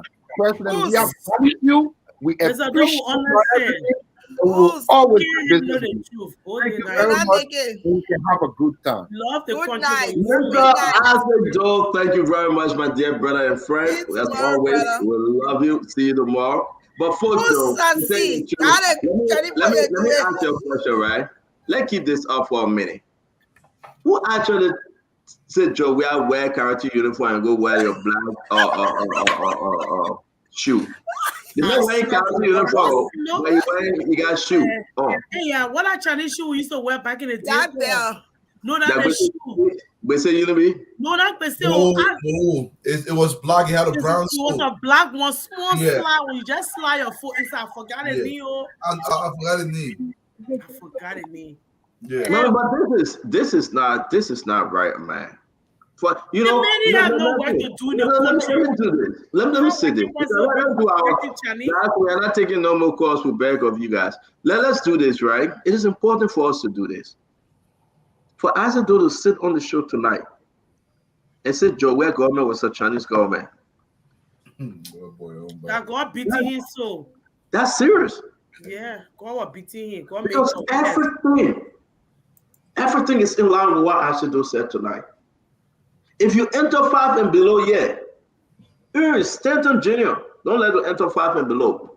Because 2 days, if you buy the call, I just went to the dollar store. My phone was dead. I just went to the dollar store, right? I bought a call. I came home and it started working. Just maybe 2 hours ago. Because I get so many, but I forgot, Brandy. I went to the dollar store. I can show you where it's in. I came home. It's not working. And I was shocked. I can go bring it. If all that is said made in China. They said made in China. How can I don't think that it was a good thing to say Joe government was a Chinese government? I mean, Alva, let's close the show, man. Help Asado out. You're former sedition on the show. Help Asado. You think he was making a good? You think he was making a good argument? You think you think that he was making a good argument though? To be honest, we wasted unnecessary time on this Chinese thing. Everybody know that government and Chinese government. Why are we belaboring the point? Let's move on. That government was a fake government. They didn't represent the people. They didn't do what they were supposed to do. And now we on rescue. Hopefully the rescue will rescue and not miscue.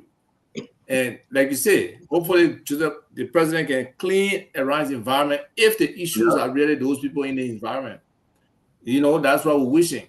But I want to share with you, I posted today that, you know, usually when people are presenting horrific images, horrible images, grisly images, images of human parts and other things strewn from accident or whatever, they will give you the advice and say, viewer discretion. That means you have the choice to decide whether you want to see or not. But somehow people then can write viewer description. So I made that correction on Facebook today, and some people jump on us. They say some of us there will get made mistake too. But I told them we get me correct mistake and who they won't correct our mistake in some of the comments and stuff like that. But when we see some of these things, we make the comment online, we make the comment where we can. But we're here to help improve. If you want to give me 2 minutes every day for word of the day as CEO, I don't mind. We sharing word of the day, you know, every day.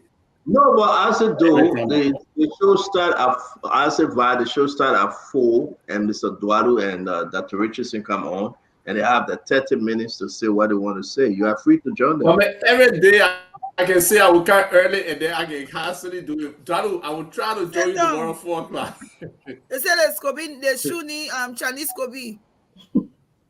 Chinese skip. Chinese skip. Chinese skip. I've been wondering, I've been very concerned about you. Your own thing is just to cause confusion. Fatima, You got a front on the this is a wasted plenty on the bed. Yes. All the colors. What's on the side? But seriously though, why all the people there can be saying negative thing to Azedo? Why?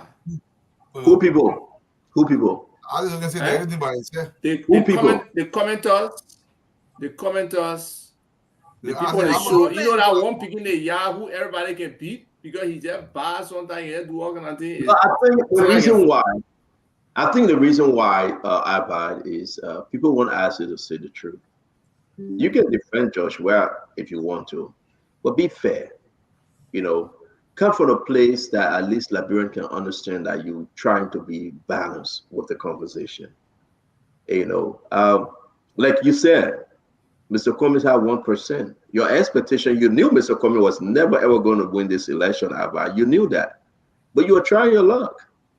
You and I get mad when we talk about Mr. Cummings getting 1%. You, Abba, you can't get mad at us because it's proven. But ain't that a number? Ain't that 1.6 that issue? Well, exactly. Less than 2%. So, but when I said though, he would say no, they cheated Mr. Cummings, they did this, did that, and that's the kind of argument people don't want. But Abba, again, have my sympathy. Mr. Cummings had 1.6%. It wasn't your expectation. You and Dr. Richardson contributed $250 every month. You went up and down. You did extremely well to make Mr. Cummings win an election. Please leave my doctor and go and take you. We got cheated. The problem right now, Rescue got a government, they got a position. You do something with it. I take it back. Oh God. Mr. Brown, let's close going to succeed. 8 o'clock, I gotta go break my fossil. Yeah, we got to lie on the Liberian people were breaking fast. Isaac, and stand up. Yes, sir. I want to tell you about my internet. You know, half my family are Muslim, half are Christian. Oh, yeah? You know, small food they can eat, they say they fasting. But that's smart. We eat good, then I eat good. Okay, before I go though, I want to ask one question, right? We talked about Social Security yesterday, and some people have said some people get a payment, some people don't get a payment. I believe problem on here is and they don't get a payment, right? Yeah, they give you a hard time. Yeah, hard time. Yeah. Okay. Do people know other people who don't get a payment, or are just some people then who can be just trying to support Social Security need that they don't pay the people? Well, we got to look into that. I don't think it's something to believe it. So I would speak from my information because my mother is alive and she still gets my dad's pension, but they do it 75-25, and they put it directly in their account. So 75% of the money is in I think it's in US, and then 25% is in Liberian dollars. So and we don't get it. They don't get it on a monthly basis, but they do. She does get it. So if they get it 2 months in arrear, 3 months in arrear, they will get it. But it's not like every month you expect it at this time. No. So let's have that gather some facts, Ava, and let's have the conversation about Social Security. Let me close on Stanton. Let me finish my thing. Ava, please, Mr. Duaru and the people speak. Yeah, question, man, to our brothers and sisters having the Ramadan. Wish you the best. Continue to pray for our country. All jokes aside. But then give me to the audience. But yesterday you didn't say happy Ramadan or that because Fatima yesterday you say happy Ramadan. Which one you on here? Why the Ramadan coming from tonight? And as I was saying, We the rescue team. Come on, man. Y'all get back on the ball. Let's score some real goals and make the people happy. That's what we care about. Yeah, thank you, man, to the audience. It was a great show. Stand up. Dwalu, I know you in the middle. You rather not expressing yourself like you want to because Josh will give you information. I can see it in your face, Dwalu. You didn't perform well today because when you want to hit, Josh will call you and say, "Remember now, you get your stuff in from Mama car and you're going back to Liberia. So just be careful." So I understand, Dwalu. You know I'm a straight shooter. I understand where you are. We'll let you be. All right, Andrew, Mama.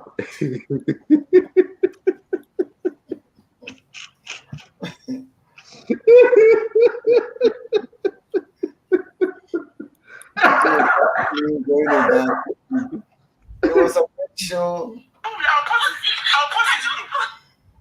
It was a great show, and let's continue to do our best. This platform is not for campaigning, and I'm happy that. We just said that you're not campaigning every day. You say not for campaign. No, I don't campaign. I defend. So I'm very happy that Stanton came out tonight, even though I've been getting upset. But Ali he came out tonight to nail his own friend to the wall, and I think that was great. Once in a while, you do that. That is great. But we all love Asido.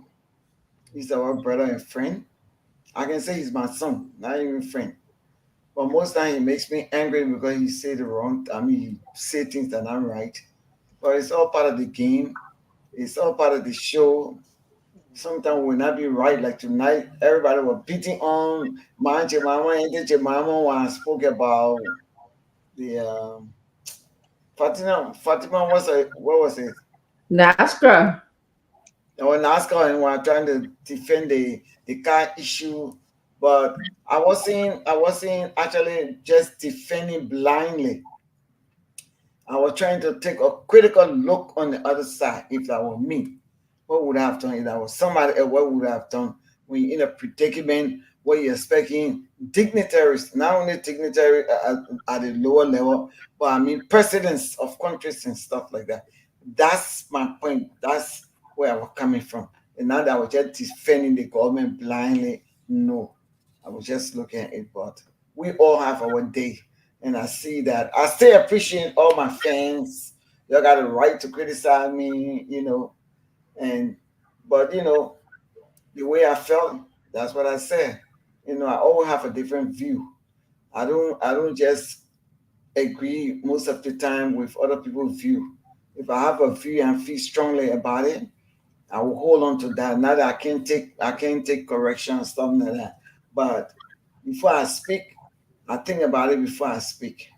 So my defending the government, why Uncle Joe then took the money from NASCAR. Not that they were just taking, because as a government, I'm sure they're going to replace that money. I want to let the public know today that whatever money they took from there, I'm sure President Barker is listening. And I didn't say it was right. I said whether it's wrong, we can talk about that later. I didn't say it was right, but what I said that he was in a predicament. So he needed cars to have the dignitaries, be picked up. That's what I saw, and this is how I feel. But it's always good to take criticism. So I appreciate all my fans, and y'all have the right to criticize me.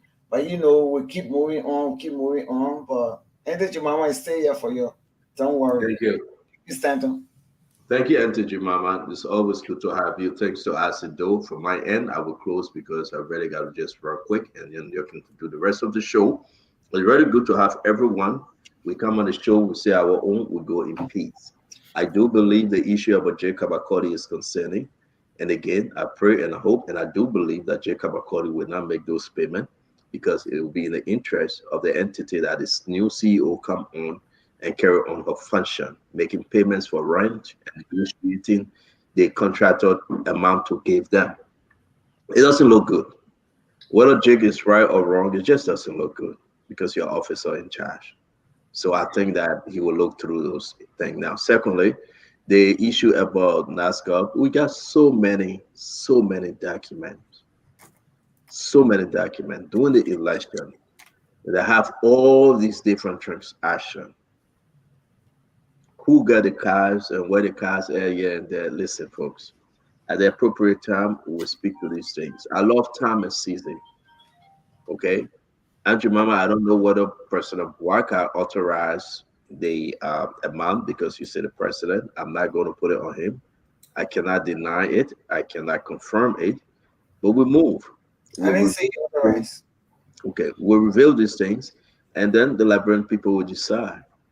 I believe those that are around the president can agree, especially the National Security Advisor, Samuel Kofi Woods, and the Council of Bush Band, and Matera Cooper, political advisor, Sylvester Grisby.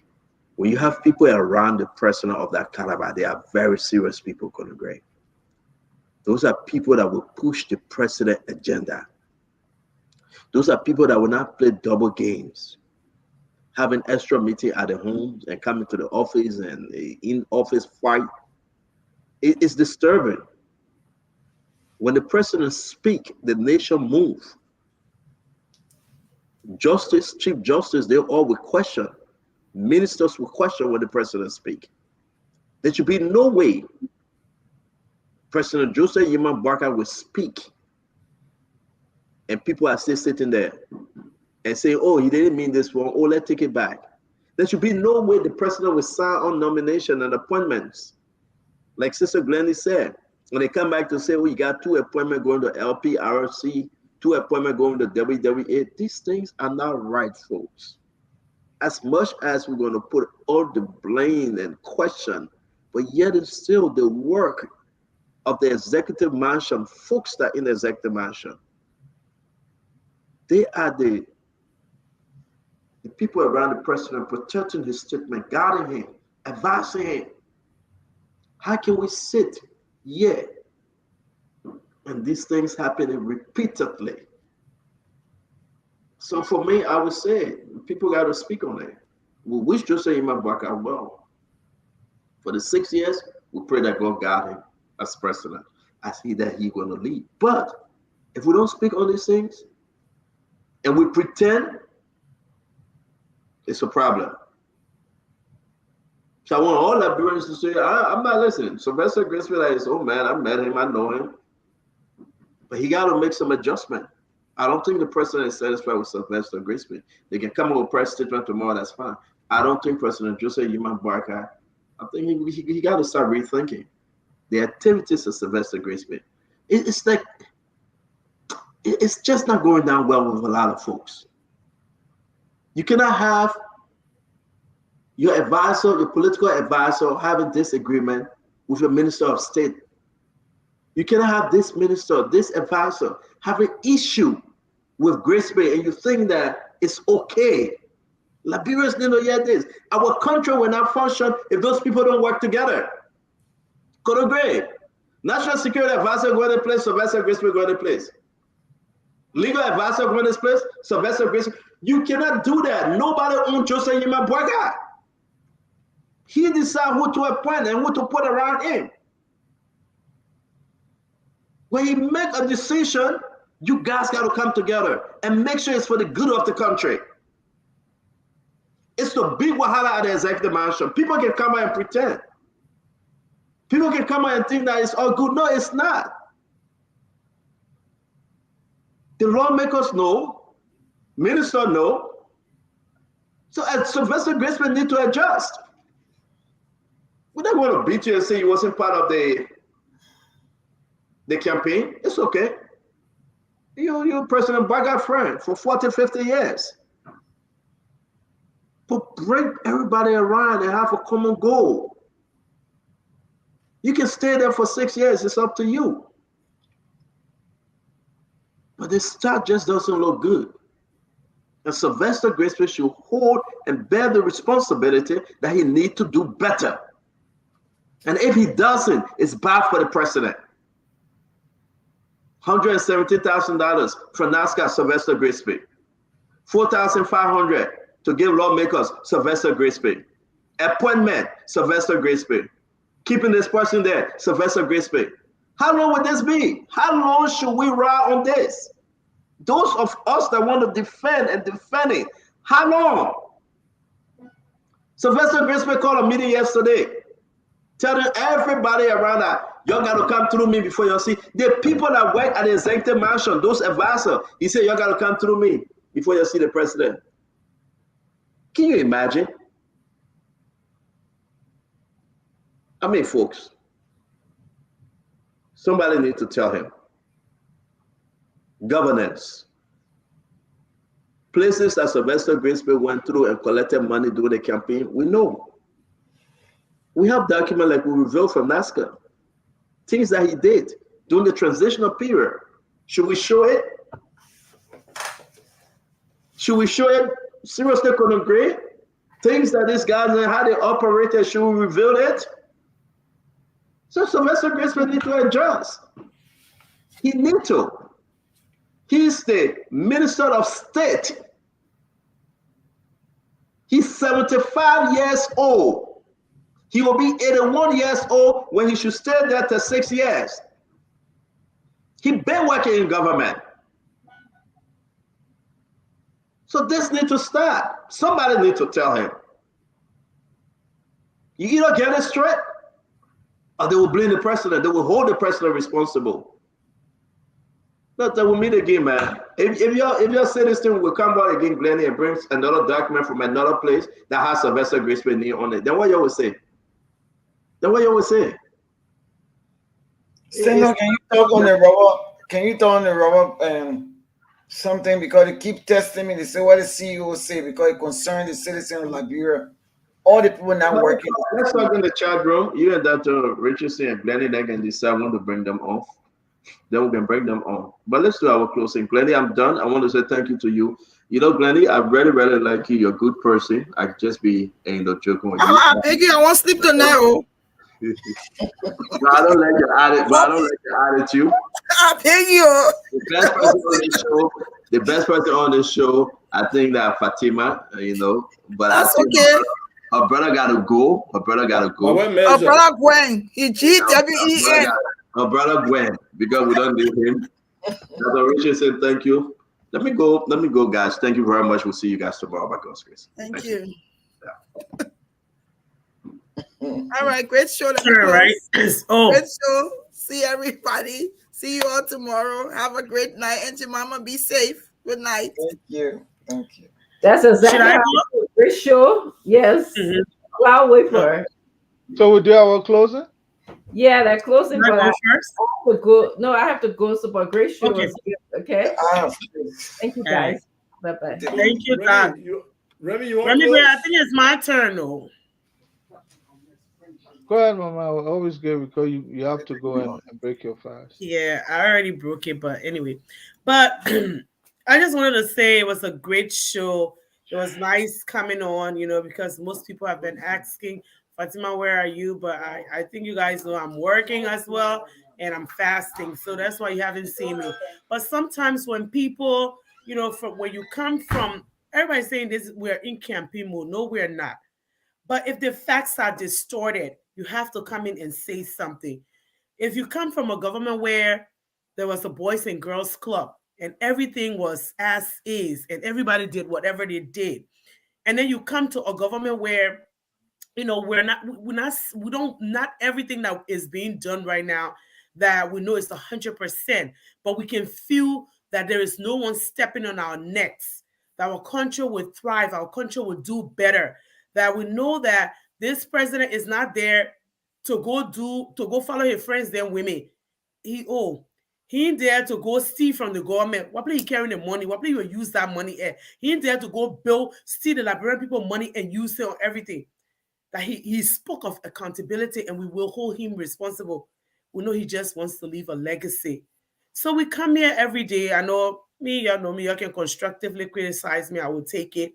I look for most times I'm interacting with the viewers because I like what they say. Some of them will be telling me how I look this, how I look that, I this or that. But the fact remains that we are here for Liberia. For some of us, it's Liberia first and Liberia last. We come every day to talk about our country because we want our country to be good. want to go back to a nation where we can be proud of. We love this country dearly. Every single one of us speaking, you're interacting, your viewers, all of us together make Liberia who we want it to be. Our country is all we have.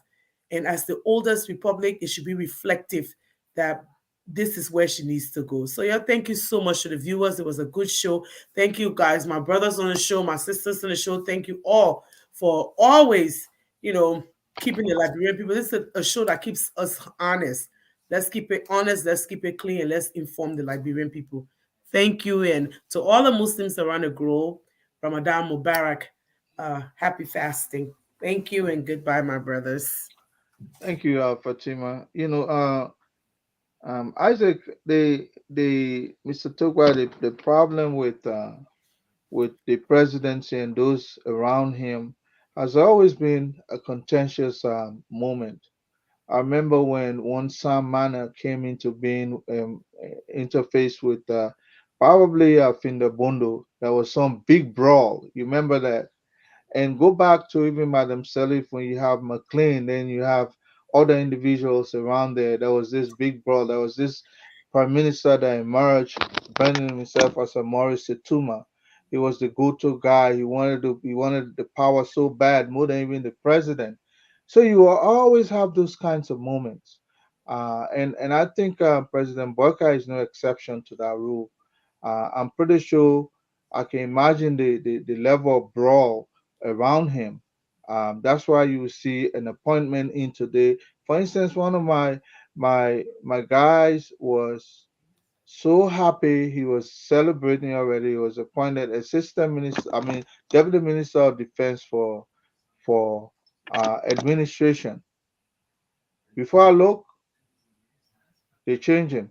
And the interesting thing about it is that those people name appear a on a mandate that comes from the president signed by the press secretary. That makes it official, you know. And so I'm pretty sure that people who are around the president, you should be like an attorney, like a lawyer. Before you go to court, you do your research. Otherwise, you're going to go boo boo there, and then you always lose a case. That's how I see it. People around this president probably are not doing their research. There are so many things that you need to know as an advisor to the president, but they're not going to come to you. You have to go after those information to make you more knowledgeable. If you're not a researcher, don't be there. You know, we understand that folks will probably like to just take those things out of their heart. But go back and look at precedent. Liberia was one of the only nations that sided with the United States during World War II, and they gave us an entire airport just because we were prosecuting war against Hitler. That puts us in a precarious position against with the West as one of the most favorable partners when it comes to national security. I mean, we may not be there yet like other countries around us, but when it comes to that trust, we were one of the only first countries around Africa that stood against colonialism. And the West, meaning the United States, was happy to do business with us. So we have the record to show that when you go to the NSA there, some of the activities there would definitely not be primarily about us. But the people, we have the record to show that people want to do business with us. And that in my opinion, is a good thing, especially when it comes to global security and cooperation. Now, if you're an advisor to the president, you don't know those information, please leave and go read. Go on and read on. I mean, you don't have to be this juniors, but you have to be this individual that just possesses too much information such that when something pops up, you have a ready answer to it. That's because the president is relying on your information to move on. And Ambassador Barker is somebody that relies on advices from others. Otherwise, he could not have stood there on that podium on the day of inauguration to read a 25-page, speech. He was trying to please everybody, and sometimes that could be a weakness, in my opinion. So sometimes when they come with the advice, you have to be able to use your own judgment as well. And I'm pretty sure the owner is under pressure too, from all of this contending information that are coming in his way. But I hope you continue to make some good moves so that these amateur mistakes we're making, appointing people, no, I didn't appoint this and that. Those will be something of the start. But going forward, decisions will be firm and effective to the gratification of the country. Let me leave you, my brother. Thank you. Yeah, I mean, Fatima, you want to go? I already went. I was just waiting to hear you. I didn't want to be rude because all my girls left, but I have to. I will soon be leaving anyway. I just wanted to I give you know, a benefit. wonderful, wonderful. Thank you again. We wish all of you Muslims the best for this fasting period. We know it's not easy. Some of us we can't even bear the temptation of not eating for a few hours, so we just can only imagine what you're going through. But there's a higher purpose to what you're doing, so we appreciate that, and we just ask in our time of holiness that you can keep praying for the country, that we can do better as we move forward. So, it's just important that this government get things on track. There's a lot of opportunity here. Everybody expected the first few steps to be tough, but it should not be mistake reading. It should be purposeful, it should be intentional, and it should find the best ways to make some of these things happen to avoid it. If the president currently has several different people in his camp, that information coming out different way, especially important national information, he need to take a hold of that situation and cut it off as soon as he can. There's a lot of work to do. If people are opening that, there's a lot of good people out here to help, people in government, but they themselves should make the effort to reach out. Nobody is perfect. Nobody has all the answers.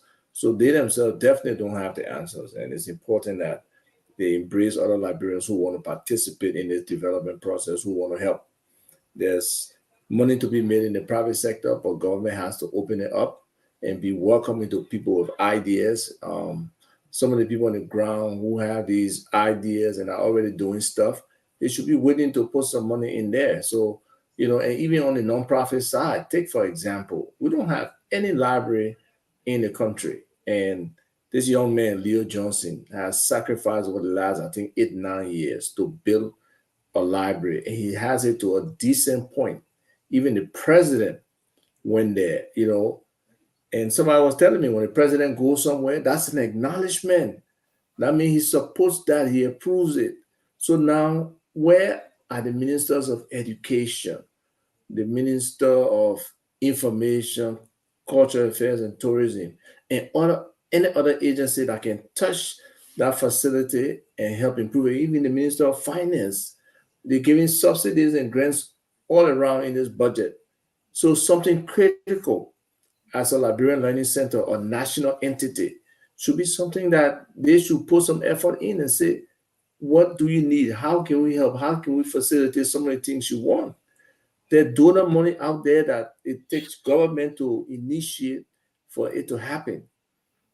So the impact of that particular library on the future of Liberia is huge, and especially in a highly populated area like Painesville. And then the relationship that Leo has with the Canadian government, they are willing to even push an entire library system across the country. So those kind of opportunities are opportunities that they have to look at and work with somebody as dynamic and purposeful, and focused as Leo and his team in Empowerment Square have been. So, these kind of things, there should be people in government who should notice it and say, look, this is somebody who's doing something organic on their own. We need to support and help them. And there are many other Liberians out there, doing those kind of different things that we would look to government for some level of facilitation. So I just hope the eyes of government can open up beyond, trying to make big payments or, cross deals or whatever, and help our people who are trying to push this new development agenda, help them shift the paradigm towards a better country. So thank you. I appreciate it. With that library, I just wanted to add something to that.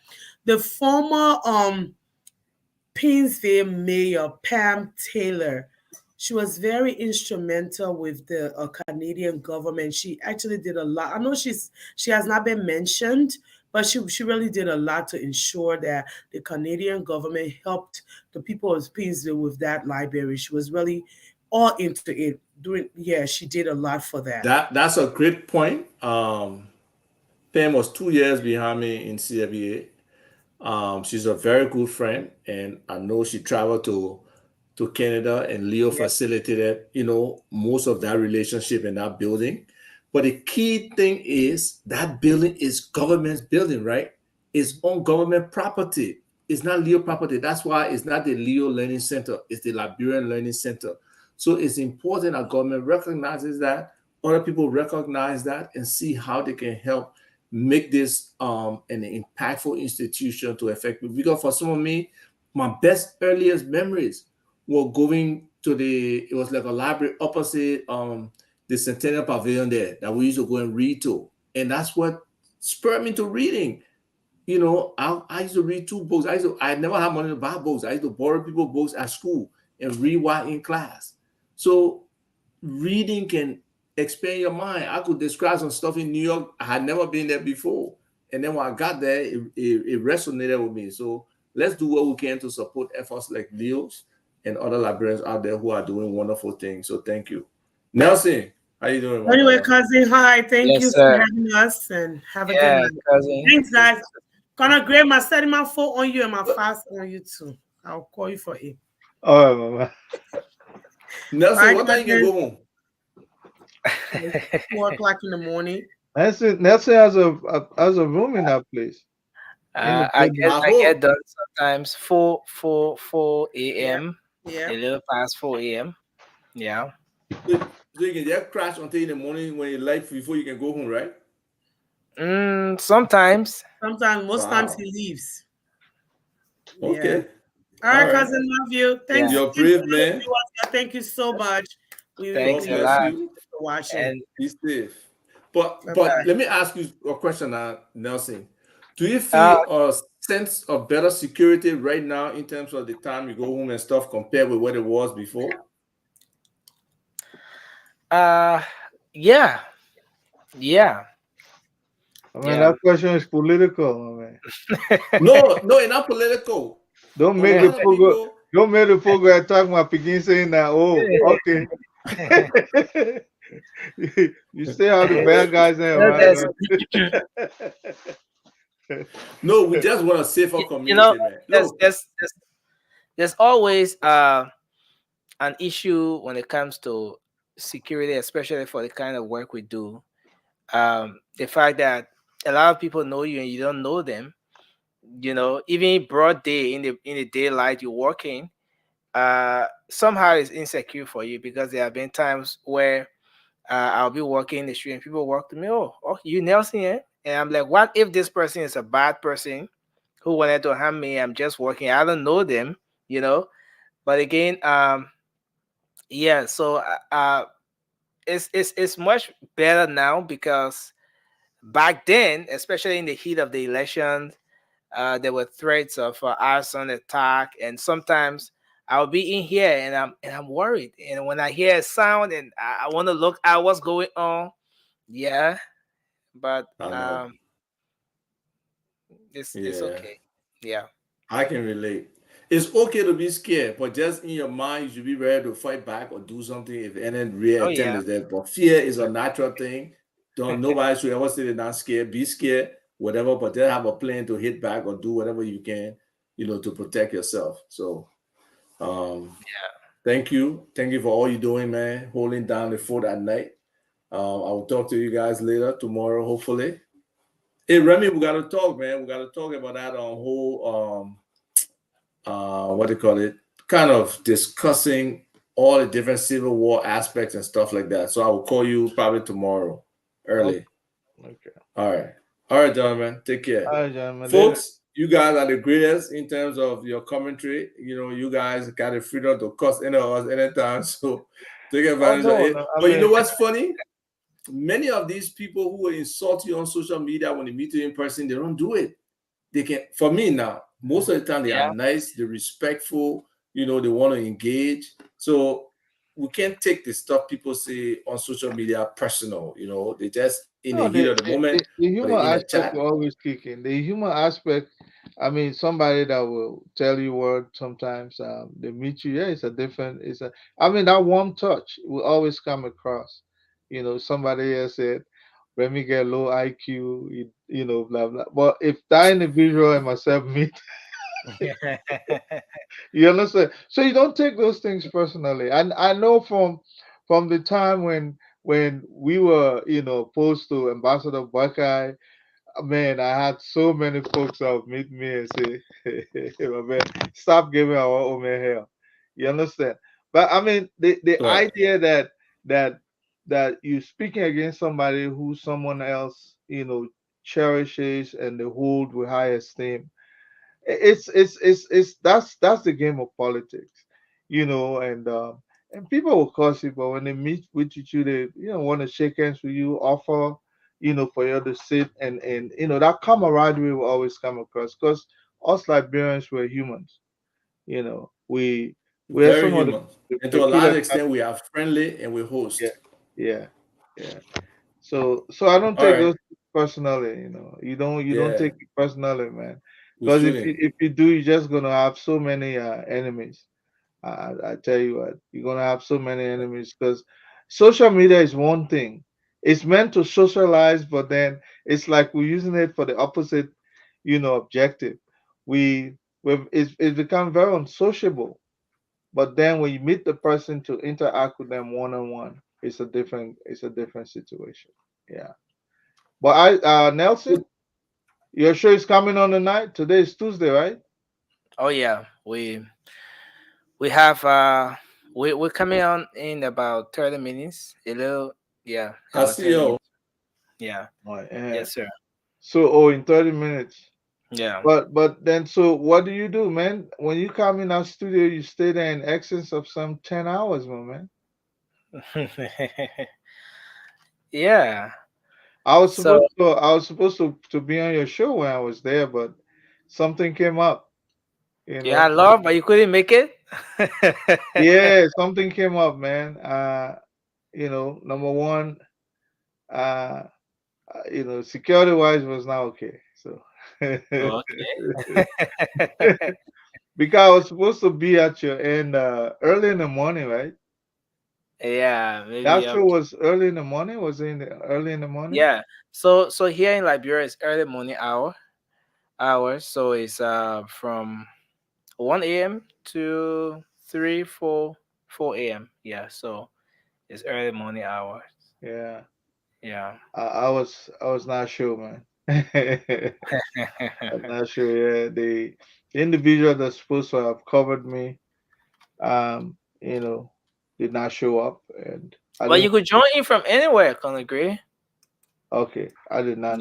Yeah. Then I had electricity problem again. Oh, Yeah, okay. That's the other aspect of it. yeah. That's, man. You know, the challenges in life, brother, are so enormous. And Too that many. pure love can keep you over there. I'm telling you, pure love for country. If most people have alternative, they will not be there. I want to Hmm. tell you that. You know, but it's a challenge. But it's a challenge some of us lived under in the past, and so if this is where my heart is, definitely I will go and live there. I can tell you, if I wanted to work with this government, I would have gone after it. And but right now, our focus is just to make sure that this president, you know, succeeds, because we can't afford to lose, man. You know, our country is so far behind. That's why I wanted somebody that loved the country better than themselves. And I think that individual is Ambassador Barker. I mean, people will say you're looking for a job and all those things, but that's because they may not know exactly what some of us, you know, are doing.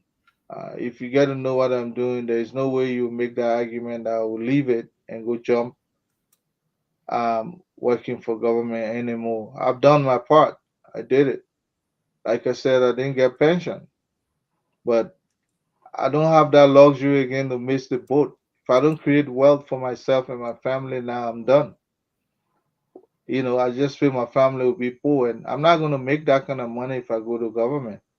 So I mean, I love the state, but right now it's another chapter in life, and that's not to work for government. I'll leave that with Yeah. you guys, man, Nelson. Yeah. Well, have a good day, my man. Thank you so much, my man. Okay, Colonel Gray. You too. Have a good night as well. You Yeah. Okay. bet. Well, folks, again, we say thanks to you out there for being here with us on this edition of the program. It's always a pleasure having all of you coming on here every single time. Thanks to our folks in Radio Land. We are always live across the internet on always live across the country on several radio frequencies. Thanks to a Punch FM 106.7, thanks to Trust FM 88.7, thanks to and Trust FM is in Bowman County, thanks to Gibby FM 90.9 in Kakata, Gibby County for relaying this program. And I would say a very special thank you to the folks in Grand Creek County, Trend Radio 104.7 for relaying this edition of Spoon Talk. And we also want to appreciate the folks online, our online audience, those of you on Facebook, on YouTube. We appreciate every single person out there. Spoon Talk will be back on your radio tomorrow. Another fascinating edition of the show comes up tomorrow. But just before going, let me send a very special birthday greeting to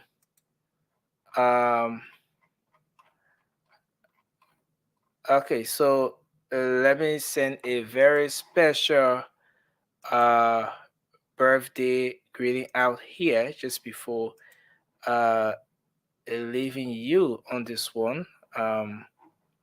Okay, I want to make sure that we and Liberia is all we have. So let's remember to keep the peace.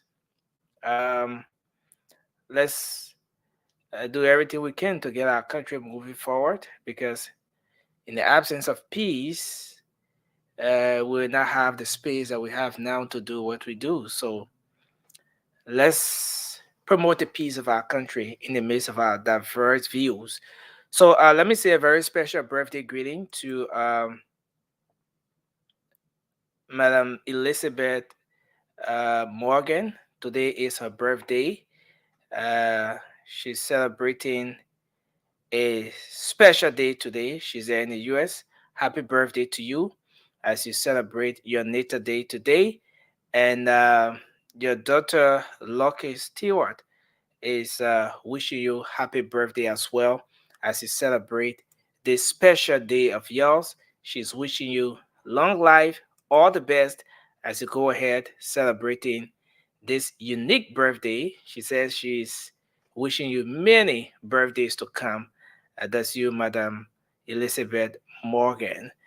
So, folks, that's how we'd like to draw down the curtains on the show tonight. My name is Nelson Collier. We'll be back on your radio tomorrow. Until then, have a good night, stay safe, and bye-bye for now.